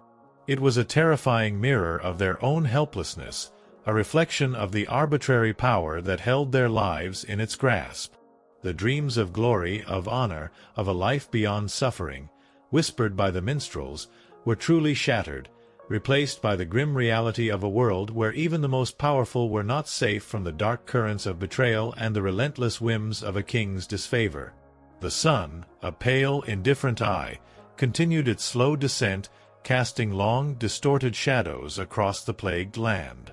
The church bell tolled on, a ceaseless dirge that marked the passage of time and the relentless march of death. Ilara huddled with Gareth and Thomas, their small family a fragile island in a sea of despair. The plague was a monstrous, immediate terror, but the distant, insidious threat of royal disfavor was a chilling reminder that no one, not peasant nor queen, was truly safe in this harsh, unforgiving medieval world. Their shattered dreams, once simple aspirations for a healthy life, were now merely dust, scattered on the winds of disease and political intrigue, leaving behind only the bitter taste of ash and the lingering whispers of betrayal. The castle, once a symbol of distant power, now felt like a grand, drafty prison, echoing with the cold reality of a king's disfavor, a force as deadly as any plague. Story 17: A Crown of Thorns, a Throne of Ice. The chilling whispers of royal disfavor, carried on the same winds that now brought the stench of plague to their suffering village, were a grim counterpoint to the relentless toll of the church bell. Ilara, her hands raw from toil, her heart heavy with grief and fear, moved through her days in a numb trance. The silence of the unmarked graves, which now dotted their community like festering wounds, had become the dominant sound of their world.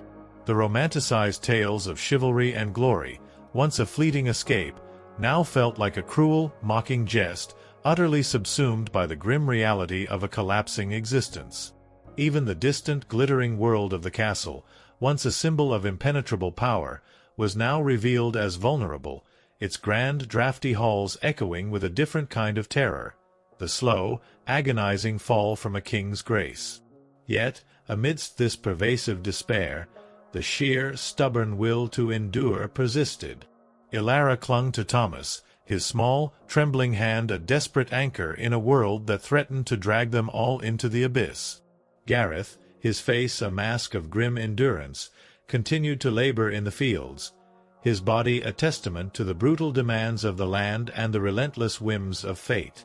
But now, even their quiet struggle for survival felt intertwined with the grand, terrifying drama unfolding in the distant court. The king's disfavor was not merely a rumor, it was a force that could ripple through the entire kingdom, affecting even the lowliest peasant, for a king's stability meant order, and a king's instability meant chaos that touched every hovel.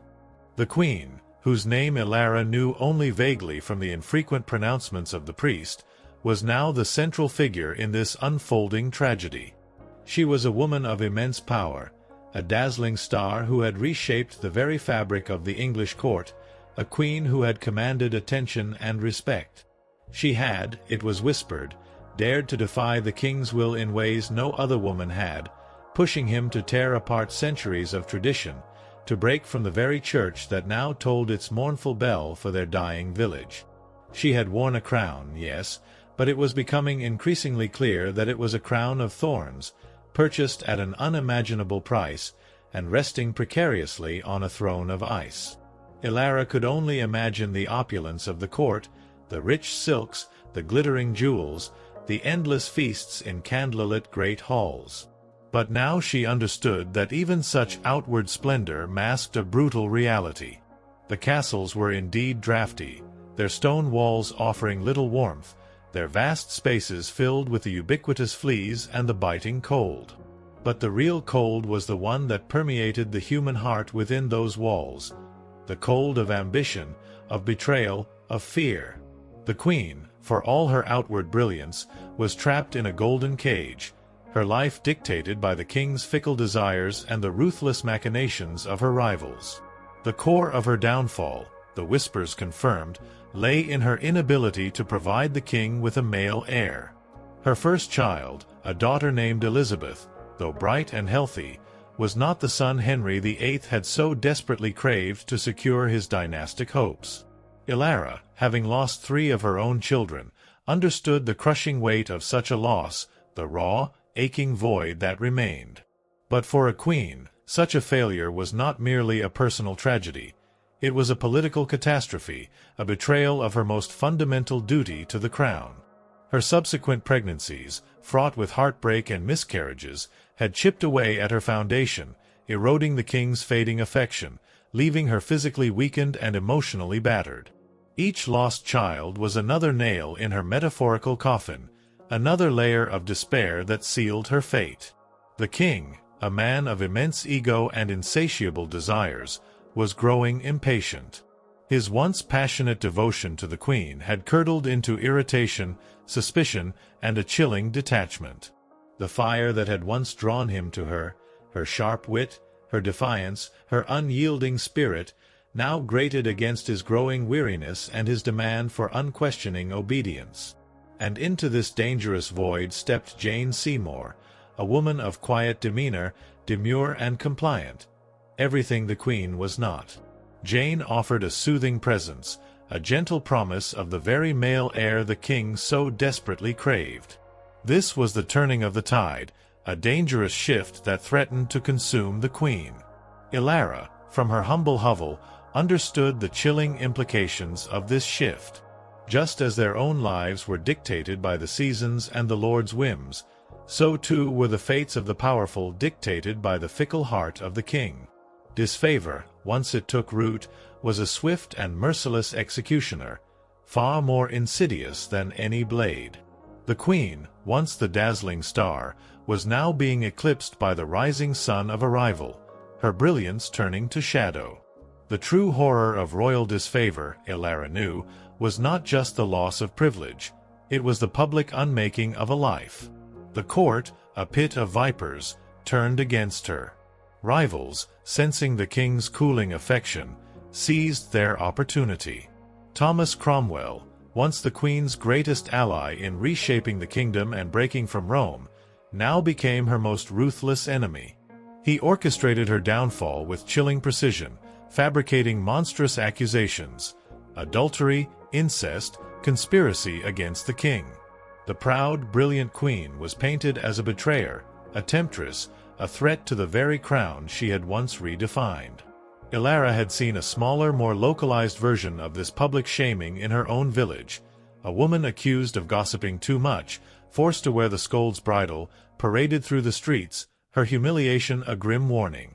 But the scale of a royal downfall was unimaginable, a national tragedy played out before the eyes of the entire realm. The accusations, though wild and riddled with contradictions, were merely a theatrical performance, a grim spectacle designed to give the king exactly what he wanted: an exit from an inconvenient marriage wrapped in a thin veil of legality. The queen, sensing the tightening noose, fought desperately. She appealed to the king's memory, to the love they had once shared, but it was no use. The man who had once torn England apart for her now refused to meet her eyes, his heart hardened, his gaze fixed on a new horizon. In May 1536, the Queen was arrested and taken to the Tower of London. As the great gate slammed shut behind her, she knew the truth. She was no longer a queen, she was a prisoner, a pawn trapped in the brutal game she had once played so masterfully. Betrayal had sealed her fate. Alone in the tower, she awaited the final move. The news, though distant, felt incredibly real in the plague-ridden village. It was a macabre parallel, a mirror reflecting their own helplessness. They were peasants dying by the hundreds, unremembered, unmourned in any grand sense. The queen was dying in a stone fortress, her fall a public spectacle, her name whispered in scandal and condemnation. Yet, both faced a similar brutal end, a testament to the indifference of fate and the unforgiving nature of power in their age. The sheer injustice of the fabricated charges, the chilling efficiency of the queen's demise, spoke volumes about the arbitrary nature of justice. Ilara continued her daily grind, her body moving with the automation of long habit, but her mind was consumed by these distant echoes. The plague raged around them, claiming lives with terrifying speed, leaving behind a profound silence. But the human cruelty, the calculated betrayals within the king's court, seemed almost as terrifying as the invisible disease. It was a reminder that suffering came in many forms, some physical, some political, all equally devastating. The sun, a pale, anemic disk, set once more, painting the western sky in hues of bruised purple and bleeding orange. The church bell continued its mournful, incessant toll, a grim rhythm that marked the passage of time and the relentless march of death. Ilara hugged Thomas closer, his small, warm body a desperate anchor in a world consumed by shadow. Her own shattered dreams, once simple aspirations for a healthy life, were now merely dust, scattered on the winds of disease and political intrigue. The queen, in her cold, drafty prison, likely felt the weight of her crown of thorns, its sharp edges biting into her very soul. Her throne, once glittering with power, was now a throne of ice, a cold, isolated place where ambition had led her to a tragic end. The romanticized image of the knight, once a source of comfort, now felt like a cruel, mocking illusion. Their world, Ilara knew, was devoid of such saviors. It was a world of brutal reality, where even the powerful were mere pawns in a grand, unforgiving game, their lives dictated by the whims of fate and the cold indifference of those who held the ultimate power. The echoes of a knight's false promise were now swallowed by the crushing reality of a queen's tragic fall. Story 18. When the serpent uncoiled in the court. The chill that now clung to Ilara's bones was not merely from the pervasive damp of their hovel or the merciless bite of the winter air. It was the cold of a world consumed by an invisible enemy, mirrored by the chilling drama unfolding in the distant, opulent court. The mournful clang of the church bell, a constant dirge, hammered at her soul, marking each passing hour, each new life claimed by the black sickness. The silence of the unmarked graves, which now scarred their village like festering wounds, had become the dominant sound of their existence. The romanticized whispers of chivalry and glory felt like a cruel, distant jest, utterly subsumed by the grim reality of widespread suffering. The castle, once a symbol of impenetrable power, now seemed a fragile, grand prison, its drafty halls echoing with the quiet dread of a king's fading favor. Yet, even as death's shadow stretched long across their land, life, in its stubborn, defiant way, persisted. Ilara clung to Thomas, his small, trembling hand a desperate anchor in a sea of despair. Gareth, a silhouette of grim endurance, continued to labor in the fields, his body a testament to the brutal demands of the land and the relentless whims of fate. But now, their personal tragedy, their daily struggle for survival, felt inextricably linked to the grand, terrifying spectacle of royal intrigue. For the common folk, the stability of the realm depended on the king, and when the serpent of betrayal began to uncoil in the court, its venom could reach even the lowliest peasant, poisoning the very air they breathed. The queen, a woman of dazzling intellect and formidable ambition, now found herself ensnared in a web of her own making, a web woven with threads of ambition, jealousy, and the king's insatiable desire for a male heir. Her rapid ascent to power, tearing centuries of tradition asunder and breaking England from the very church that now tolled its mournful bell, had created a legion of enemies. These were not just the loyalists to the discarded Queen Catherine, but also powerful nobles and ambitious courtiers who saw her as an upstart, a dangerous influence, or simply an obstacle to their own rise. They had watched, with barely concealed resentment, as her family had been elevated to unprecedented heights, and as she, a woman, had dared to wield influence usually reserved for kings. The true architects of her downfall, however, were those closest to her, those who had once been her allies. Among them, Thomas Cromwell, a man of ruthless intellect and cold calculation, who had risen to power alongside her, now turned his formidable mind against her. Their alliance had been built on mutual ambition, a shared desire to reshape England. But their interests had diverged. The Queen, with her passionate demands for religious reform that would benefit the poor and limit the power of corrupt monasteries, had become an unpredictable force. Cromwell, ever the pragmatist, sought stability, favor with the king, and no interference with his own meticulously crafted plans. The Queen's boldness, her unwavering spirit, had transformed her from a useful tool into a dangerous liability. Ilara could only imagine the whispers that permeated the castle's glittering halls, the quiet murmurs that turned into accusations, the subtle shifts in allegiance that sealed a fate. The court was a viper's nest, a place where flattery masked betrayal, and a smile could hide a dagger. The Queen's fading favor with the king, fueled by her tragic inability to produce a male heir and her increasingly sharp temper born of desperation, became the fertile ground upon which her enemies planted the seeds of her destruction.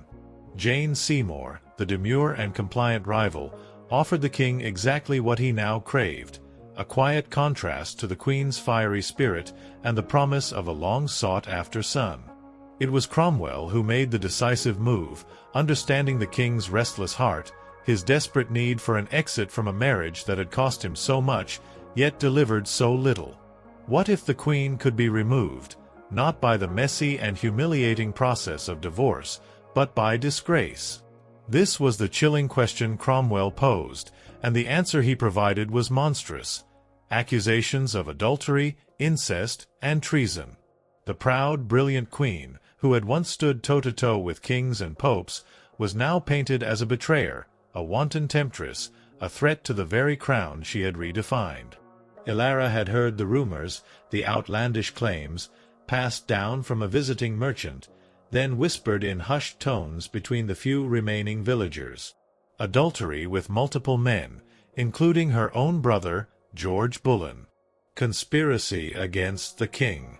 The charges were wild, monstrous, almost unbelievable. They made little sense, riddled with contradictions and impossibilities. But in the king's court, truth was a malleable thing, shaped by power and desire. Cromwell, with chilling efficiency, began to gather evidence, coaxing confessions under torture, twisting innocent courtly flirtations into damning testimony. Several men, including the Queen's own brother, were arrested, their fates sealed before a single word of accusation was uttered. The sheer injustice of it all, even from a peasant's perspective, was horrifying. Ilara had witnessed the brutal, arbitrary nature of their local lord's justice, a lost hand for a stolen loaf, a pierced tongue for a false word. But this, on a grander scale, was a calculated, deliberate destruction of a life, not based on crime, but on convenience and political expediency. The Queen, sensing the tightening noose, fought desperately. She appealed to the king's memory, to the love they had once shared, to the sacrifices she had made for him. But it was no use.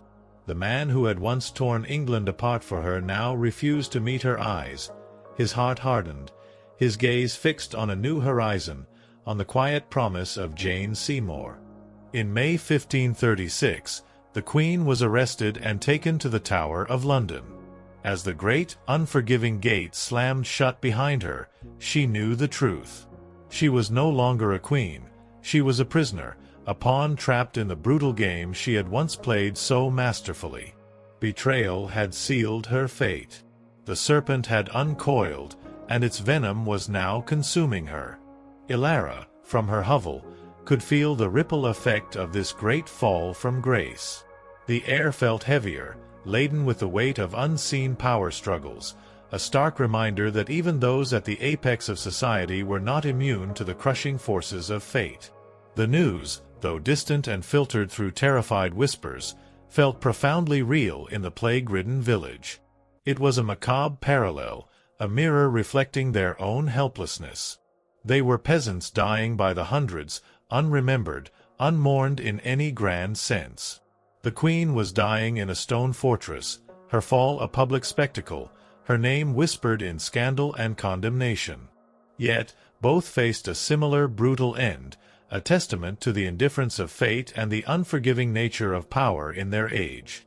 The sheer injustice of the fabricated charges, the chilling efficiency of the Queen's demise, spoke volumes about the arbitrary nature of justice. The continued toll of the church bell seemed to take on a new, more somber cadence, a slow, agonizing dirge for the Queen's impending doom, and for their own. The familiar smells of their hovel, wood smoke, damp earth, the goat, were now tinged with the metallic tang of fear and the bitter scent of despair.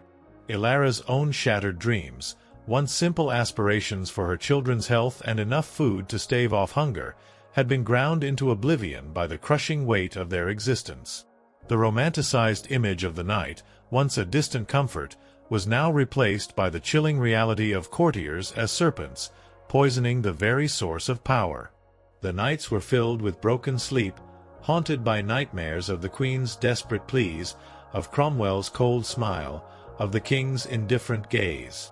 Ilara clutched Thomas fiercely, his small, warm body a fragile shield against the overwhelming terror.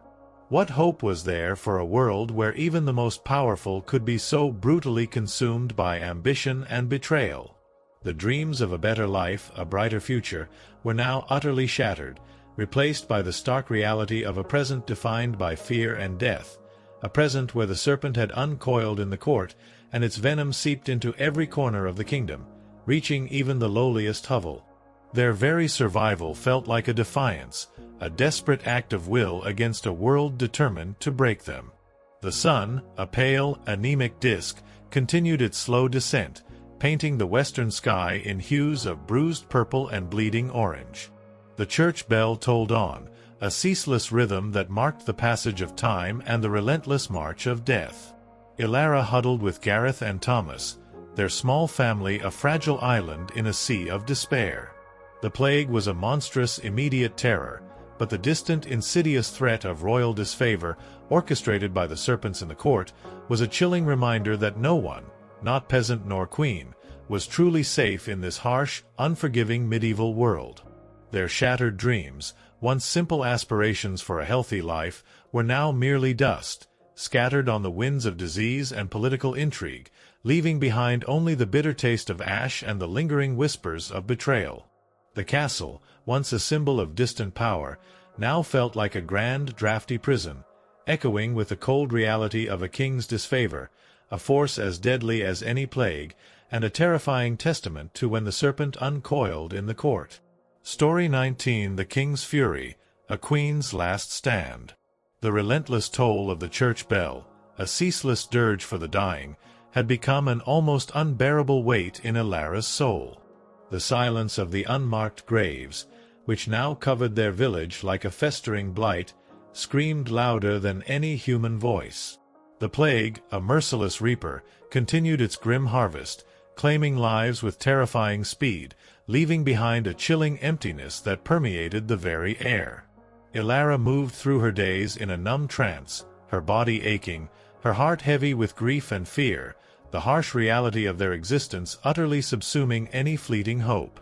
Even the distant, glittering world of the castle, once a symbol of impenetrable power, was now revealed as a grand, drafty prison, its halls echoing with the quiet dread of a king's disfavor, a terror as insidious as any plague. Yet, amidst this pervasive despair, life clung on, stubborn and defiant. Ilara clung to Thomas, his small, trembling hand a desperate anchor in a sea of despair. Gareth, a silhouette of grim endurance, continued to labor in the fields, his body a testament to the brutal demands of the land and the relentless whims of fate. But now, their personal tragedy, their daily struggle for survival, felt inextricably linked to the grand, terrifying spectacle of royal intrigue.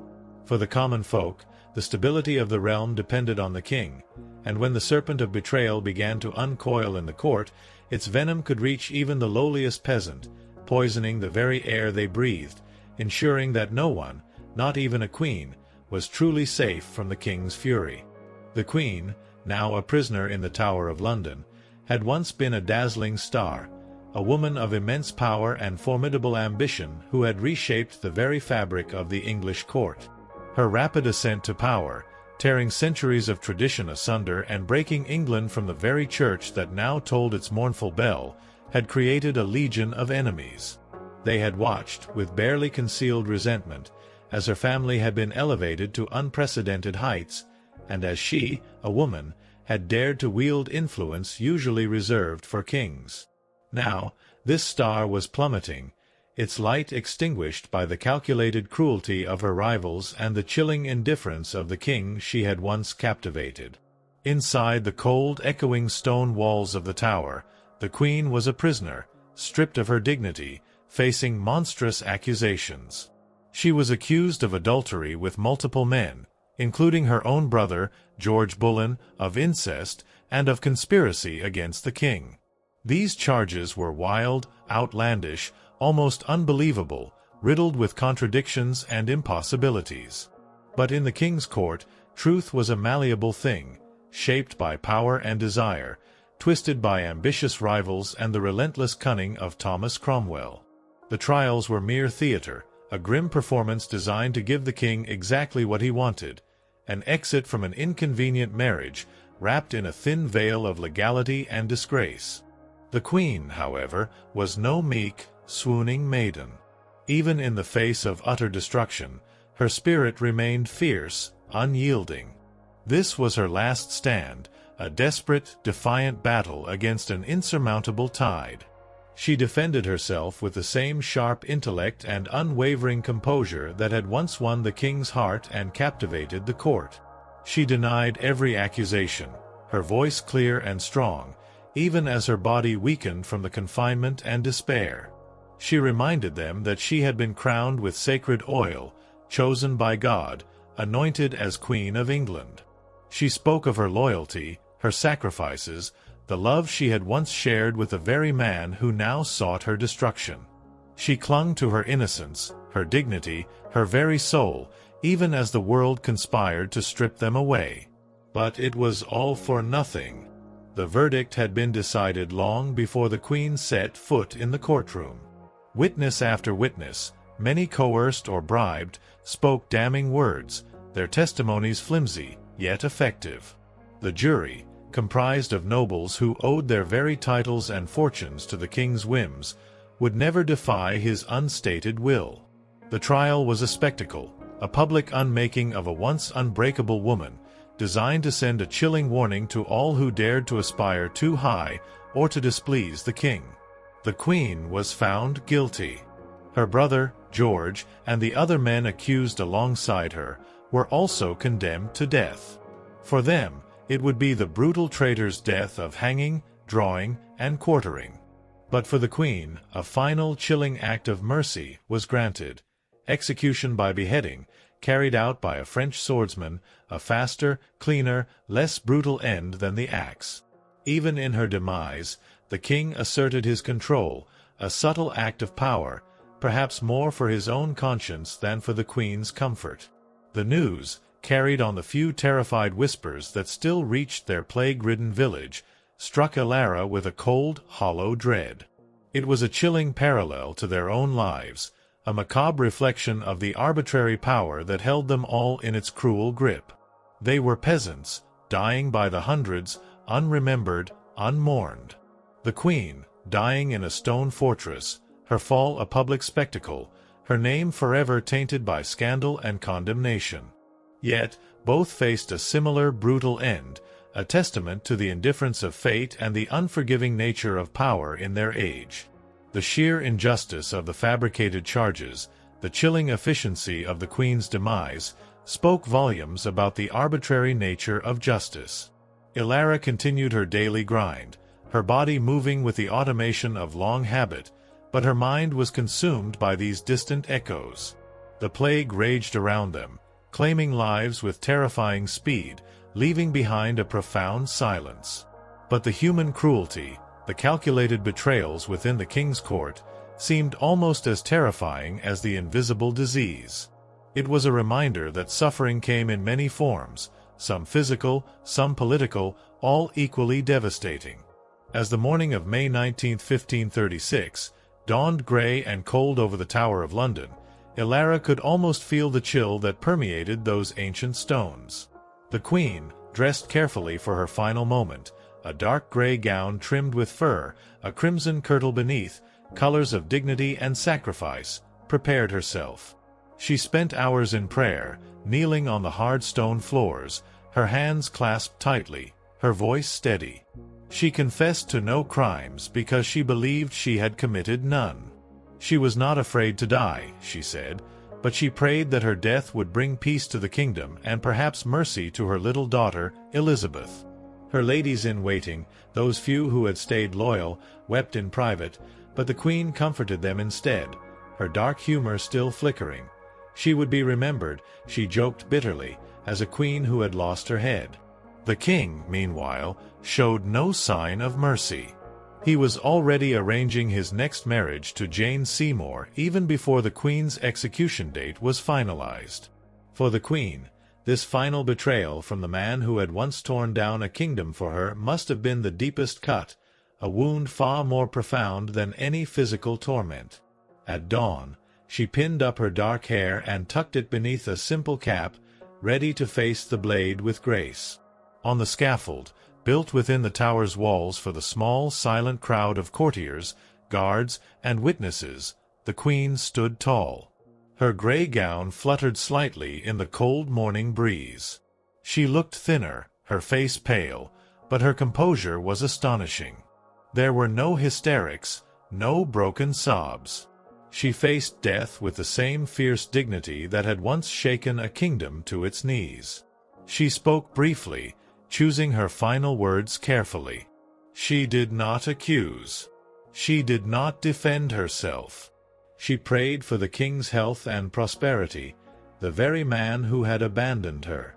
In those final moments, the queen offered the world not a confession, but forgiveness.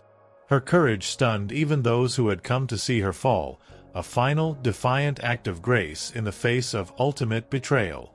The French executioner, brought specially to ensure a swift death, stepped forward. The queen knelt upright, her hands folded in prayer, her eyes lifted toward the heavens. A small white cloth was tied around her eyes. She remained still. The sword flashed once, silent, swift, and the queen, mother, history maker, was no more. Her life, so brilliant, so audacious, so utterly consumed by ambition and the king's shifting desires, was extinguished. She was buried quickly, hastily, in an unmarked grave within the Tower grounds, laid to rest in an arrow chest because no proper coffin had been prepared for her. A queen once crowned in gold, now left to vanish without ceremony, her memory meant to be erased, her existence a mere footnote in the king's relentless pursuit of a male heir. Yet, this was not the end. The king's fury, the queen's last stand, would echo through history, shaping the very future of England. Her shattered dreams, her tragic fall, would become a profound legacy, far greater than any crown she had worn in life, giving birth to a legend that would forever redefine what it meant to be a woman in power and what it meant to endure. Ilara, unaware of the exact details of the execution, felt a profound shudder pass through the village on that day. The incessant toll of the church bell, which had marked so many deaths from the plague, seemed to take on a new, heavier meaning, a final, mournful clang that resonated with the chilling knowledge of the queen's fate. It was a shared moment of grim understanding, a silent acknowledgment that justice, in their world, was an arbitrary mistress, and even a crown was no shield against the king's fury. The silence that followed the bell's final clang that morning was vast, profound, carrying the weight of a queen's last breath and the crushing reality of their own unending suffering. Story 20. Betrayal etched in stone and shadow. The mournful clang of the church bell, a ceaseless dirge that hammered at Ilara's soul, resonated with a new, chilling finality. The execution of the queen, distant and abstract yet terrifyingly real in its implications, had cast a long, cold shadow over their plague-ridden village. Her death, a public spectacle of royal fury and political machination, mirrored the quiet, agonizing surrender of countless lives in their own community. The silence of the unmarked graves, which now scarred their land like festering wounds, spoke volumes, a grim testament to the indiscriminateness of death. Ilara moved through her days like a phantom, her body aching, her heart heavy with grief and fear, clinging to Thomas as if he were the last ember of hope in a world consumed by darkness. The romanticized tales of chivalry and justice, once a fleeting escape, now felt like cruel, mocking echoes, drowned out by the harsh reality of their desperate, dying world, a world where even the most powerful were consumed by betrayal. The execution of the queen was not merely a political act. It was a brutal demonstration of power, a chilling testament to the ruthlessness of the king and the venomous nature of his court. The betrayal that had led to her downfall was a complex tapestry woven with threads of ambition, fear, and desire. It wasn't just the king's shifting affections or her tragic inability to produce a male heir that sealed her fate. It was the calculated machinations of those closest to her, people who had once been her allies, who had risen alongside her, and who now, like serpents, turned their fangs upon her. At the heart of this intricate web of deceit stood Thomas Cromwell. He was a man of extraordinary intellect, a brilliant legal mind, and a ruthless pragmatist. He had been instrumental in the Queen's rise, orchestrating the break from Rome and navigating the treacherous waters of the English Reformation. Their alliance had been forged in mutual ambition, a shared vision for a new England. But as the queen's influence grew, and her demands for deeper religious reforms and her perceived insolence grated on the king's increasingly fragile temper, Cromwell saw an opportunity. He understood the king's desperation for a male heir, his obsession with securing his dynasty, and his growing weariness with a queen who dared to challenge him. Cromwell, ever the survivor, always seeking to solidify his own power, decided that the queen had become a liability, an obstacle to his plans. The king's desire for Jane Seymour, a woman whose quiet demeanor and pliancy stood in stark contrast to the queen's fiery spirit, fueled Cromwell's plotting. He began to lay the groundwork for the queen's destruction with chilling precision, gathering accusations, twisting innocent flirtations into damning evidence, coaxing confessions under torture. The charges were monstrous: adultery, incest, treason. They were wild, unbelievable, riddled with contradictions and impossibilities, yet they served their purpose. The queen, once the dazzling star of the court, was painted as a monstrous betrayer, a wanton temptress who threatened the very fabric of the kingdom. This was not justice. This was an orchestrated execution, a public unmaking of a life, designed to give the king what he wanted and to send a terrifying warning to all who dared to displease him. Ilara, from her humble hovel, could only grasp fragments of this grand, terrifying drama. The information filtered down through terrified whispers from those few who still dared to travel between their dying village and the distant lord's market town. The sheer scale of the betrayal, the willingness of powerful men to destroy a woman they had once served, was a horrifying reflection of their own brutal world. They were peasants, living under the arbitrary justice of their local lord, where a stolen loaf of bread could cost a hand. But the king's court, for all its glittering opulence, seemed to operate under an even more insidious, calculating cruelty. The betrayal was not merely personal. It was political, etched in the very stone of the Tower of London, and casting a long shadow over the entire realm. The executions of the Queen's alleged lovers, including her own brother, George Bullen, were a grim precursor. Their brutal deaths, hanging, drawing, and quartering, were spectacles of terror designed to extract confessions and strike fear into the hearts of any who might question the king's will. The Queen's own beheading, a swift and merciful act performed by a French swordsman, was a final chilling assertion of the king's absolute power.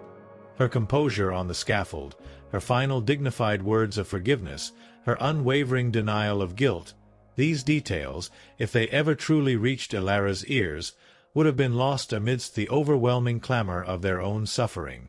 For the common folk, the Queen's fate was a stark parable.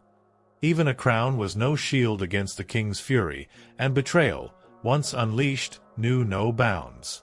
The plague, a relentless, indiscriminate killer, continued its grim harvest in the village. The church bell tolled on, a ceaseless dirge that hammered at Ilara's soul. Hovel after hovel fell silent, their crude doors sealed against an enemy that cared nothing for mud and wattle walls or desperate prayers. The silence of the unmarked grave had spread beyond the churchyard, seeping into the very foundations of their homes, their lives, their shattered dreams. In this grim new reality, the very air seemed to hum with the lingering presence of death. But the chilling knowledge of the Queen's fate, of the calculated betrayals that had consumed her, added a new layer to Ilara's despair. It was a terrifying reminder that suffering came in many forms, some physical, some political, all equally devastating, all rooted in the cruel indifference of power. Ilara clung to Thomas, his small, trembling hand a desperate anchor in a world that threatened to drag them all into the abyss. Gareth, a silhouette of grim endurance, continued to labor in the fields, his body a testament to the brutal demands of the land and the relentless whims of fate. But now, their personal tragedy, their daily struggle for survival, felt inextricably linked to the grand, terrifying spectacle of royal intrigue. The betrayal that had consumed the Queen was a universal truth, a dark thread woven into the very fabric of their medieval existence, stretching from the king's opulent, drafty halls to their own mud-choked hovel. The castle, once a distant, almost mythical symbol of power, now felt disturbingly close, its stone walls no longer a barrier but a stark monument to the cruelty of man. Ilara could almost feel the cold dread of the Tower of London, the oppressive weight of its history, the echoes of the Queen's last stand. The very air around the castle, she imagined, was thick with the scent of ambition, fear, and betrayal, a poisonous atmosphere that could devour even the most brilliant and audacious. This was the unseen horror that permeated the world of the powerful, a chilling mirror to the invisible plague that consumed their own lives. The Queen's execution, a final public act of humiliation, was meant to erase her, to condemn her to oblivion. But betrayal, once etched in stone and shadow, leaves an indelible mark. It would forever taint the king's reign, a dark stain on his legacy. And for the common folk, it reinforced a brutal lesson. Trust was a luxury, loyalty a dangerous gamble, and power, in its rawest form, was utterly merciless. The dreams of glory, of honor, of a life beyond suffering, whispered by the minstrels, were truly shattered, replaced by the grim reality of a world where deceit and treachery were as ubiquitous as the common cold. As night descended, painting the western sky in hues of bruised purple and bleeding orange, the village plunged into a darkness far deeper than mere absence of light. It was a darkness filled with the ghosts of the departed, with the lingering presence of death, with the suffocating weight of fear. Ilara huddled with Gareth and Thomas, their bodies a small island of warmth in the vast, encroaching cold. The memory of the Queen's fate, her dignity in the face of such overwhelming betrayal, was a stark contrast to the quiet, anonymous deaths in their village. Yet both shared a common thread: the shattered dreams, the bitter taste of ash, and the chilling knowledge that betrayal, once it uncoiled, left its mark on everything, even on the very stone and shadow of a king's court. The church bell, its iron voice relentless, continued to mark the passage of time, each clang a hammer blow against the dwindling embers of hope in Ilara's soul. It was a sound that had once, long ago, resonated with a faint echo of divine order. Now, it merely underscored the chaos, the despair, the endless cycle of suffering that defined their lives. The plague continued its relentless march, claiming lives with chilling efficiency, leaving behind an ever-deepening silence. But the human cruelty, the calculated betrayals within the king's court, seemed almost as terrifying as the invisible disease. It was a reminder that suffering came in many forms, some physical, some political, all equally devastating, all rooted in the cruel indifference of power. Their hovel, a flimsy shelter against the harsh elements, felt increasingly vulnerable, not just to the cold and the disease, but to the unseen forces of betrayal that permeated their world. The king's fury, the queen's last stand, the serpent uncoiling in the court, these were not just distant tales. They were the very fabric of the reality that pressed down upon them, crushing their spirits, shattering their dreams, leaving behind only the stark necessity of endurance. The air, thick with the scent of decay and fear, seemed to hold the echoes of countless whispers, of promises broken, of lives undone. And in that terrifying silence, Ilara knew that the story of their age was being written not in grand chronicles of glory, but in the indelible etchings of betrayal, carved deep into the stone and shadow of a brutal world. Story 21: The Scaffold's Embrace, A World's Last Gaze. The silence in the village had become a living entity, heavy and suffocating, punctuated only by the ceaseless, mournful toll of the church bell. It was a dirge for the dying, a grim melody for the countless unmarked graves that now scarred the land like festering wounds. The plague, a merciless reaper, continued its relentless harvest, leaving behind a chilling emptiness that permeated the very air. Ilara moved through her days in a numb trance, her body aching, her heart heavy with grief and fear, clinging to Thomas as if he were the last ember of hope in a world consumed by darkness. The romanticized tales of chivalry and justice, once a fleeting escape, now felt like cruel, mocking echoes, drowned out by the harsh reality of their desperate, dying world.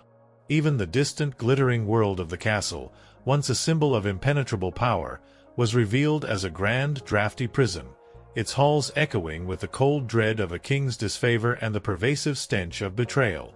Yet, amidst this pervasive despair, life clung on, stubborn and defiant. Ilara clung to Thomas, his small, trembling hand a desperate anchor in a sea of despair. Gareth, a silhouette of grim endurance, continued to labor in the fields, his body a testament to the brutal demands of the land and the relentless whims of fate. But now, their personal tragedy, their daily struggle for survival, felt inextricably linked to the grand, terrifying spectacle of royal intrigue. For the common folk, the stability of the realm depended on the king, and when the serpent of betrayal had uncoiled in the court, its venom had reached even the lowliest peasant, poisoning the very air they breathed, ensuring that no one, not even a queen, was truly safe from the king's fury and the inevitable public fall. The queen, now a condemned prisoner within the formidable walls of the Tower of London, had once been a dazzling star, a woman of immense power and formidable ambition who had reshaped the very fabric of the English court. Her rapid ascent, tearing centuries of tradition asunder and breaking England from the very church that now tolled its mournful bell, had created a legion of enemies. They had watched, with barely concealed resentment, as her family had been elevated to unprecedented heights, and as she, a woman, had dared to wield influence usually reserved for kings. Now, this star was plummeting, its light extinguished by the calculated cruelty of her rivals and the chilling indifference of the king she had once captivated. Inside the cold, echoing stone walls of the tower, the queen was a prisoner, stripped of her dignity, facing monstrous accusations. She was accused of adultery with multiple men, including her own brother, George Bullen, of incest, and of conspiracy against the king. These charges, wild, outlandish, and riddled with contradictions, were merely a pretext. The trials were orchestrated theater, a grim performance designed to give the king exactly what he wanted, an exit from an inconvenient marriage wrapped in a thin veil of legality and public disgrace. The verdict had been decided long before she stepped into the courtroom. The queen, however, was no meek, swooning maiden. Even in the face of utter destruction, her spirit remained fierce, unyielding. This was her last stand, a desperate, defiant battle against an insurmountable tide. She defended herself with the same sharp intellect and unwavering composure that had once won the king's heart and captivated the court. She denied every accusation, her voice clear and strong, even as her body weakened from confinement and despair. She reminded them that she had been crowned with sacred oil, chosen by God, anointed as Queen of England. She spoke of her loyalty, her sacrifices, the love she had once shared with the very man who now sought her destruction. She clung to her innocence, her dignity, her very soul, even as the world conspired to strip them away. But it was all for nothing. The jury, comprised of nobles who owed their very titles and fortunes to the king's whims, would never defy his unstated will. The queen was found guilty. Her brother, George, and the other men accused alongside her were also condemned to death, facing the brutal traitor's death of hanging, drawing, and quartering.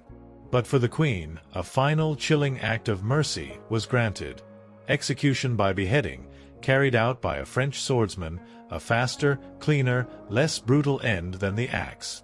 Even in her demise, the king asserted his control, a subtle act of power, perhaps more for his own conscience than for the queen's comfort.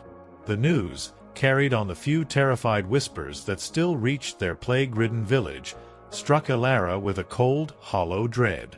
It was a chilling parallel to their own lives, a macabre reflection of the arbitrary power that held them all in its cruel grip. They were peasants, dying by the hundreds, unremembered, unmourned. The queen, dying in a stone fortress, her fall a public spectacle, her name forever tainted by scandal and condemnation. Yet, both faced a similar brutal end, a testament to the indifference of fate and the unforgiving nature of power in their age. The sheer injustice of the fabricated charges, the chilling efficiency of the queen's demise, spoke volumes about the arbitrary nature of justice. Ilara continued her daily grind, her body moving with the automation of long habit, But her mind was consumed by these distant echoes. The plague raged around them, claiming lives with terrifying speed, leaving behind a profound silence. But the human cruelty, the calculated betrayals within the king's court, seemed almost as terrifying as the invisible disease. It was a reminder that suffering came in many forms, some physical, some political, all equally devastating. As the morning of May 19, 1536, dawned grey and cold over the Tower of London, Ilara could almost feel the chill that permeated those ancient stones. The Queen, dressed carefully for her final moment, a dark grey gown trimmed with fur, a crimson kirtle beneath, colors of dignity and sacrifice, prepared herself. She spent hours in prayer, kneeling on the hard stone floors, her hands clasped tightly, her voice steady. She confessed to no crimes because she believed she had committed none. She was not afraid to die, she said, but she prayed that her death would bring peace to the kingdom and perhaps mercy to her little daughter, Elizabeth. Her ladies-in-waiting, those few who had stayed loyal, wept in private, but the Queen comforted them instead, her dark humor still flickering. She would be remembered, she joked bitterly, as a queen who had lost her head. The king, meanwhile, showed no sign of mercy. He was already arranging his next marriage to Jane Seymour even before the Queen's execution date was finalized. For the Queen, this final betrayal from the man who had once torn down a kingdom for her must have been the deepest cut, a wound far more profound than any physical torment. At dawn, she pinned up her dark hair and tucked it beneath a simple cap, ready to face the blade with grace. On the scaffold, built within the tower's walls for the small, silent crowd of courtiers, guards, and witnesses, the Queen stood tall. Her grey gown fluttered slightly in the cold morning breeze. She looked thinner, her face pale, but her composure was astonishing. There were no hysterics, no broken sobs. She faced death with the same fierce dignity that had once shaken a kingdom to its knees. She spoke briefly, choosing her final words carefully. She did not accuse. She did not defend herself. She prayed for the king's health and prosperity, the very man who had abandoned her. In those final moments, the Queen offered the world not a confession, but forgiveness. Her courage stunned even those who had come to see her fall, a final, defiant act of grace in the face of ultimate betrayal. This was her world's last gaze, a silent, powerful statement delivered with unwavering resolve. The French executioner, brought specially to ensure a swift death, stepped forward. The Queen knelt upright, her hands folded in prayer, her eyes lifted toward the heavens. A small white cloth was tied around her eyes. She remained still. The sword flashed once, silent, swift, and the Queen, Mother, History Maker, was no more. Her life, so brilliant, so audacious, so utterly consumed by ambition and the king's shifting desires, was extinguished. She was buried quickly, hastily, in an unmarked grave within the Tower grounds, laid to rest in an arrow chest because no proper coffin had been prepared for her. A queen once crowned in gold, now left to vanish without ceremony, her memory meant to be erased, her existence a mere footnote in the king's relentless pursuit of a male heir. Yet, this was not the end. The king's fury, the queen's last stand, would echo through history, shaping the very future of England. Her shattered dreams, her tragic fall, would become a profound legacy, far greater than any crown she had worn in life, giving birth to a legend that would forever redefine what it meant to be a woman in power and what it meant to endure. Ilara, unaware of the exact details of the execution, felt a profound shudder pass through the village on that day. The incessant toll of the church bell, which had marked so many deaths from the plague, seemed to take on a new, heavier meaning, a final, mournful clang that resonated with the chilling knowledge of the Queen's fate.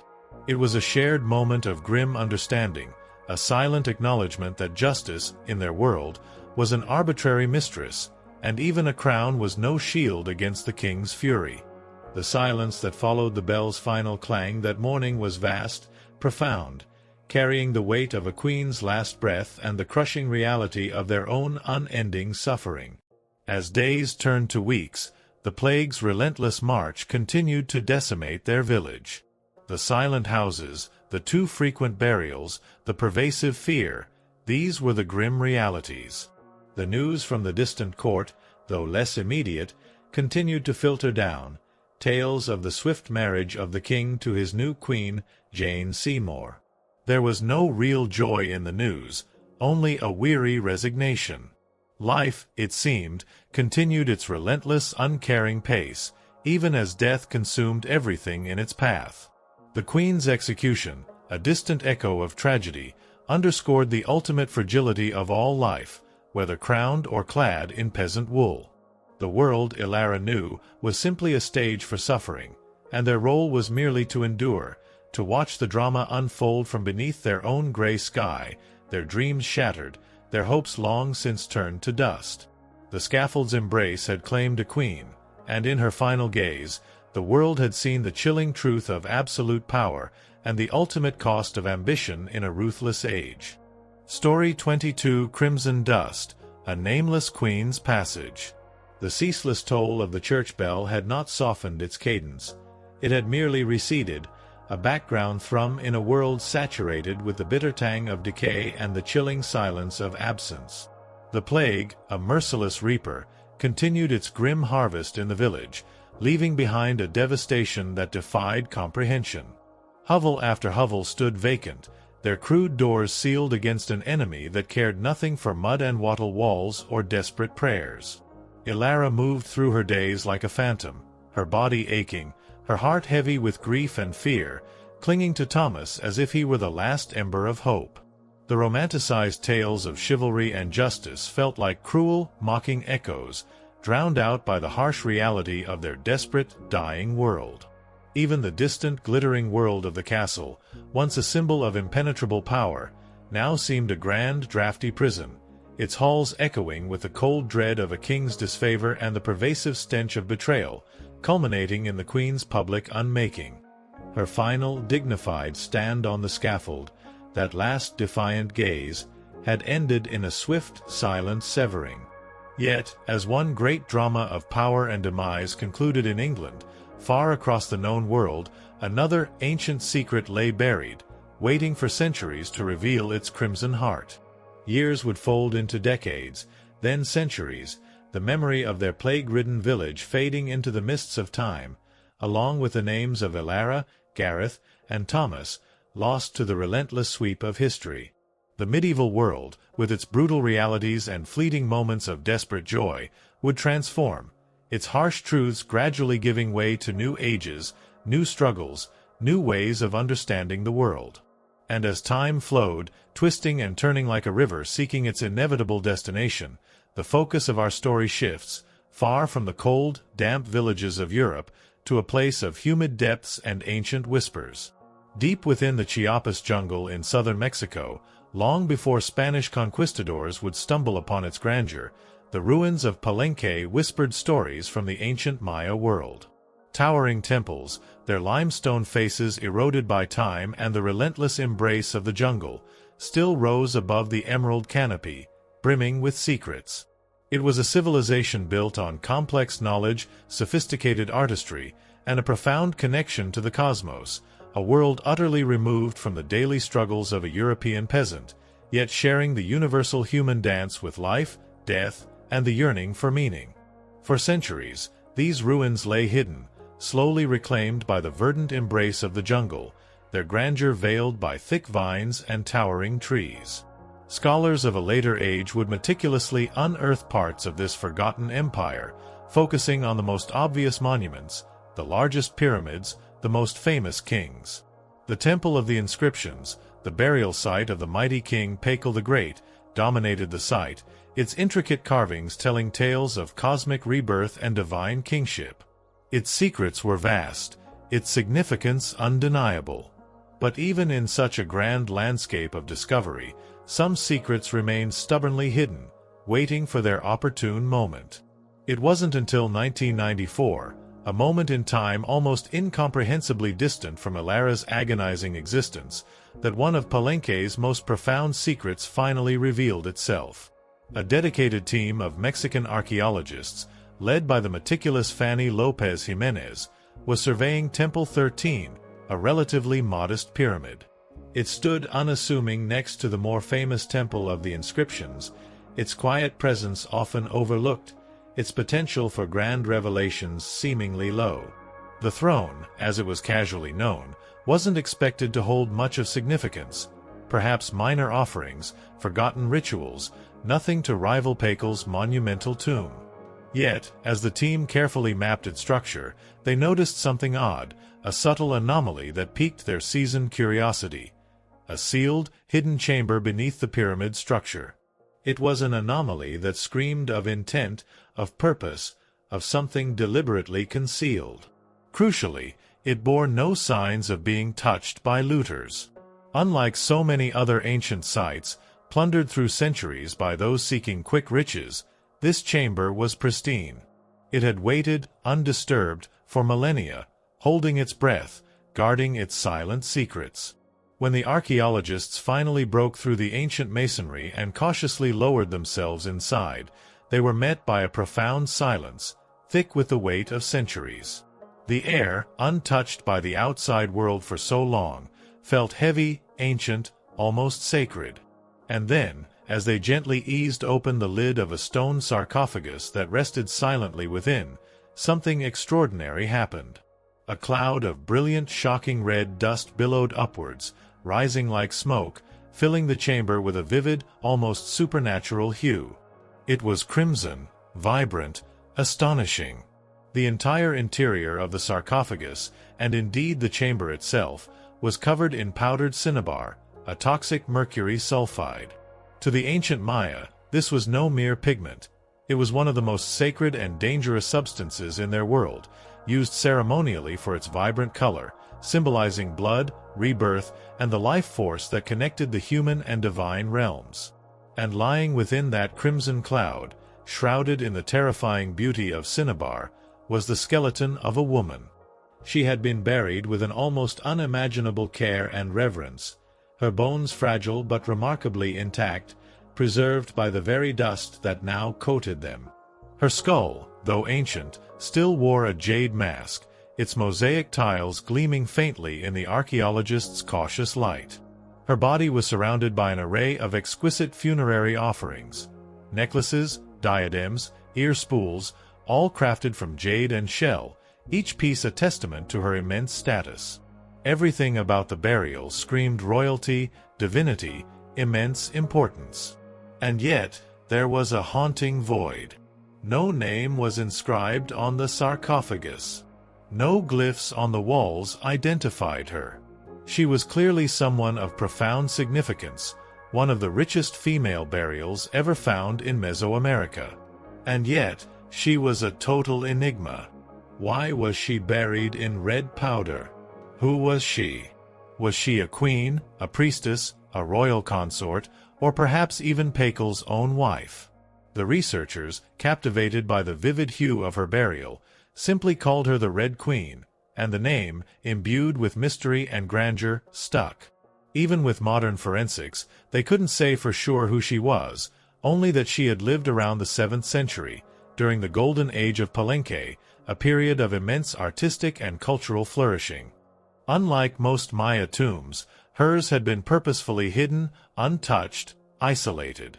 Her burial wasn't just ceremonial, it was profoundly spiritual. This woman wasn't meant to be remembered with words or grand monuments. She was meant to be remembered through ritual, through color, through the enduring mystery she left behind. The most haunting feature of the Red Queen's tomb was not her jade jewelry or the profound silence of the sealed chamber, but the thick, pervasive layer of powdered cinnabar that covered everything. It clung to the sarcophagus, the walls, her bones, even the offerings around her, like congealed blood on stone. To the Maya, this was no accident. Cinnabar's vibrant red color wasn't just visually striking, it was deeply symbolic. It represented blood, the very essence of life force, sacrifice, and rebirth. Red was sacred, the color of sunrise, of life emerging from death, of the fertile earth. Covering the dead in cinnabar was a ritual meant to transform the body, preserving it not for eternity, but for transition. In Maya belief, death wasn't an end, it was a passage, a crossing into another cosmic layer, a journey into the underworld, Xibalba. The Red Queen, whoever she was being prepared not just for burial, but for deification, a sacred ascent into the divine realm. But there was another layer to this chilling ritual. Cinnabar is toxic. Repeated exposure can lead to mercury poisoning, tremors, hallucinations, even death. The Maya likely didn't understand the chemistry, but they certainly felt its potency. It was volatile, powerful, dangerous.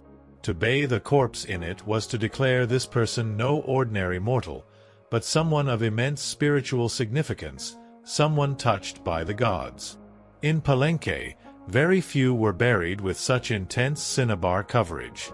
Pakal the Great, the mighty king whose pyramid dominated the site, was one. His body, like hers, was also saturated in the red powder. That detail alone fueled speculation. Was the Red Queen his wife, his mother, or someone of truly equal divine status? Her skull had been placed on a layer of jaguar skin, another sacred symbol of royalty and the underworld. Around her, bone needles, obsidian blades, and miniature jade figurines hinted at rituals performed either during her life or in her honor at death, silent testament to her role. Every part of her burial told a story without words, a story of power cloaked in secrecy, of a woman prepared to cross into the underworld, not in silence, but in ceremony, drenched in the color of sacrifice, a testament to her profound importance in the ancient Maya world. The secrets of her tomb were far from exhausted, her silent story just beginning to unfold in the crimson dust. Story 23: Jade Whispers from the Underworld's Gate. The crimson dust, a haunting veil of powdered cinnabar, still clung to the air within the newly opened tomb, shimmering in the cautious light like dried blood. It was a stark, breathtaking spectacle, a testament to the profound significance of the woman who lay within, her skeleton bathed in a vibrant, toxic hue. Far removed from the cold, damp villages of medieval Europe, where Ilara and her kin battled plague and endless toil, this ancient Maya burial whispered of a different reality. Here, death was not just an end, but a meticulously choreographed passage, a journey into the underworld, Xibalba, where the dead ascended to a new, divine existence. The discovery of the Red Queen, nameless yet profoundly important, had cracked open a window into a world steeped in ritual and cosmic belief, a realm where even silence held profound meaning, a stark contrast to the cacophony of fear and despair that consumed Ilara's world. Surrounding the Red Queen's crimson-drenched remains, a world of silence was broken only by the gleam of jade, shell, and obsidian. These weren't mere ornaments, simple treasures hoarded for earthly vanity.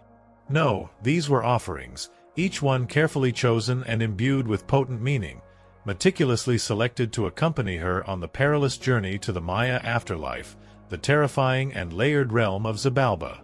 At her sides lay jade necklaces, heavy and cold, their polished surfaces still radiating a profound, almost ethereal green after more than 1,300 years entombed underground.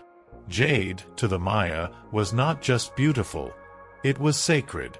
It was considered the very symbol of eternal life, representing the vibrant green of maize, the life-giving vitality of the jungle, and the very breath of the gods. Only the elite, those touched by divinity, were buried with such an abundance of jade. For the Red Queen, it covered her chest, adorned her wrists, and graced her ears, a clear and undeniable sign that in life she wielded immense influence, perhaps even divine favor, her status unquestionable even in death. One of the most haunting and deeply personal objects was the jade funerary mask, placed delicately over her face. Unlike the opulent golden death masks of ancient Egypt, which were often grand and idealized, this one was subtle, constructed from dozens of tiny mosaic tiles meticulously arranged to mimic the contours of her skull. The mask served a powerful ritual function, to protect the soul, to preserve identity, and to present her as divine in the eyes of the gods as she navigated the treacherous paths of the underworld. In Maya belief, the face was considered a mirror of the soul, and the soul needed to be recognized, its essence preserved, to successfully complete its cosmic journey. This mask, though worn by the dead, was a vibrant symbol of her continuing existence, a bridge between the mortal and divine realms. Scattered near her fragile bones were other artifacts that whispered of her life and the rituals performed in her honor: bone needles, obsidian blades, and shell artifacts. These weren't random inclusions. They could have been tools of ritual, symbolic instruments representing the sacred rites she had performed during her life as a priestess, healer, or royal matriarch. An engraved bone pin, faint but purposefully carved, offered a small, tantalizing echo of her voice, a silent testament to her presence, now lost to the vast, indifferent expanse of time. At her feet and along the edges of the tomb lay ceramic vessels, still sealed, likely once filled with offerings of food, drink, or sacred incense, intended to nourish her spirit and sustain her on her journey beyond death. The Maya believed the afterlife was a challenging journey, filled with trials and gods of death. These items weren't luxuries, but necessities, spiritual provisions for a perilous voyage. The tomb, despite its grandeur, felt intimately designed, meticulously curated, not overloaded with superfluous riches, but filled with items chosen with profound spiritual weight. There was no gold, no chariots, none of the ostentatious pomp seen in other ancient burials. Just items selected for their deep symbolic meaning, forming a precise map for the soul's ascension.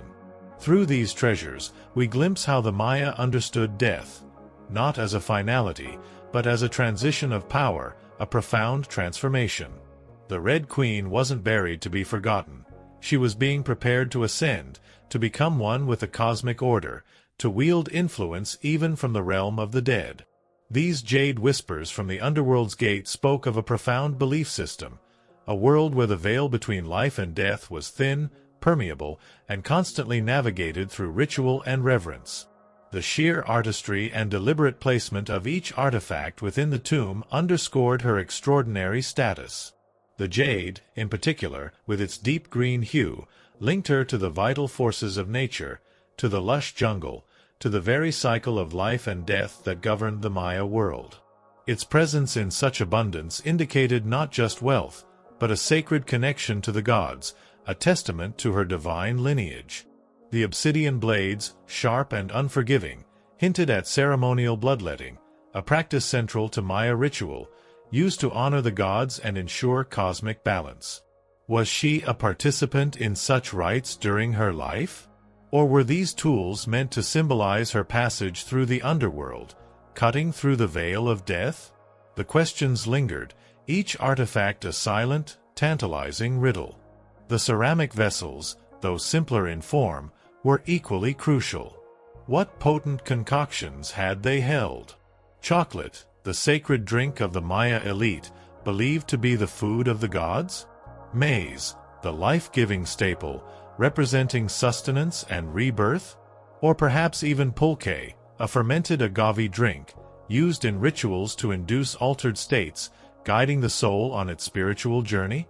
Their contents, long since disintegrated, left behind only the tantalizing possibility of their purpose, a testament to the Maya belief that the dead, like the living, needed nourishment and spiritual aid on their path. Ilara, living in her harsh, impoverished world, had no concept of such elaborate rituals, no understanding of a death that was so meticulously planned, so deeply intertwined with cosmic belief. For her, death was grim, immediate, and unsentimental, marked by hasty burials and the constant mournful toll of the church bell. Her dreams were shattered by the brutal realities of hunger and plague, her hopes ground into dust. But the Red Queen's tomb, with its crimson dust and jade whispers, spoke of a different kind of shattered dream. Not a dream of personal comfort, but a cosmic vision, a belief in an afterlife so profound that immense resources were poured into preparing a body for a journey that defied mortal comprehension. It was a world of belief, not just survival, a world where the sacred and the mundane were inextricably linked. The Maya belief in cycles, death as a seed, burial as planting, and the afterlife as rebirth, was a profound contrast to the linear sin and salvation narrative that dominated Elara's European world. Kings and queens were often seen as earthly incarnations of gods, and in death they returned to those divine origins, completing a cosmic cycle. The Red Queen, covered in the color of blood and rebirth, entombed in a pyramid, and honored with these rich offerings, was being prepared for rebirth, not as a mortal, but as a being tied to the sacred order of the cosmos. Her burial wasn't the end of her story. It was the beginning of her legend, a testament to a belief system that transcended mere physical existence.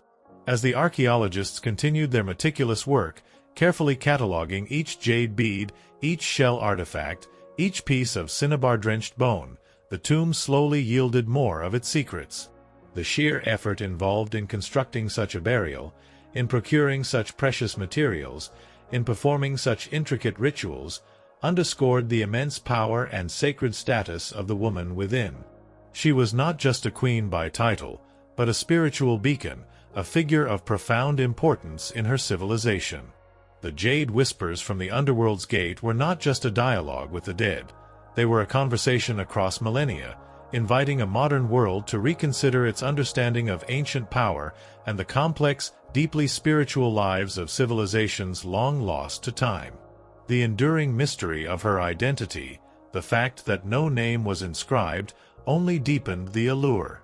Perhaps it was intentional, a deliberate choice to let her essence speak through ritual and symbol rather than mere words.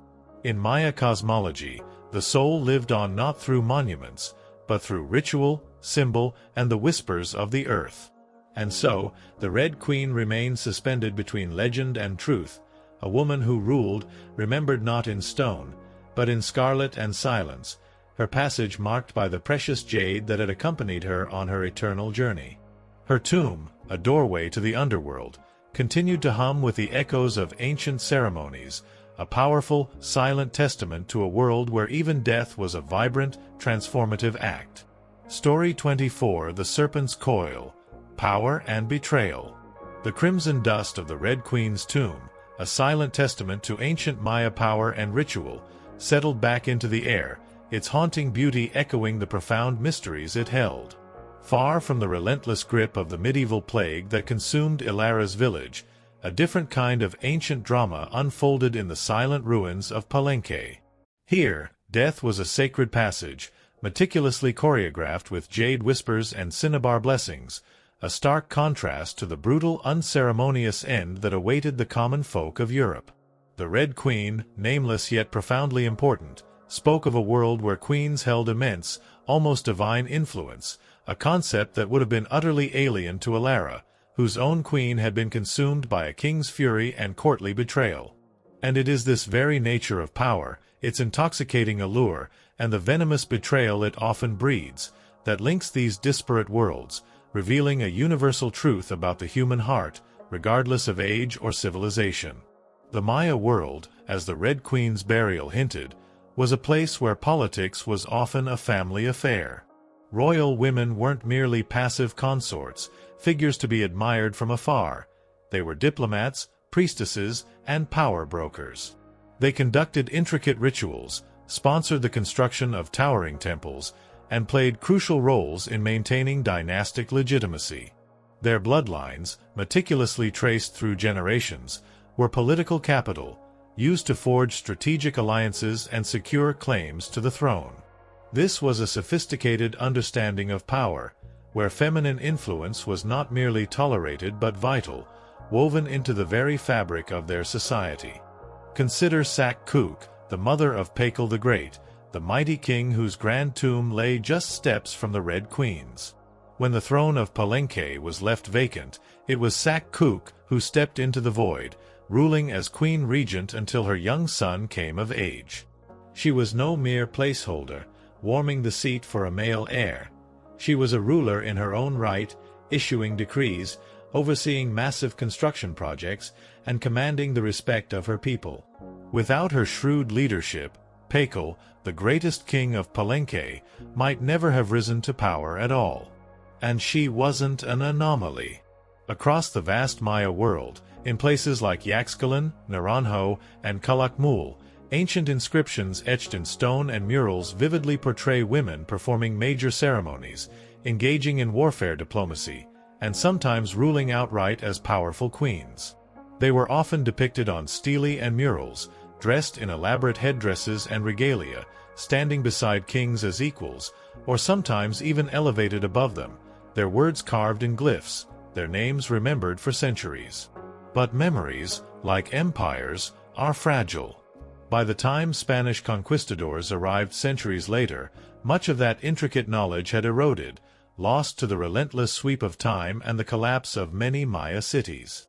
The colonial lens, often blinded by its own patriarchal biases, saw native women as silent figures in a male-dominated world, overlooking the profound influence they once wielded. But the archaeology, the silent whispers from tombs like the Red Queen's, tells a different, far richer story. One of complex gender roles where power was negotiated, earned, and often inherited, not simply dictated by male authority. This context casts the Red Queen in a new, illuminating light. While her tomb lacked a name, her burial, so rich, so sacred, and so strategically positioned beside Pakal's grand resting place, screams of her centrality to the royal order. Her jade mask wasn't just decoration. It was a powerful symbol of identity, of power held in life and protected in death. Her bloodline may have been the very glue that held Palenque's dynasty together, a crucial link in the chain of succession, a source of divine legitimacy. In Maya civilization, a queen wasn't just a queen. She was a keeper of sacred lineage, a powerful voice in ceremony, and often the crucial bridge between gods and men. The Red Queen may remain nameless to us, but in her world, she was never voiceless. Her power resonated even in her crimson-drenched passage to the underworld. Yet, even in a civilization as seemingly advanced and religiously devout as the Maya, the allure of power could twist and turn, leading to its own form of betrayal.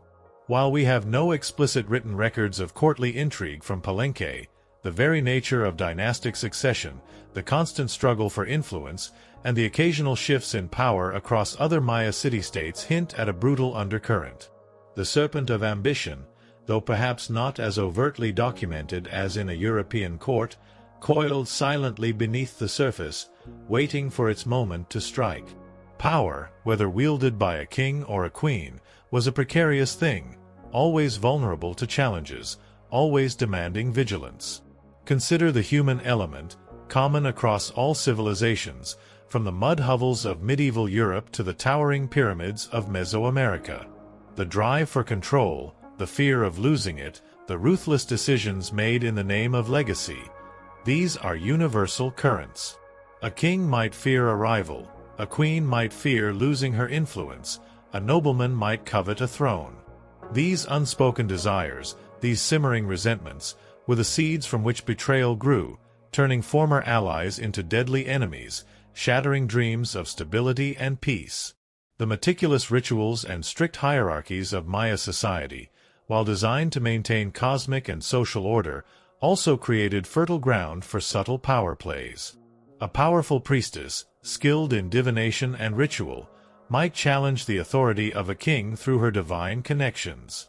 A royal relative, ambitious and cunning, might sow discord through carefully chosen alliances. The absence of explicit written records of such betrayals in Palenque does not mean they did not exist.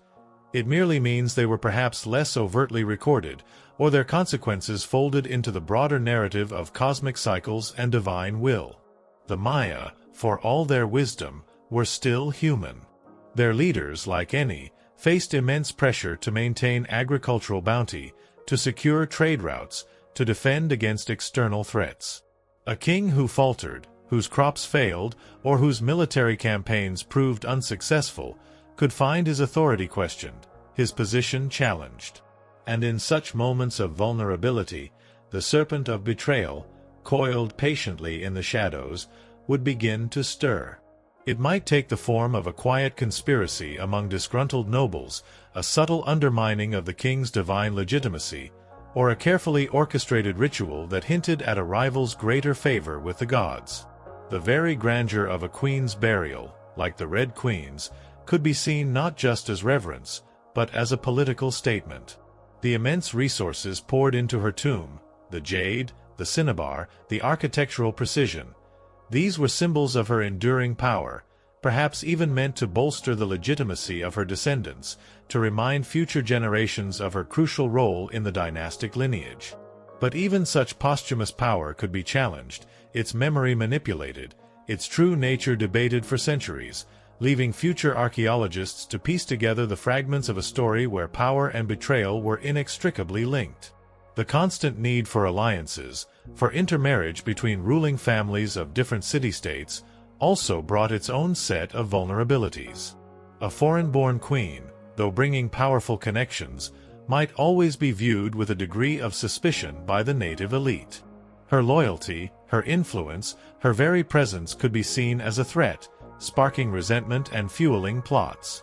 The delicate balance of power, both within a single court and across the broader Maya world, was a constant dance, a precarious tightrope walk where a single misstep could lead to devastating consequences. Ilara, from her European perspective, knew intimately the destructive power of ambition and betrayal in a royal court. The fate of her own queen, consumed by fabricated accusations and a king's unyielding desire, was a stark testament to this. She understood the chilling efficiency with which a loyal ally could become a ruthless enemy, the way whispers could morph into accusations, and how the very fabric of truth could be twisted to serve power.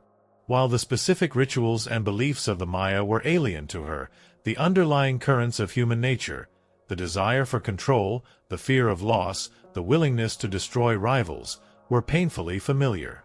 The ultimate silence of the Red Queen's tomb, the lack of a name, while perhaps a deliberate ceremonial choice for the Maya, also left room for millennia of speculation, of questions that mirrored the unresolved tensions of ancient power dynamics.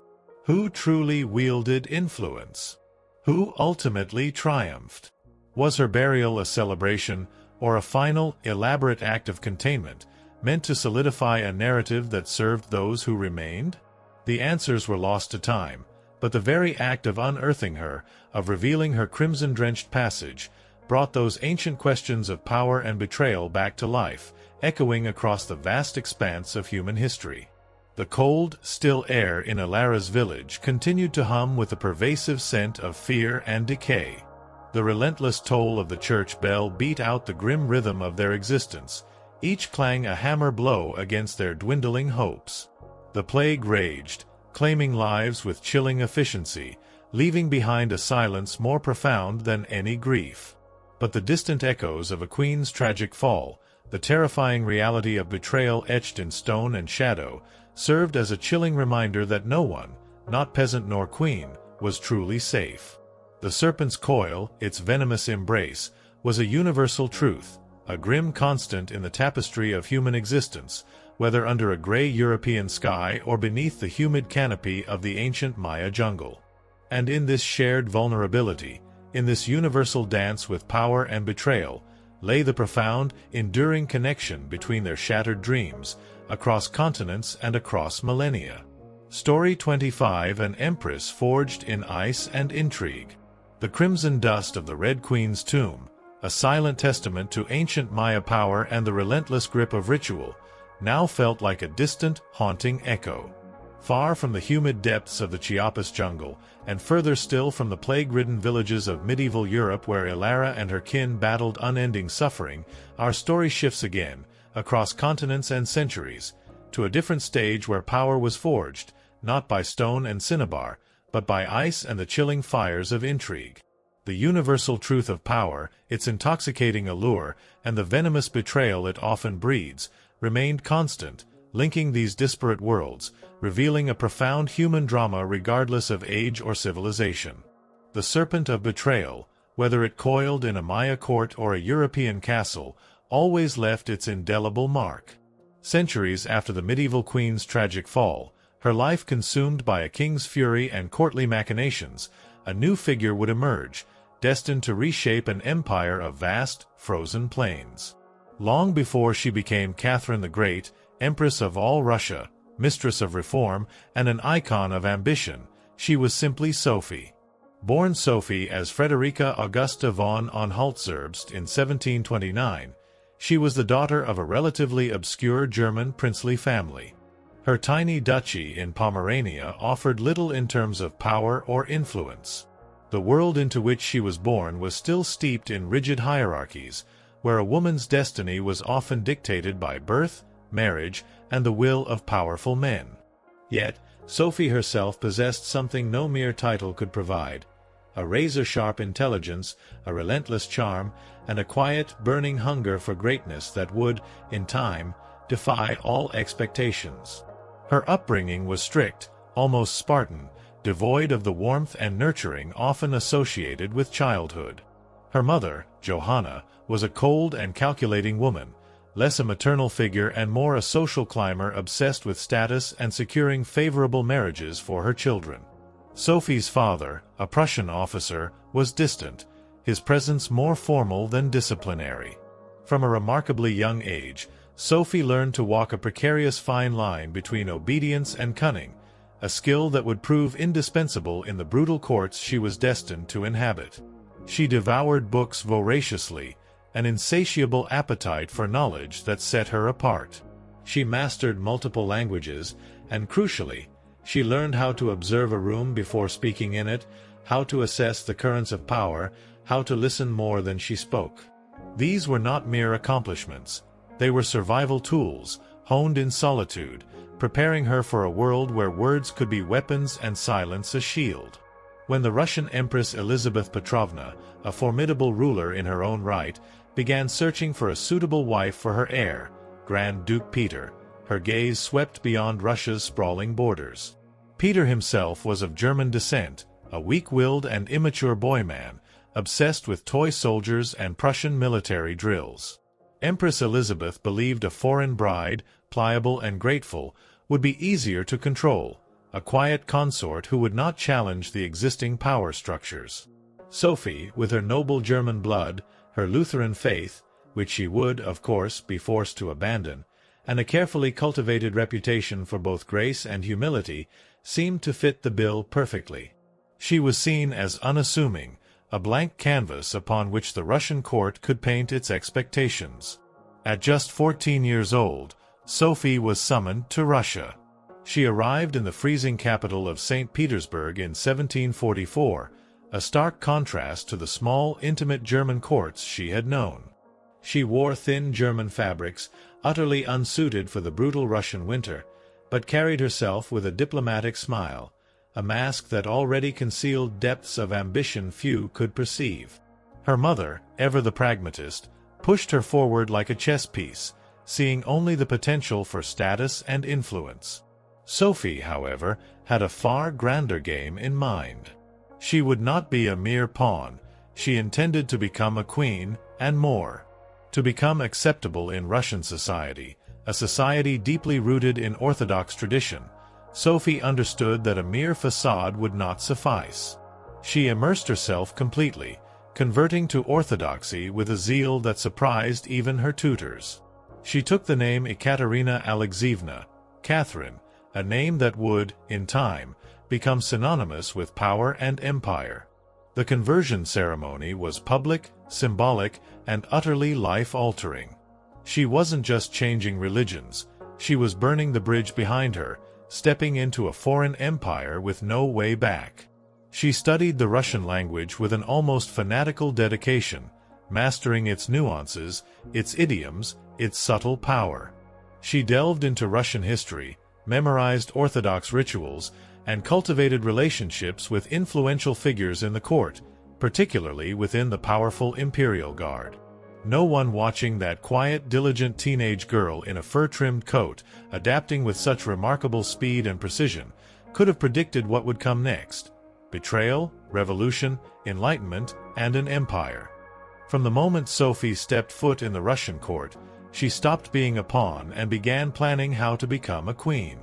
Her marriage to Grand Duke Peter, meant to secure her place in Russian royalty, felt more like a cage than a crown from the very beginning. Peter, the heir to the vast Russian throne, was indeed no dashing prince of fairy tales. Awkward, immature, and still childishly obsessed with his toy soldiers, he was far more interested in playing war games in his chambers than governing an empire or showing affection to his new wife. Some historical accounts even suggest he refused to consummate their marriage for years, leaving Catherine isolated and vulnerable. He idolized Frederick the Great of Prussia, Russia's longtime enemy, and openly resented the Russian court that had adopted him, making his disdain clear to everyone around him. In stark contrast, Catherine embraced Russia with a fierce, almost desperate determination. She didn't merely learn the language, she absorbed it, making it her own. She studied its history, its people, its intricate Orthodox rituals, and she sought to belong, to understand, to embody the very essence of her adopted homeland. Peter, meanwhile, only wanted to escape, longing for the simplicity of his Prussian military fantasies. This profound mismatch between husband and wife wasn't just emotional. It was deeply, fundamentally political. The Russian court itself was a viper's nest of gossip, paranoia, and brutal power games.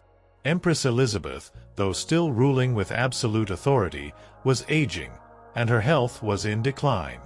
Everyone knew a transition was coming, and everyone had an agenda, a hidden ambition, a loyalty that could shift with the wind.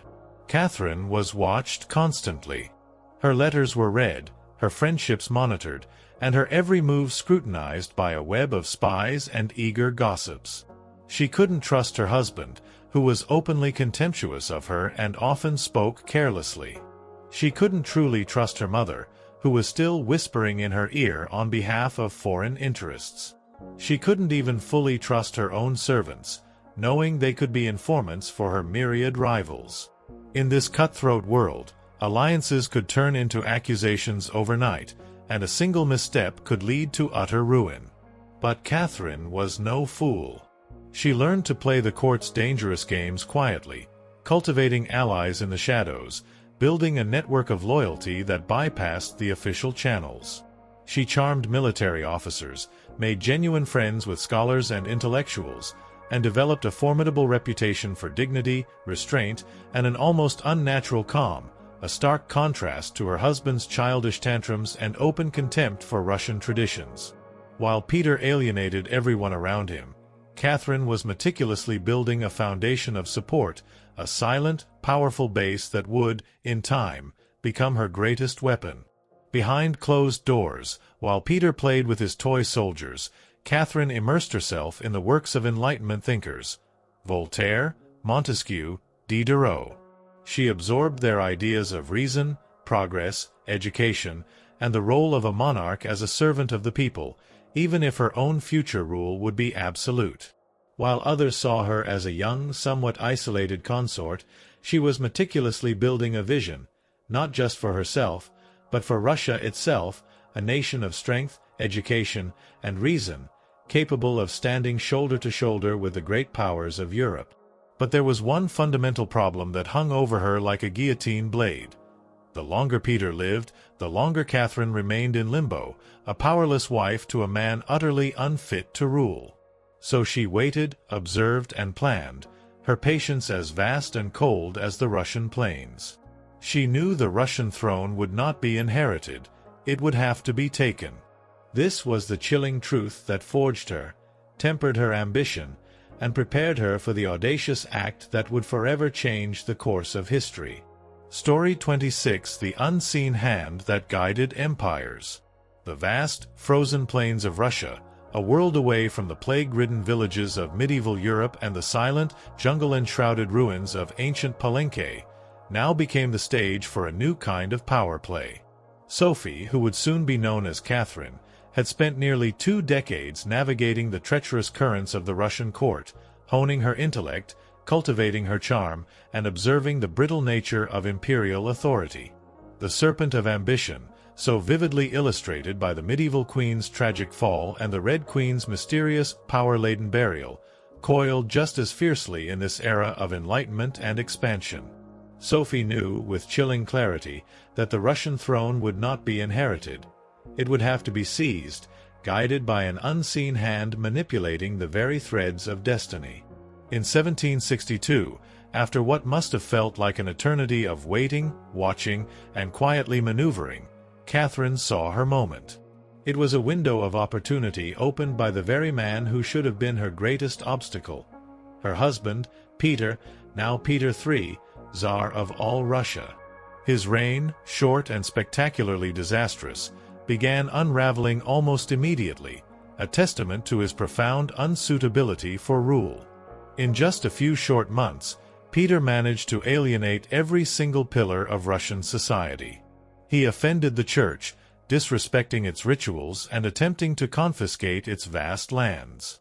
He insulted the proud nobility, dismissing their concerns and favoring his German entourage. He humiliated the powerful army, forcing them to adopt Prussian uniforms and tactics, and inexplicably lavished praise on Frederick the Great of Prussia, Russia's longtime enemy, even as Russia was at war with that very nation. He reversed key policies, displayed erratic and childish behavior, and talked openly, even recklessly, about divorcing Catherine to marry his mistress, Elizabeth Vorontsova. The court, already wary of his bizarre conduct, turned frigid. The powerful imperial guard, the very bedrock of the Tsar's authority, began to grumble in the corridors, filled with generals and officers who had grown loyal to Catherine, whose dignity and clear devotion to Russia stood in stark contrast to Peter's childish disdain. Even ordinary Russians, deeply devout and fiercely patriotic, came to see Peter as a foreign puppet, mocking their traditions and undermining their faith. Peter, in his short, chaotic reign, had inadvertently created the very conditions necessary for his own overthrow, effectively digging his own political grave. Catherine, watching all of this unfold with cold, calculated precision, made her move. It was audacious, unprecedented for a foreign-born woman with no direct claim to the throne. In July of that same year, while Peter was away at his summer palace in Oranienbaum, immersed in his toy soldiers and drunken revelries, Catherine launched a bloodless coup d'état. She had meticulously cultivated her allies, building a network of loyalty that included key military officers, most notably her lover, Gregory Orloff, and his influential brothers. These were men of action, men who commanded the allegiance of the Imperial Guard, the very force that could secure the throne. The morning of the coup, Catherine rode through St. Petersburg in full regalia, a magnificent display of calculated power. She presented herself not as a usurper, but as Russia's true protector, the only one capable of saving the empire from Peter's reckless incompetence. The powerful Imperial Guard, their loyalty meticulously cultivated over years, declared their allegiance. They cheered her as Empress Catherine II, their thunderous acclamations echoing through the city streets. It was a moment of breathtaking audacity, a testament to her unwavering will and her remarkable ability to command respect and loyalty. Peter, caught utterly off guard and completely without allies, surrendered within days. He signed a document of abdication, his brief, disastrous reign brought to an ignominious end. He was taken into custody, confined to a remote estate, and shortly after, found dead under mysterious circumstances. Officially, it was reported as a hemorrhoidal colic, a convenient medical excuse. Unofficially, it was murder, carried out by Orloff and his associates, ensuring no possibility of Peter's return and consolidating Catherine's hold on power. The unseen hand that guided empires had struck, swift and decisive. Catherine was now Empress. Not by birthright, not by marriage, but by sheer will, cunning wit, and audacious action. It was a political earthquake, an unprecedented feat for a foreign-born woman with no legitimate claim to have seized the Russian throne without a single major battle. But her true challenge was only just beginning. She had to transform that bold grab for power into a lasting legacy. Would Russia accept her, a German woman on the throne? Would the notoriously fickle nobility respect her authority? Could she hold the vast, unruly empire together without falling victim to the same fate as her husband? Catherine understood that power gained through intrigue could be lost just as easily.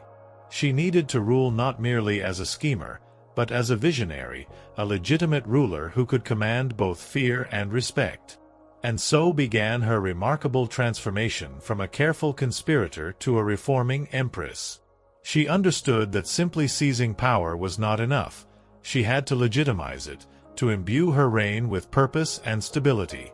She set out to redraw borders, embrace the Enlightenment, and redefine what it meant to be a woman in power, proving that the unseen hand that had guided her ascent was capable of guiding an empire to new heights. She was not content to simply sit on the throne. She had something far grander in mind, to transform Russia, not just militarily or politically, but intellectually, culturally, fundamentally. While her late husband, Peter, had worshipped Frederick the Great and his toy soldiers, Catherine idolized Voltaire, Diderot, and the bold thinkers of the Enlightenment. She believed passionately in reason, in progress, in education, and in the radical idea of a monarch as a servant of the people, even if she herself would rule with absolute, autocratic authority. This was Catherine's inherent contradiction, a fascinating blend of enlightened philosophy and ruthless pragmatism. She didn't just read Enlightenment philosophy. She lived it, applying its principles to her governance while maintaining an iron grip on power. She corresponded directly with Voltaire for over 15 years, engaging in a dazzling intellectual exchange, flattering him while subtly defending her own autocracy. She invited Diderot to her court, offering him financial support by purchasing his entire library, ensuring his continued work and his influence. Behind closed doors, she pored over legal texts, debated reforms with her chosen advisors, and meticulously crafted policies to modernize the sprawling empire. Her early reign was filled with ambitious efforts to codify Russian law. She formed the Legislative Commission in 1767, a monumental project intended to rewrite the entire legal code of Russia, a vast, often chaotic system inherited from previous centuries. Catherine's own nakaz, or instruction, was a political manifesto disguised as a guide for this commission. It was a radical document for an 18th-century empress in Russia, speaking of equality before the law, condemning the dangers of torture, and emphasizing the responsibility of rulers to serve the common good. It was a vision of a more just and rational state, a beacon of Enlightenment ideals in a land still shackled by feudalism and serfdom. But Enlightenment ideals, Catherine quickly learned, had to survive the harsh realities of Russia. This was a vast, deeply conservative land ruled by a powerful nobility who liked their serfs exactly where they were, beneath them, providing cheap labor and absolute obedience. Catherine knew this intimately. While she advocated for reform, she moved with extreme caution, balancing her philosophical aspirations with the pragmatic necessity of maintaining noble loyalty. She abolished some forms of torture, a significant step forward, and expanded access to secular education, building new schools and libraries. But she also, crucially, reaffirmed and even strengthened the nobility's control over their serfs, sacrificing her ideals of serf liberation to keep them loyal, to secure her own position. This was Catherine's extraordinary balancing act, a philosopher queen in public, debating radical ideas with the greatest minds of Europe, but a practical empress in private, making ruthless compromises to maintain power and stability. She walked a tightrope between ideology and survival, between the shining salons of Paris and the gritty politics of Moscow. Her vision for Russia was bold, but always calculated, always tempered by the realities of her precarious position. In many ways, Catherine wasn't trying to make Russia merely European. She was trying to make Russia modern, on her own terms, with her own formidable will. And that meant reform, yes, but always with an iron hand in a velvet glove, a subtle, yet absolute display of the unseen hand that guided her empire. The whispers of Ilara's long-lost medieval world, filled with the arbitrary cruelty of lords and the rigid shackles of feudalism, would have found a chilling echo in the continuing plight of the Russian serfs. Even under an enlightened empress, the vast majority of the population remained bound to the land, their lives little more than property. The promises of radical change, though whispered in the Empress's nakaz, often remained just that, promises, shattered dreams against the unyielding reality of power and privilege. But Catherine's reforms, even with their compromises, laid the groundwork for future change, slowly, inexorably pulling Russia into a new era, guided by her unseen hand, a testament to a woman who dared to seize an empire and reshape it in her image, even if it meant sacrificing some of her own lofty ideals. Story 27: A Brush with Death, a Canvas of Pain. The vast, frozen plains of Russia, now firmly under the calculated grasp of an empress forged in ice and intrigue, seemed a world away from the humid jungle whispers of ancient Maya queens and the relentless toll of medieval European plague bells. Catherine, the newly crowned empress, was busy shaping an empire, her unseen hand guiding policies that stretched from distant borders to the fate of millions of serfs. Yet, even in this age of grand narratives and imperial ambition, the human story, in all its fragility and defiance, continued to unfold. Our journey now takes us to a different kind of canvas, to a life that would challenge the very definition of suffering and transform it into a profound testament of self-expression, a life forever marked by a brush with death that led to a vibrant, searing artistry. This is the story of Frida Kahlo, a woman who didn't just paint her pain, she became it, transforming agony into an immortal legacy. She was born Frida Kahlo on July 6, 1907, in the vibrant district of Coyoacán, then a tranquil village on the outskirts of Mexico City. Her childhood home, the Casa Azul, the Blue House, was a sanctuary of vivid color, profound contradiction, and quiet strength. It would later become a battleground for her physical torments, a haven for her artistic soul, and eventually, a museum to one of the most iconic artists of the 20th century. This was a world on the cusp of revolution, a place where ancient traditions mingled with fervent political ideals, a backdrop that would profoundly shape the young Frida. Frida was the third of 4 daughters born to Guillermo Kahlo, a German-Hungarian photographer with a keen eye for beauty and a reserved, intellectual demeanor. Her mother, Matilda Calderon, was a devout Catholic of indigenous and Spanish descent, often described as religious and emotionally distant. Frida would inherit her father's introspection, his artistic eye, and his resilience, but also her mother's fierce, almost primal, strength. It was a potent combination that would forge a woman capable of enduring unimaginable pain and transforming it into searing art. From an early age, Frida was imaginative, outspoken, and boldly independent. She devoured books with an insatiable appetite, asked questions that most adults preferred to avoid, and possessed a spirited wit that set her apart. But at the tender age of 6, a cruel twist of fate struck. She contracted polio, a devastating illness that left her right leg thinner and weaker than the other. This physical difference, which she tried to mask with long, flowing skirts, never truly limited her fiery spirit.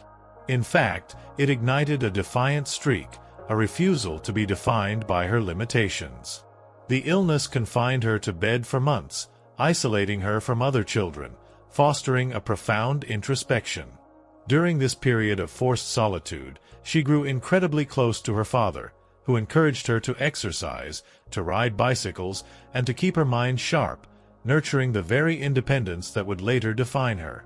Unlike most girls of her time, Frida didn't aspire to the conventional roles of wife or homemaker. Her audacious goal was to become a doctor, a healer. At age 15, she enrolled in the prestigious National Preparatory School in Mexico City, one of only a handful of girls accepted into its hallowed halls. There, she stood out not just for her keen intelligence, but for her rebellious wit, her radical thinking, and her utterly unique sense of style. She quickly gravitated towards a group of young intellectuals known as the Cachuchas, a vibrant circle who debated philosophy, literature, and the fervent politics of the Mexican Revolution. Frida was drawn to revolution, to ideas that challenged tradition, to breaking down the old ways. She was a woman already painting herself into the world with sharp edges and unapologetic ideas, an identity too big to fit inside anyone else's expectations. But destiny, in its cruel and unpredictable way, had other plans. On September 17, 1925, Frida Kahlo's life was split in two.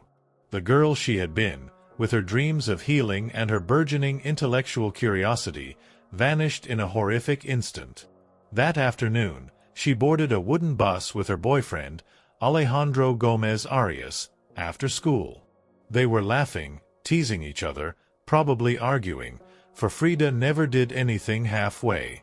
But moments later, the bus collided with a streetcar, and in an instant, her future unraveled into a terrifying symphony of pain, twisted metal, and agonizing silence. The crash was catastrophic.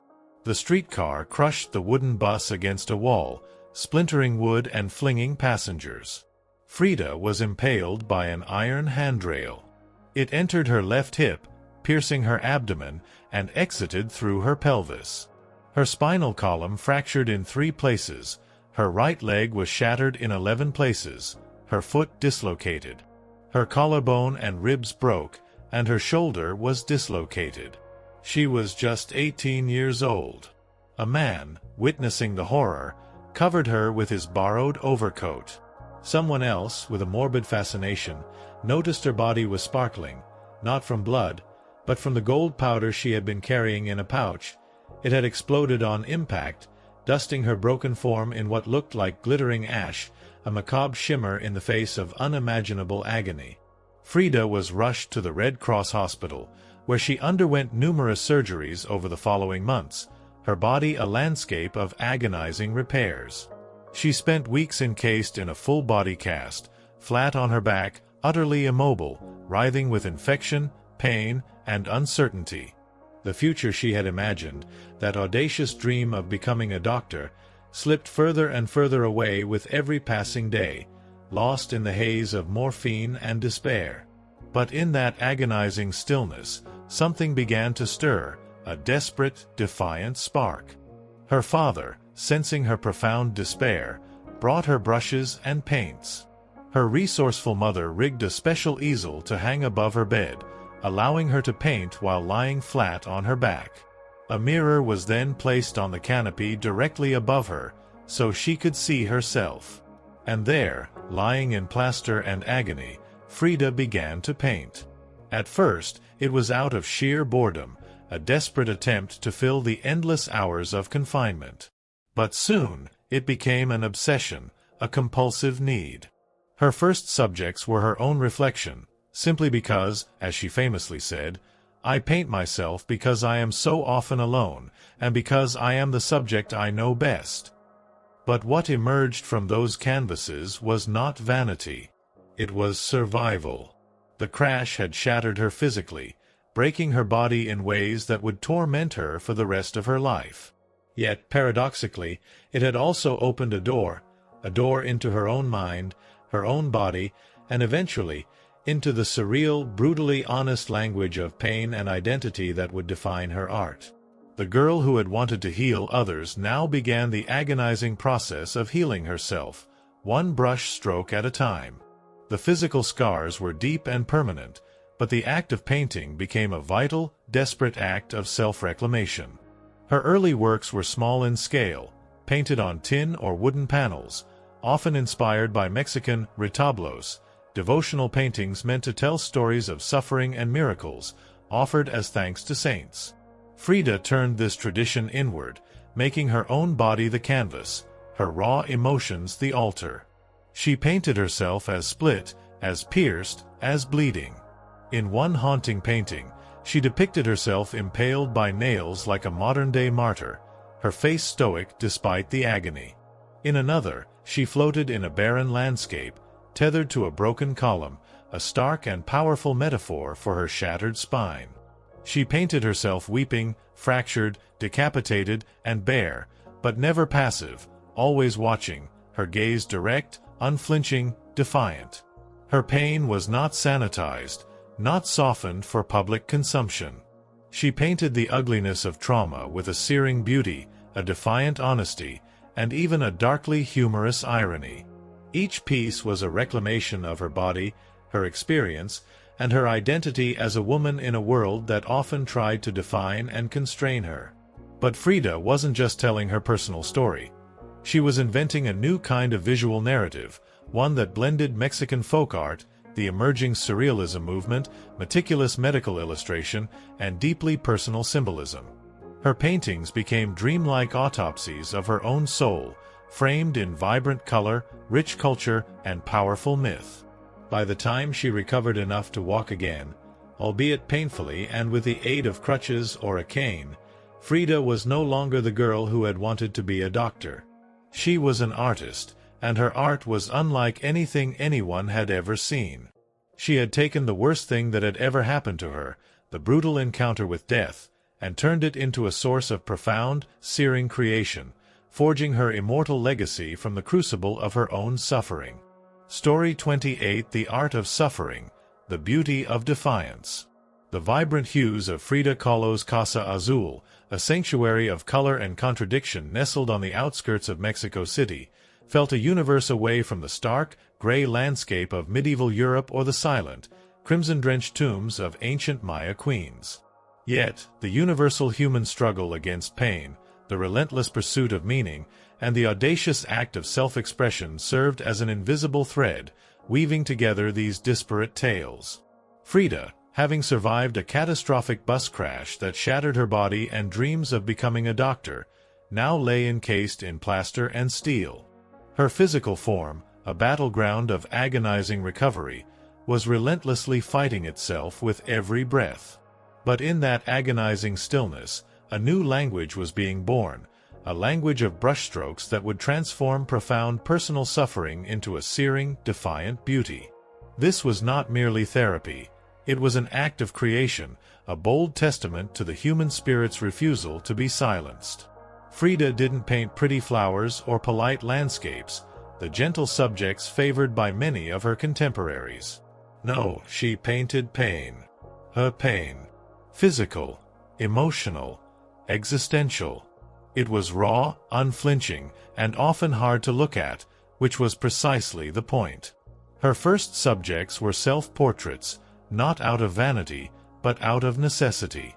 As she famously articulated from her bed, "I paint myself because I am so often alone, and because I am the subject I know best." The canvas became her mirror, her confessional, her battleground. She confronted her brokenness with a defiant gaze, transforming her torment into a powerful visual narrative. Her early works were modest in scale, painted on tin or wood panels, deeply inspired by Mexican retablos, devotional paintings used to tell stories of suffering and miracles, offered as thanks to saints. Frida took this tradition and twisted it, turning it inward. Her own body became the canvas, her emotions the altar. She painted herself as split, as pierced, as bleeding, transforming the internal agony into external allegory. In The Broken Column, 1944, she depicted herself with her torso split open, revealing a crumbling ionic column in place of her shattered spine, her body pierced by nails. Yet, her face remained stoic, her gaze unflinching, a powerful act of defiance in the face of unimaginable pain. In Henry Ford Hospital, 1932, a stark and visceral painting, she lay naked on a hospital bed, weeping, surrounded by floating symbols of loss, a fetus, a snail, medical equipment, a cracked pelvis. It was raw, graphic, and deeply emotional, a canvas that bled with truth. Frida painted herself weeping, fractured, decapitated, and bare, but never passive. Always watching, always confronting, always engaging with her own agony. Her pain was not sanitized or softened for public consumption. Instead, she painted the ugliness of trauma with a searing beauty, a defiant honesty, and even a darkly humorous irony. Each piece was a reclamation of her body, her experience, and her identity as a woman in a world that often tried to define, control, and silence her. She was a woman in a man's world, a disabled person in a society that often ignored the suffering of the body, and an artist daring to bare her soul in a way that defied all conventions. But Frida wasn't just telling her personal story. She was inventing a new kind of visual narrative, one that seamlessly blended Mexican folk art, the emerging surrealism movement, meticulous medical illustration, and deeply personal symbolism. Her paintings became dreamlike autopsies of her own soul, framed in vibrant color, rich culture, and powerful myth. She took the raw, visceral reality of her suffering and elevated it, making it universal, relatable to anyone who had ever known physical or emotional pain. Her art was a rebellion against the polite conventions of the art world, a refusal to prettify reality, a fierce embrace of the truth, no matter how grotesque or uncomfortable. By the time she recovered enough to walk again, albeit painfully and with the aid of crutches or a cane, Frida was no longer the girl who had wanted to be a doctor. The bus crash had taken that dream, but it had given her a new, equally profound purpose. She was an artist, and her art was unlike anything anyone had ever seen. She had taken the worst thing that had ever happened to her, the brutal encounter with death and endless pain, and turned it into a source of profound, searing creation. She didn't just survive her suffering. She transformed it, forging her immortal legacy from the crucible of her own agony. This was the art of suffering, and in its very act, she found a defiant, undeniable beauty. In 1928, still recovering, still painting, and just 21 years old, Frida met the man who would become the most profound and turbulent relationship of her life, Diego Rivera. He was 20 years her senior, already Mexico's most famous painter, a massive figure in both stature and presence. Rivera was a giant of Mexican muralism, known for his sweeping, politically charged frescoes that told the epic story of the Mexican people, their history, their struggles, and their triumphs. Frida had seen his monumental work before. She admired it, even revered it. But now, she wanted his opinion of her own nascent creations. She brought her paintings to him at the Ministry of Education, interrupting his scaffold work, asking him bluntly, with her characteristic defiance, "Do I have talent?" Diego, a man known for his blunt honesty, took one look at her canvases and said, "Yes," and not just out of kindness. He recognized in her something rare, an unfiltered voice, raw and unpretentious, full of rage, irony, pain, and a searing beauty that transcended conventional notions of art. He saw her unique vision, her audacious spirit, her refusal to conform. It was a connection that ignited a relationship as consuming as it was creatively fertile. They married in 1929, an odd pairing to outsiders. Diego, massive, endlessly unfaithful, politically famous, a living legend. Frida, sharp-tongued, fiercely independent, already walking with a cane, her body a testament to endless pain. Her parents, with a grim humor, called it a marriage between an elephant and a dove. Their bond was passionate, chaotic, and often agonizingly painful. Diego supported her art, encouraged her growth as a painter, and believed in her talent with an unwavering conviction. But he was also endlessly unfaithful, even engaging in a devastating affair with Frida's own younger sister, Cristina. Frida was devastated by this betrayal, a wound that cut deeper than any physical pain. In return, she took lovers of her own, both men and women, including rumored affairs with the exiled revolutionary Leon Trotsky and the American painter Georgia O'Keeffe. They divorced in 1939, their relationship seemingly irreparable, only to remarry a year later under different terms. This time, Frida insisted on maintaining her autonomy. Her own home, her own money, her own name. Their second marriage was less about traditional romantic love and more about a complex creative partnership, a deep mutual understanding, and an unspoken pact to navigate the world together, despite their individual failings.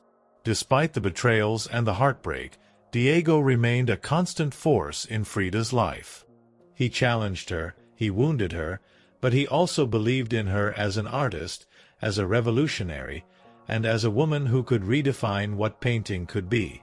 Together, they were not peaceful, but they were legendary, their lives a living canvas of passion, pain and profound artistic collaboration.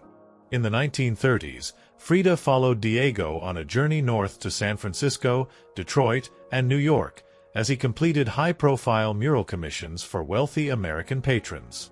These years abroad brought her face to face with American industrialism, the stark contrasts of American wealth and poverty, and the burgeoning contradictions of capitalism. These experiences left her with a deep political discomfort. Frida was a proud Mexican nationalist, a committed communist, and a fervent admirer of indigenous traditions. The opulence she witnessed in the United States, especially while the Great Depression ravaged much of the country, only deepened her sense of disillusionment and fueled her critique of Western materialism. In letters home, she mocked the culture's materialism and obsession with appearances, contrasting it with the rich, earthy traditions of her homeland. She yearned for the grit, the color, and the beautiful contradictions of Mexico. While Diego painted enormous murals on factory walls, celebrating industry and labor, Frida began to paint smaller, quieter revolutions, deeply personal works on tin and canvas. Her artistic style solidified during this period. Sharp, surreal, profoundly emotional, and intimately personal. It was during this time that she produced some of her most iconic self-portraits, transforming her pain into a visual language that transcended national borders. Frida didn't just paint herself for vanity, she painted herself to survive. Her identity, intricately linked to her suffering, became her primary landscape. With her body constantly in pain from her accident, enduring multiple surgeries, and grappling with the devastating experience of a failed pregnancy in Detroit, she turned inward. Her portraits from this period showed her bleeding, fragmented, exposed, her inner turmoil laid bare on the canvas. Yet, her face was always calm, always direct, unapologetic, her gaze unflinching.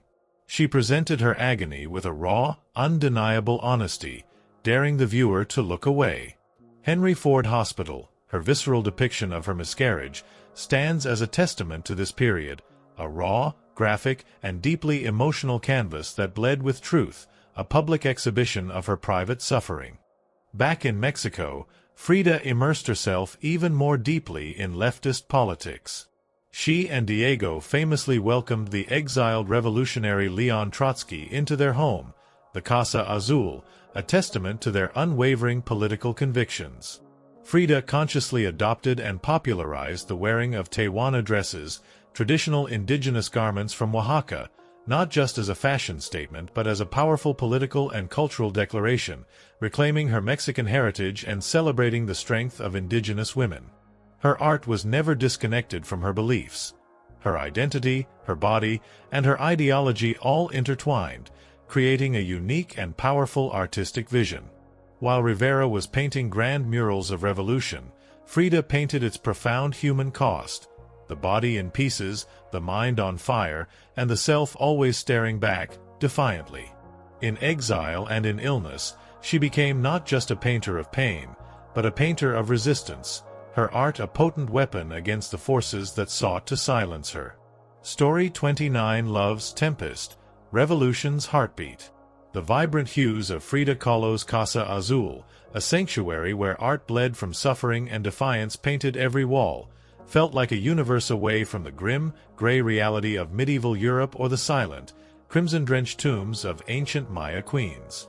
Yet, the universal human struggle against pain, the relentless pursuit of meaning, and the audacious act of self-expression remained the invisible threads, weaving together these disparate tales. Frida, having transformed her shattered body into a canvas of searing artistry, now moved through the world with a spirit unbroken, a testament to an indomitable will. Her life wasn't merely a personal narrative, it was a profound exploration of identity, culture, and the very act of resistance. And at its heart, a tempestuous love affair with Diego Rivera, a relationship as consuming as it was creatively fertile, beat with the very rhythm of revolution. When Frida Kahlo returned to Mexico in the late 1930s, she wasn't just Diego Rivera's wife anymore. She had become something else entirely. a force, an artist whose work radiated with raw honesty, surreal symbolism, and a fierce, unapologetic cultural identity. Back in her homeland, she stepped fully into herself, embracing her roots and her unique vision with an intensity that few could match. Her Casa Azul in Coyoacán became far more than just a home. It was a living extension of Frida's imagination, a sanctuary of color and contradiction, a testament to her eclectic spirit. Bright cobalt walls, vivid yellow trim, ancient Aztec statues in the garden, monkeys and parrots wandering freely. The house was a vibrant, breathing entity, a blend of tradition and rebellion, elegance and earthy raw beauty. Here, she surrounded herself with pre-Columbian artifacts, Mexican ex-votos, devotional paintings, vibrant folk art, and revolutionary books. It was a conscious curation of her world, a physical manifestation of her soul. She famously wore bold Tehuana dresses, traditional indigenous garments from Oaxaca, not merely as fashion but as a profound political and cultural statement. They were a celebration of her Mexican heritage, a defiant embrace of indigenous identity in a world that often sought to erase it, and a powerful symbol of the strength of Mexican women. She wove fresh flowers into her hair, transforming herself into a living work of art, a vibrant embodiment of the very culture she so passionately adored. She painted amidst the scent of copal incense and the distant sounds of mariachi music drifting from the streets outside, every sensory detail infusing her creative process. This period marked an explosion of creativity for Frida. Her paintings became more intricate, more symbolic, and more overtly political. Works like The Two Fridas, 1939, revealed a divided self, a poignant exploration of her dual heritage and internal conflicts. In this iconic piece, two versions of Frida sit side by side, one in a European dress, her heart bleeding and exposed, the other in indigenous Tehuana attire, strong and composed. Their hearts, though different, were connected by a single artery, a powerful visual autobiography, a portrait of love, loss, and the intricate tapestry of her heritage. In 1939, she exhibited her work in Paris, a momentous occasion that brought her international acclaim. Artists like Picasso, André Breton, and Vasily Kandinsky praised her fiercely original style, her raw honesty, her undeniable talent. But even among the surrealists, who initially tried to claim her as one of their own, Frida stood apart. When André Breton, the founder of surrealism, attempted to label her, she pushed back, her voice resolute. "They thought I was a surrealist," she famously declared, "but I wasn't. I never painted dreams. I painted my own reality." Her reality was Mexico, not the romantic postcard version, but the living, breathing, complex country she adored. Its ancient roots, its revolutionary spirit, its profound beauty, and its enduring pain. Her work pulsed with rich symbolism: skeletons, hummingbirds, hearts, thorns, corn, and blood. She honored the indigenous roots of her homeland while unflinchingly unmasking the violence of its past and present. Her paintings became a potent blend of personal agony and political statement, her identity, her body, and her ideology all intertwined in a symbiotic dance. She used her art not just to express her own suffering but to critique the injustices of the world, to celebrate the resilience of her people, and to defy the conventions that sought to silence her. But even as her artistic voice grew stronger and her fame spread across continents, her health continued its relentless decline. Multiple surgeries, chronic infections, and persistent, agonizing pain became daily realities. Yet, she painted through it all, propped up in bed, her torso bound in plaster corsets, her fingers often stiff and painful, clenched around the brush. Frida had returned to Mexico not to rest, but to reclaim her power through paint, through politics, and through her fearless, unapologetic embrace of the self. Her art became her salvation, a defiant act of creation in the face of relentless physical and emotional torment. As the 1940s wore on, Frida Kahlo's body continued to betray her with agonizing precision. Her spinal column, fractured in the bus accident, was deteriorating relentlessly.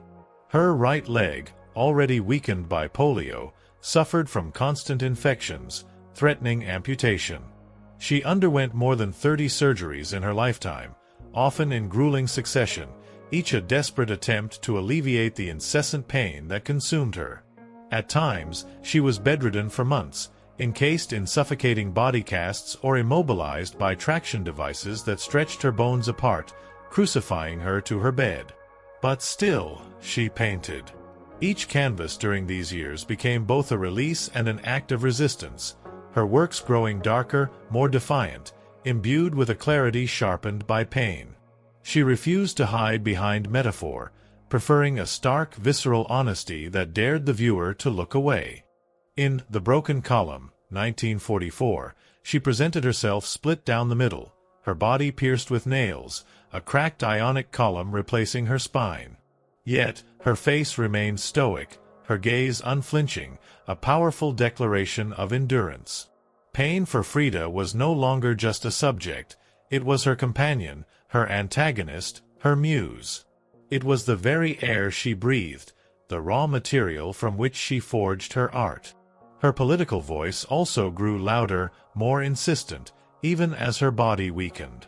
She formally joined the Mexican Communist Party, marched in demonstrations whenever her health allowed, wrote fiery letters denouncing imperialism and injustice, and remained a vocal advocate for social change.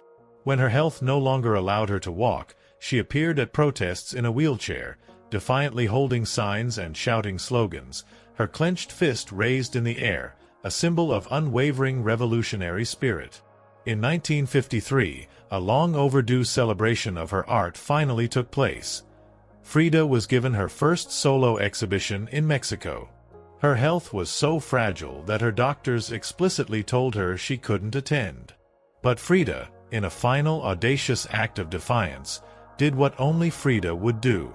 She arrived by ambulance, carried in on a stretcher, and placed in the center of the gallery, on her hospital bed, draped in traditional finery.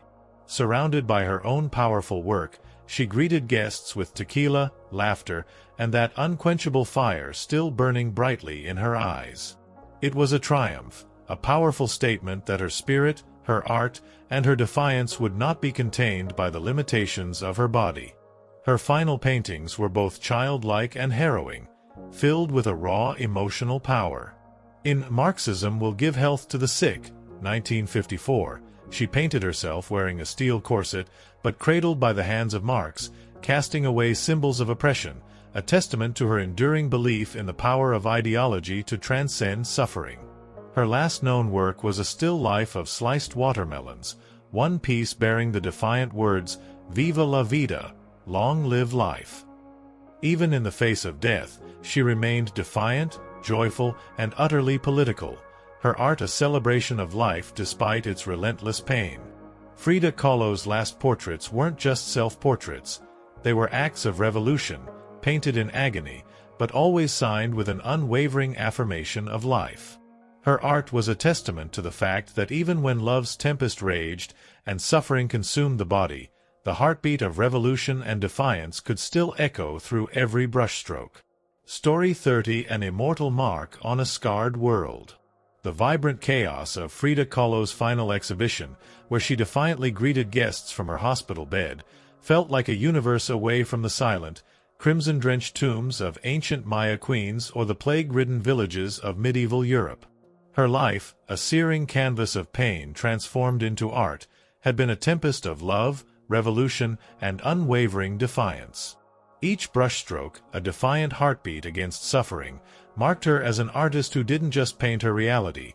She became it, etching her immortal mark on a world that had sought to break her.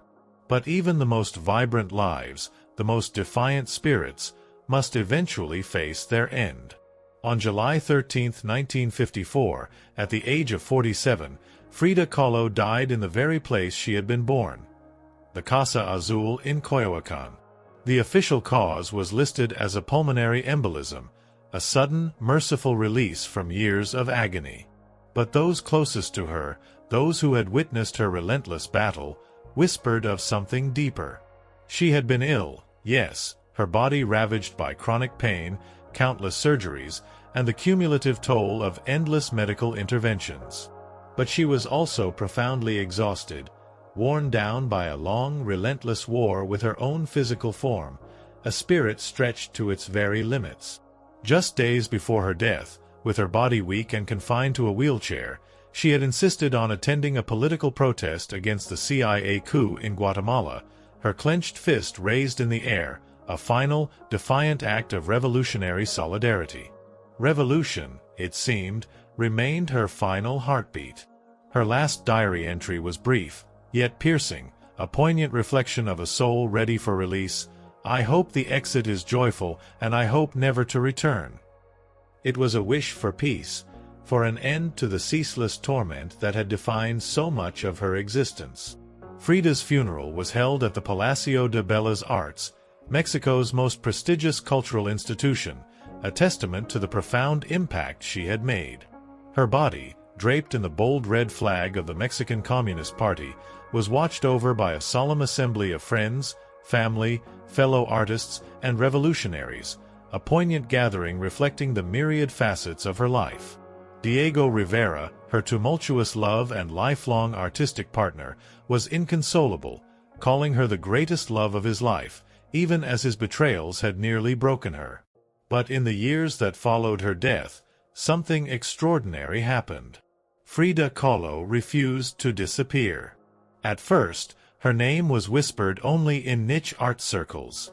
Her works weren't easily categorized. They were too political for some surrealists, too surreal for traditionalists, too raw and personal for polite society. But slowly, inexorably, her image, her story, and her defiant spirit began to resonate. Through the 1970s and 1980s, as feminist scholars and activists reclaimed forgotten voices and challenged patriarchal narratives, Frida's voice grew louder, more insistent. She wasn't just a painter anymore. She was a symbol of pain transformed into beauty, of feminism born through fierce resistance, of Mexican identity celebrated without apology, of queerness, disability, revolution, and radical authenticity. Her face, her iconic unibrow, her direct, unflinching gaze, the flowers perpetually crowning her hair, became instantly recognizable, adorning posters, T-shirts, and murals across the globe. Her beloved Casa Azul became a revered museum, a vibrant pilgrimage site for admirers from around the world. Her private diary, a raw and intimate chronicle of her thoughts and suffering, became a sacred text, offering unparalleled insight into her soul. And her paintings, once dismissed by some as too strange or too personal, now hang in the world's greatest museums, commanding awe and inspiring millions. Frida Kahlo had lived much of her life in Diego's colossal shadow. But in death, she stepped forward, not merely as an artist, but as an icon. She didn't just leave behind paintings, she left behind a mirror and dared us all to look, not with pity, not with fear, but with fire. Today, Frida Kahlo's face is everywhere, a ubiquitous symbol printed on merchandise, painted on public walls, transformed into dolls, memes, and cultural icons. Her signature unibrow, her flower-crowned hair, her direct, penetrating gaze, all are instantly recognizable. But what makes her legacy truly powerful isn't just that people know her face, it's that they recognize the truth behind it. Frida didn't try to be flawless. She didn't fit into neat boxes. She wasn't conventional, and she didn't care to be. In a world that constantly demands perfection, she gave us realness, raw, messy, vibrant, angry, joyful, profoundly contradictory realness. She celebrated what made her different: her disability, her bisexuality, her communist politics, her indigenous Mexican culture. And she transformed these aspects into art that transcended borders and decades, speaking a universal language of human experience. She's become more than an artist. She's a global symbol of defiance, feminism, cultural pride, and creative resistance. For queer communities, she's a fearless bisexual icon who lived openly and unapologetically in a time that demanded silence. For women, she's a powerful reminder that power doesn't require permission. It is forged through will and resilience. For disabled artists, she's living proof that pain can fuel the brush, not stop it, transforming agony into creative power. And for Mexico, she's a cherished daughter, reclaimed, fierce, folkloric, and forever part of the national soul, a vibrant embodiment of their complex identity. Her paintings, once dismissed as too strange or too personal, are now among the most revered in the world. Works like The Two Fridas, Self-Portrait with Thorn Necklace and Hummingbird, and The Broken Column aren't just seen. They're felt deeply by anyone who has ever suffered and needed to turn that suffering into something sacred, something meaningful. She lived in the margins and, through her art, pulled those margins into center stage. She embraced contradiction, a communist who wore gold, a woman betrayed who loved fiercely again, a body in pieces with a soul unbreakable. And through it all, she painted, not just with color, but with unwavering conviction. Frida Kahlo never asked to be a symbol. She simply told the truth about herself, with a brutal honesty that few dared to emulate. And in doing so, she inadvertently told the truth for millions of others who had never seen themselves reflected in art before. Now, when we see her face, we see courage. We see color. We see resistance. We see Frida, not gone, but immortal. Her life, a canvas of pain and defiance, continues to inspire, a beacon of raw humanity in a scarred world.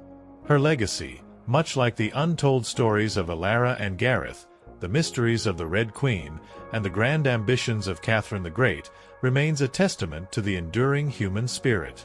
Though their worlds were vastly different, separated by centuries and continents, by wealth and poverty, by known history and forgotten mysteries, they shared a common thread: the relentless pursuit of meaning, the quiet defiance in the face of overwhelming odds, and the indelible mark left by lives lived fully, profoundly, even under the bleakest skies.